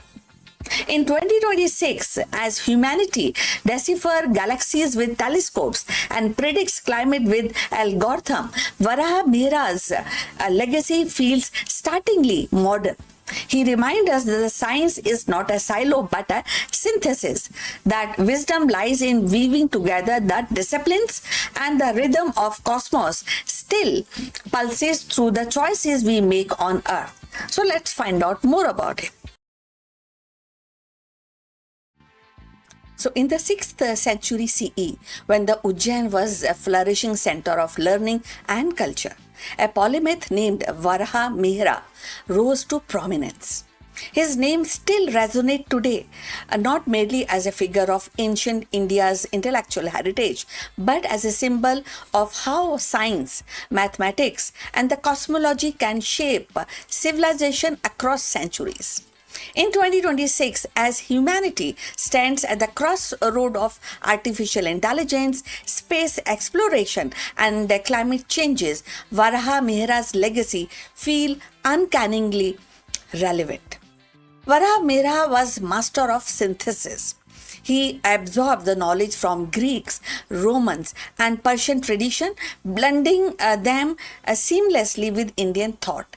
His magnum opus, the Brihat Samhita, is the vast encyclopedia of science and society. Within its verses lies insight on astronomy, meteorology, architecture, botany, gemology, and even omens. So it is not a single discipline text, but a panoramic vision of a knowledge and approach that mirrors today's interdisciplinary science, where the breakthrough often merge at the intersections of fields. So, if you have reached this far, please inform us from which city you have tuned in and in which language you are watching this video. That will help us to determine the reach of our channel. So, going forward.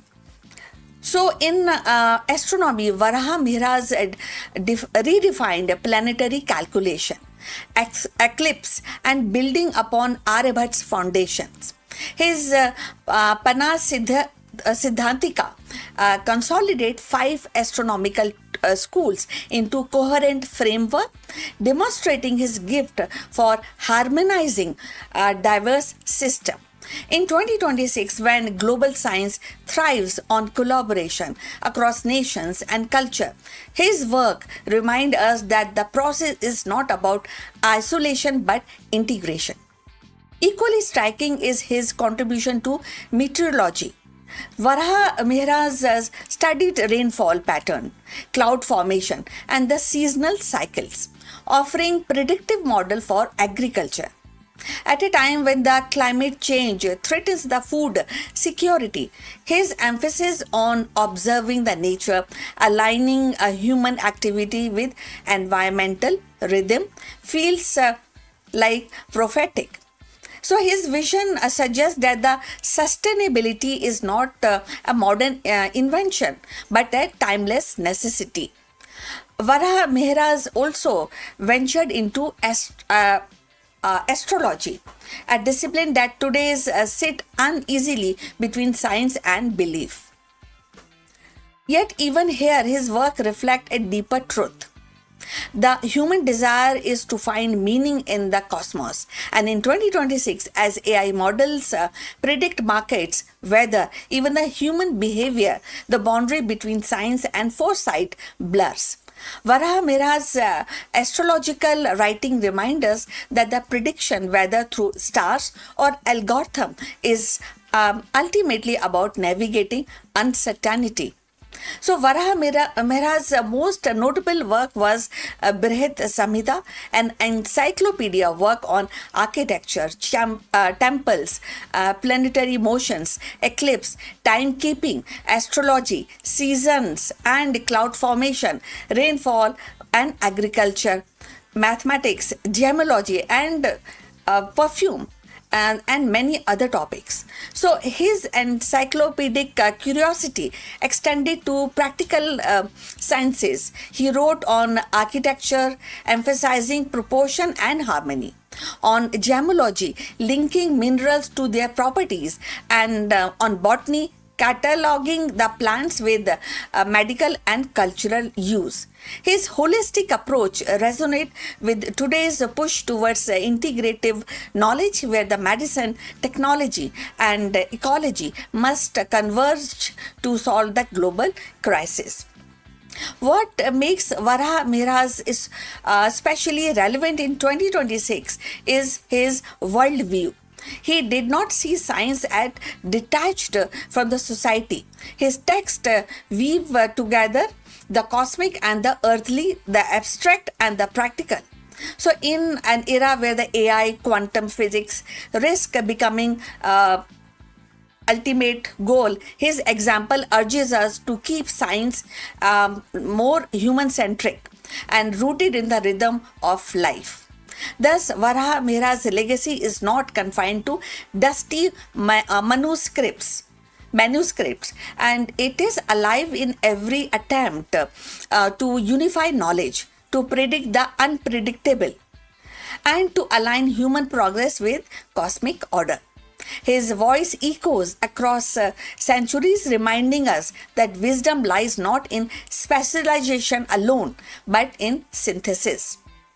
So, as we sip espresso brewed by fluid dynamics, launch rocket guided by orbital mechanics, and train AI system on vast database, we are, in a sense, continuing the Varaha Mihra's project to see the universe as a web of interconnectedness truth. In 2026, his contribution inspired us to balance innovation with wisdom, precision with harmony, and science with humanity. So, in the sweep of centuries, Varaha Mihra's voice still carries and reminding us that the knowledge is not a fragment but a fabric woven from the star, seasons, stones, and human endeavor. His encyclopedic vision is actually born in Ujjain's golden age, anticipated the very challenge we face in 2026. The need to unify disciplines, to respect nature's rhythm, and to balance the prediction with wisdom. As we harness AI, forecast climates, we walk a path he once traced in verses. Varaha Mihra's legacy is not a relic of past, but a compass for the future, urging us to see science as a bridge between cosmos and civilization. From ancient starlight to modern algorithm, his contribution endure proof that the true wisdom is timeless. So we have come to the end. Like and subscribe our channel. I look forward for your comments on this topic, and see you in the next one. But before we end, a few words from our affiliate partner. Stop settling for a good enough video. If your built-in laptop camera looks like a grainy mess, it is time for an upgrade. Want to instantly level up your video presence? I like to present the Lenovo Performance FHD webcam. This is a game changer for your desktop setup. Technically, this is packed. It has a very sensitive RGB sensor, very crisp photographs it takes. Also comes with 2 microphones on board, which helps you to record very clear voice in stereophonic format. And these microphones are very sensitive. You can actually move away from the camera up to 2 meters, and these microphones will pick up your voice without any problem. This is a very strong piece. This is very sturdy. Comes with tripod ready. Comes with a very long leash, so it gives you a lot of flexibility to place the webcam wherever you want to keep in your studio. And also it has a swivel base, which is also very handy. So if you want to basically level up your game and you want to pick up this camera at a discount, please click on the link here or scan the QR code. Now let's get back to our video.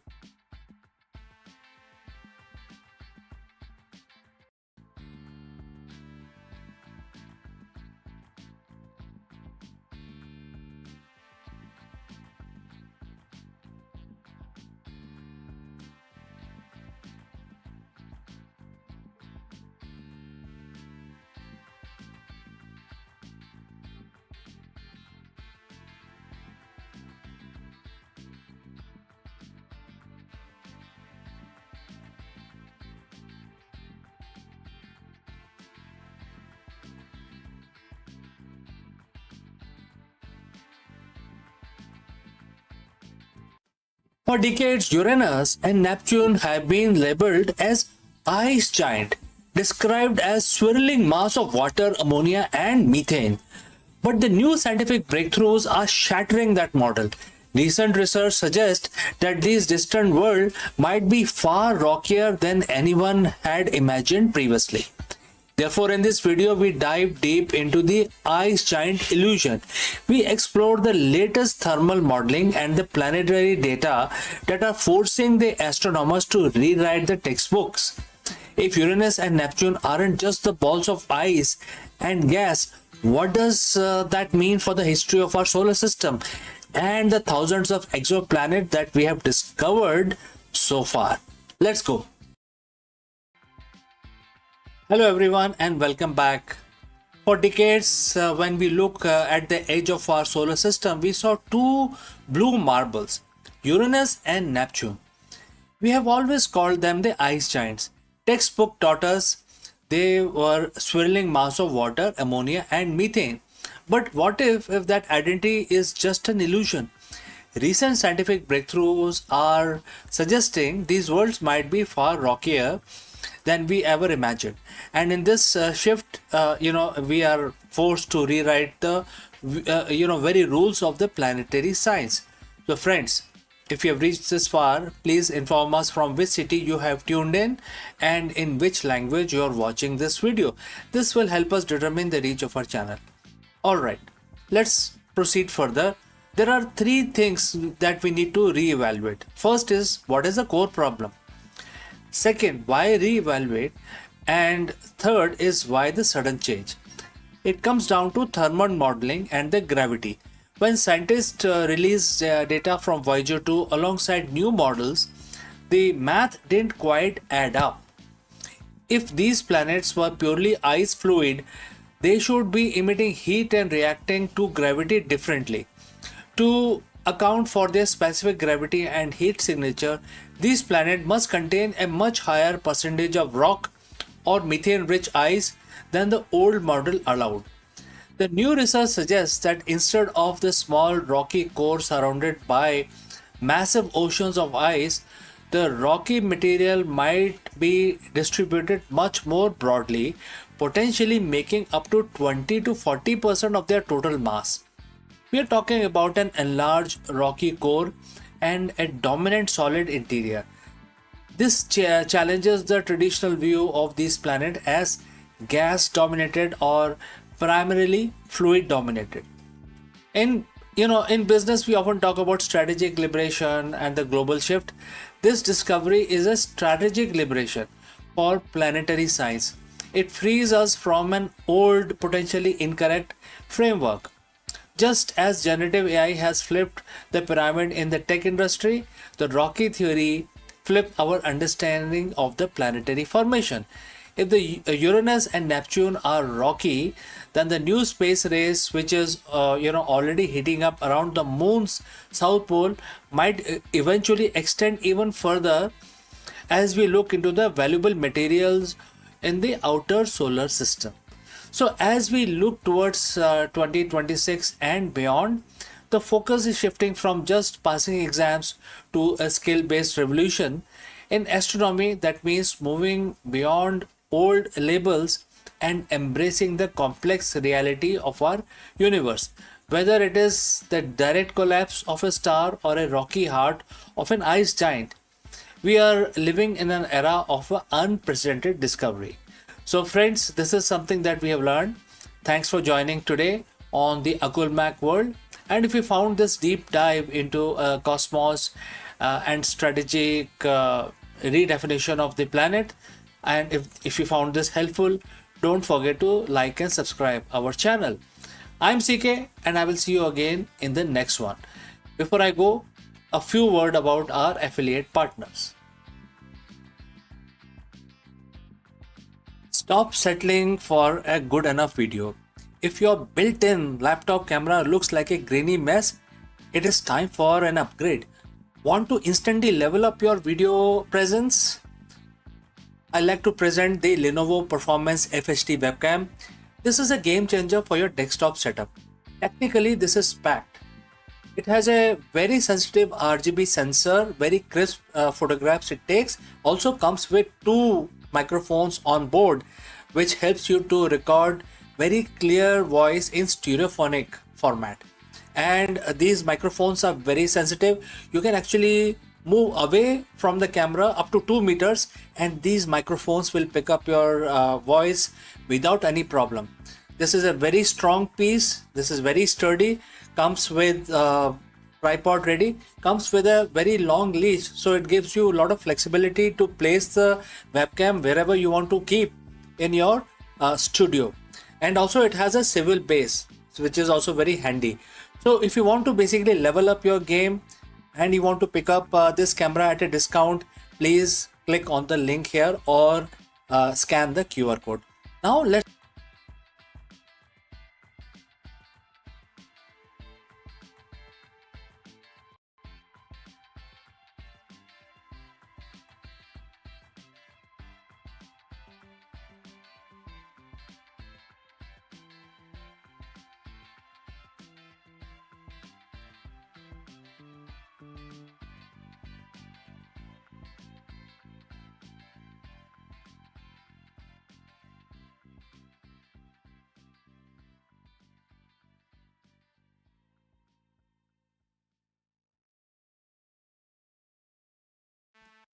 Hello friends, let me ask you, is the Big Bang singularity a myth?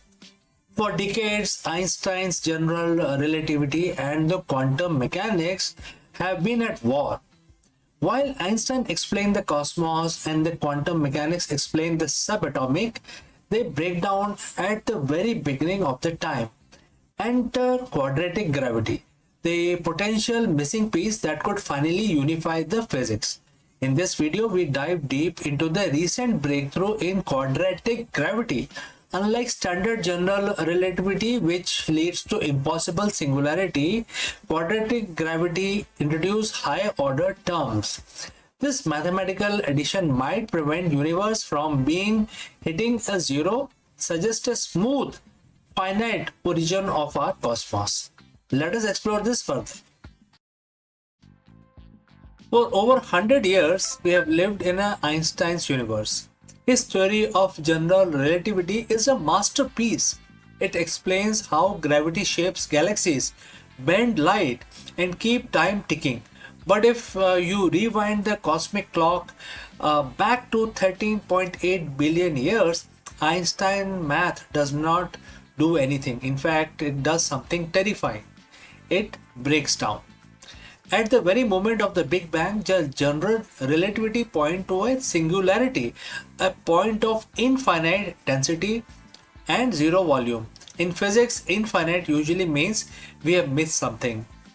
It's a keep out sign posted by the universe. For decades, we have been looking for a bridge between the smooth curves of Einstein's gravity and the jittery, pixelated world of quantum mechanics. We have tried string theory, loop quantum gravity, and dozens of others, but a new old contender is making a wave, right? That is known as quadratic gravity. Today we are going beyond the Big Bang to see if this mathematical breakthrough is the missing piece of the cosmic puzzle. So friends, if you have reached this far, please inform us from which city you have tuned in and in which language you are watching this video. This will help us determine the reach of our channel. Alright, let's move ahead. To understand the solution, we have to understand the failure. Einstein's gravity is based on Einstein-Hilbert action. In simple terms, it says that the matter tells space how to curve, and space tells matter how to move. This works perfectly for planets and stars.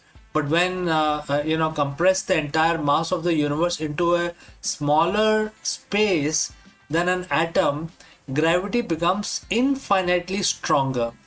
In the standard model, this leads to mathematical blow-up. This is where the quantum mechanics usually steps in. But gravity is a non-renormalizable factor here, or a component. When physicists try to apply quantum rules to gravity, they get nonsensical result, which are infinite probabilities that makes it impossible to calculate anything. Gravity and quantum mechanics are like two languages that refuse to be translated together. So how does the quadratic gravity fix this? It does something deceptively simple. In Einstein's original equation, the math only cares about the linear curvature of the space. Quadratic gravity says, what if we add the square of that curvature to the equation? In the world of math, these are called the higher derivative terms. At the scale of our solar system, these terms are so tiny they are almost invisible. Einstein's original math still rules the day. But as you get closer to Big Bang, where curvature becomes extreme, these quadratic turns on and they act like a cosmic buffer. Instead of letting the universe collapse into a single infinite point, these terms create a repulsive effect or smoothing mechanism. Think of it like a car suspension. On a flat road, you don't feel the spring. But when you hit a massive pothole, the Big Bang, the spring compresses and prevents the car from bottoming out. Quadratic gravity prevents the universe from bottoming out into a singularity. The most exciting part is this theory is, renormalizable. In the year 1970, physicist Stella Still provided or proved that by adding these quadratic terms, the infinities in quantum gravity actually cancels out each other. For the first time, we had a version of the gravity that could play by quantum rules. So what does this mean for the Big Bang? If the quadratic gravity is correct, there was no beginning in the way we think of it. There was no point of zero volume. Instead, the universe might have reached a maximum density and then transitioned smoothly or even bounced from a previous state. It suggests a smooth origin, a universe that is finite, calculable, and most importantly, logical. It removes the magic of singularity and replaces it with elegance of higher order geometry. So, is the quadratic gravity the missing piece? It's not without its own problem. Some physicists worry about the ghost, mathematical states that have negative probability, which could then threaten the stability of the theory. But the recent work in phacons and a new mathematical framework are starting to bust these ghosts. We are currently in the golden age of cosmology with new telescopes and the gravitational wave detectors. We are looking closer to the echoes of the Big Bang than ever before.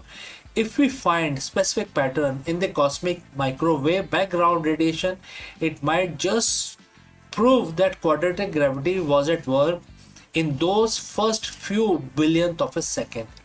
If Einstein gave us the map of the stars, quadratic gravity might finally give us the map of the beginning. So, what do you think, friends? Did the universe start from nothing, or is it a continuous cycle of geometry? Let me know in the comments below, and don't forget to like and subscribe for more journeys into the deep fabric of reality. My name is CK. Thanks for watching. Before I go, I'd like to share a word about our affiliate partner. Stop settling for a good enough video. If your built-in laptop camera looks like a grainy mess, it is time for an upgrade. Want to instantly level up your video presence? I like to present the Lenovo Performance FHD webcam. This is a game changer for your desktop setup. Technically, this is packed. It has a very sensitive RGB sensor, very crisp photographs it takes. Also comes with two microphones on board, which helps you to record very clear voice in stereophonic format. And these microphones are very sensitive. You can actually move away from the camera up to 2 meters and these microphones will pick up your voice without any problem. This is a very strong piece. This is very sturdy.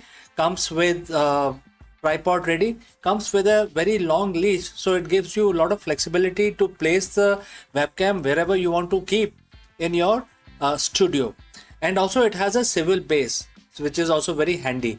So if you want to basically level up your game and you want to pick up this camera at a discount, please click on the link here or scan the QR code. Now let's get back to our video.